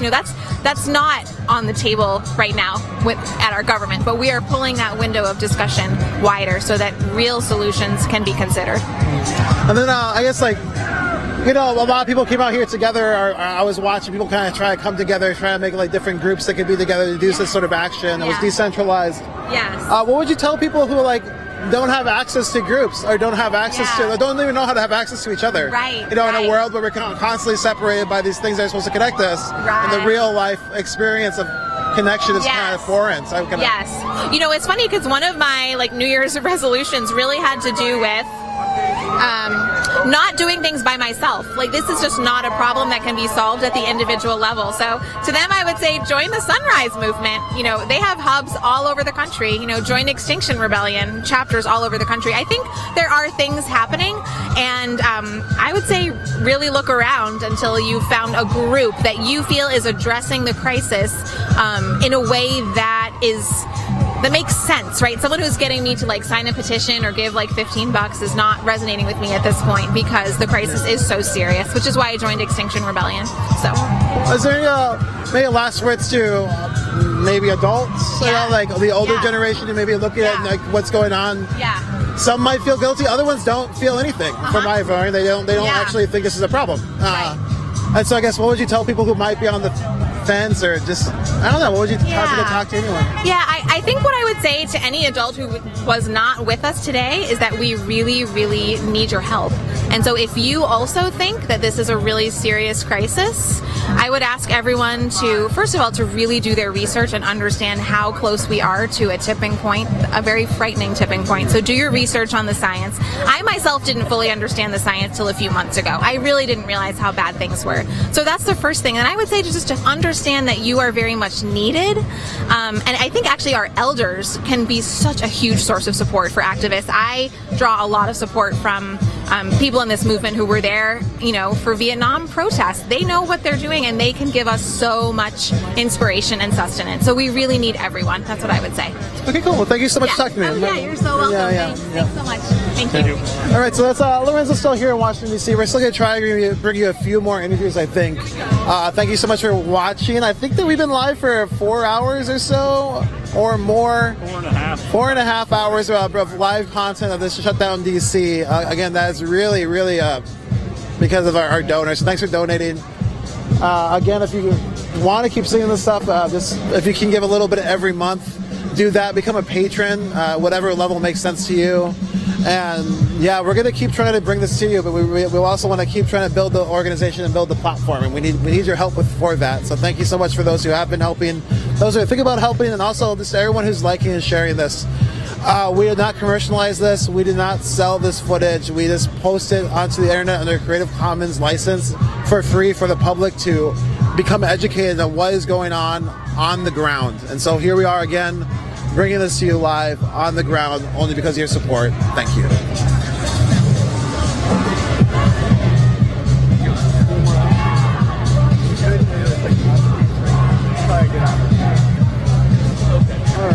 So this was open to traffic, and the cops were trying to get them out of the street. By the way. Oh, thank you so much. A lot of people coming up with the same thing. They got. Thank you. Yeah, for sure. It's okay. I mean, if there's enough people down, it's just amazing how many people showed up and watched the city. It's amazing. Yeah, it's pretty incredible. I thought it was only going to be like 2 groups and that's it, but I didn't know it was going to be this huge. Yeah, there's people everywhere. We marched from we walked way over there all the way over here, and the whole time there's like little pockets of folks doing stuff. I was on the other side near the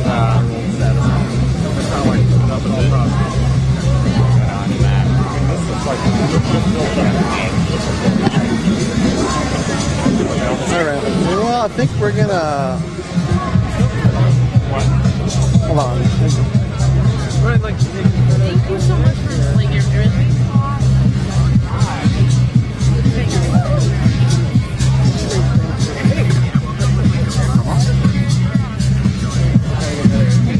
Trying to get all these people out there.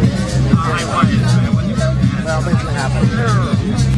I think everyone's leaving. I think we should just go down. Are we gonna stay? Let's go out in the street again, I guess. Let's go hang it out. Yeah, this is an ongoing blockade. We're gonna walk back out in the street. I said careful of the chain, I mean. Oh, yeah.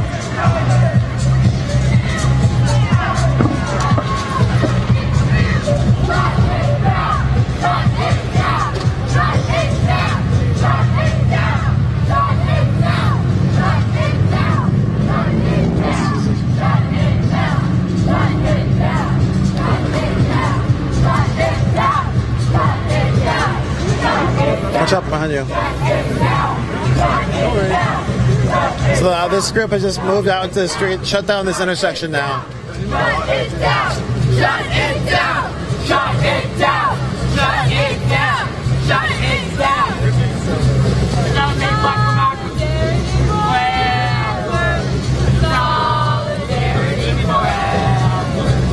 Solidarity forever! What you get makes us smarter!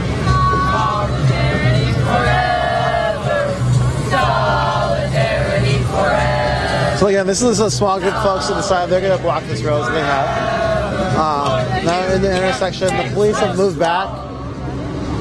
Really far back. They just drew really far back now. Land is your land.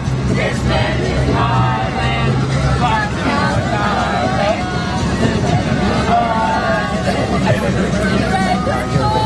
The song is actually by Woody Guthrie, and it was like a super bad at the song when it came out. It wasn't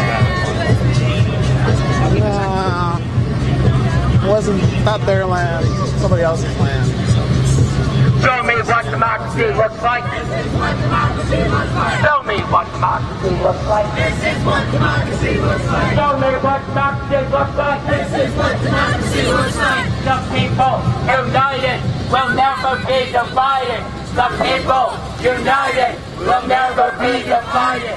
The people united will never be divided. The people united will never be divided. This is going to be ongoing again. Their plan was to kind of do this all day. It sounds like they're trying to get people together to have a further discussion about what the ongoing sort of tactics are after today. But folks are still holding the space. They probably keep holding the space. Probably feels pretty good. Mostly because they feel really, adamant that climate change is happening right now. The youth's future is just non-existent if there's nothing done right now. They're talking about the IPCC report that gives about 12 years, which a lot of people have it now because it came out a little bit ago. Saying that if drastic changes happen, the worst effects of climate change are going to be affected by the public, or not affected, are going to affect the public. Something we talked about a lot is climate change is already happening. I remember this conversation 10 years ago. People saying that nobody would ever do anything about climate change because they couldn't see the effects. It was such a broad idea, this broad idea of the whole global thing being affected. And now 10 years later, you can see all the effects. You can see the oceans rising, communities being flooded, communities being displaced, stronger storms. All these things are in those little IPCC reports that they're trying. These folks are responding to the most recent one. What we're seeing now was in the older ones. All those are based on different climate scientists who are trying to understand what's happening to our climate right now. What I like to tell people is that to make most of the people who aren't for climate change or whatever, don't think it's a real thing, is that climate scientists are wrong a lot. Because everything that's happening is happening much, much faster. That is the only thing I've seen in a decade of following this stuff, is that every one of the predictions is wrong because everything happens faster. The melt they saw in Greenland was supposed to be seen in 2070. They made all these templates based on projections of what was going to happen with the direction, and the data changed so drastically from this what is occurring on. The melt they saw they predicted to happen 50 years from now, And so, that's how much things are accelerating. The unknown is where we're entering. Folks are starting to, at least decide they want more to happen, or more disruption, some way to really try to take into account what is going to go on to this whole planet if nothing changes. Right now, government, there's people trying to change stuff, I guess, but it doesn't really seem to be, at least in this United States. The White House is right over there. The administration doesn't believe in climate change. Thinks it's a hoax. Doesn't believe it'll affect the economy, which is wow, because basically everyone said it was gonna. The United States military said that climate change is one of the biggest issues that this country was going to face. The U.S. military. That's literally the people that this country invests the most in. They literally give them all the money. Were the ones that told the citizens that it was going to be one of the biggest problems, and still they're ignored. So now we have people here in the street being like, hey, this is a huge issue. We want people to do something about it. We're willing to risk our lives in traffic, whatever it takes. And we'll see what happens from now. We've already seen tons of blockades. We've seen a whole struggle months long in the center of the country against the pipeline. Pipeline infrastructure is still being planned. Resistance against that is still being planned. And all we really know is that people are going to try to stop this. And we're just going to see what happens. That's it. There's nothing else we can see. But we can predict that this is going to accelerate. I feel that pretty strongly. Climate change has become you're not going to be able to ignore it. You're not going to be able to ignore it everywhere. And the unrest will spread. Again, it's all written down. All the migrants coming up from the middle of the earth, their climate is changing. The way they sustain themselves no longer exists. They're fleeing. They're called climate refugees. They were reported on already in a bunch of studies telling people it was going to happen. It's happening all over the planet. People are building walls and kind of wondering what is going to happen when this becomes unavoidable. When the people flooding in different directions looking for water from just different cities. Cities in the United States are facing water shortages. I'm not talking about some other country. I'm talking about the United States. They're going to be moving and trying to find better places to be. The climate's going to become you're not going to be able to understand it anymore. And we're just going to see what happens. So I'm glad we're here live. This is something that's happening to try to mitigate that. When do we want it? What do we want? What do we do if we don't get it? Shut it down! Shut it down! Shut it down! How's the battery on the mic? Show me what democracy looks like. Show me what democracy looks like. Show me what democracy looks like. My friend was telling me that you guys were live streaming stuff on your channel and figured out where it was. Oh, cool. like someone, I think he's in like Farragut, North of Farragut Square. Okay, there. Right on. Yeah, I think. Oh, it's good. I just got one. I finally have them. All right, everybody. Okay, Brian. Well, they're gonna keep holding this. I mean, if we're planning to wait till they're done, they're not gonna be. They're gonna keep trying to hold spaces. I mean, that's basically what we're told. They're gonna keep trying to disrupt different areas just because they feel if somebody has to do it. But you know, let's. I think. Maybe go down.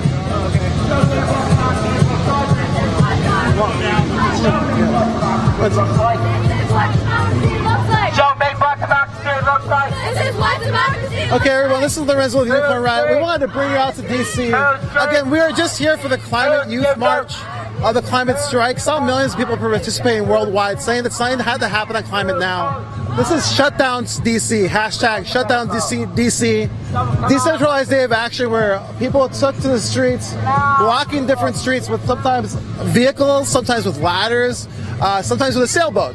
That was all the things that happened today. We're going to keep trying to bring you back to these streets as much as we can at different places. We just spent time in Europe, like I said, a few times. This is what the climate strike looked like. From our understanding, disrupted different locations all across DC. If you go back, you can see us start right when those lockdowns happened with those vans, watching those people be towed away while being locked down still. Again, we're a 501c3 educational nonprofit called Unicorn Riot. We're going to keep bringing you to the streets. And thank you so much. And again, if you want to support this sort of content, please go to our website. We don't sell any of our content. We don't run any commercials. I don't think you probably noticed any. We have no intention of doing that, but we need your support to continue to build this platform.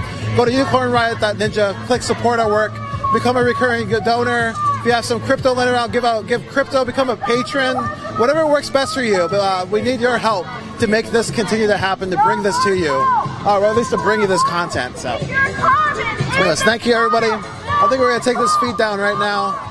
Let's keep following unicornriot.ninja. Again, don't forget to hit like, follow, share. We don't pay for advertisements. The only way you're going to see it. Get notified. Anyways, thanks a lot for coming along.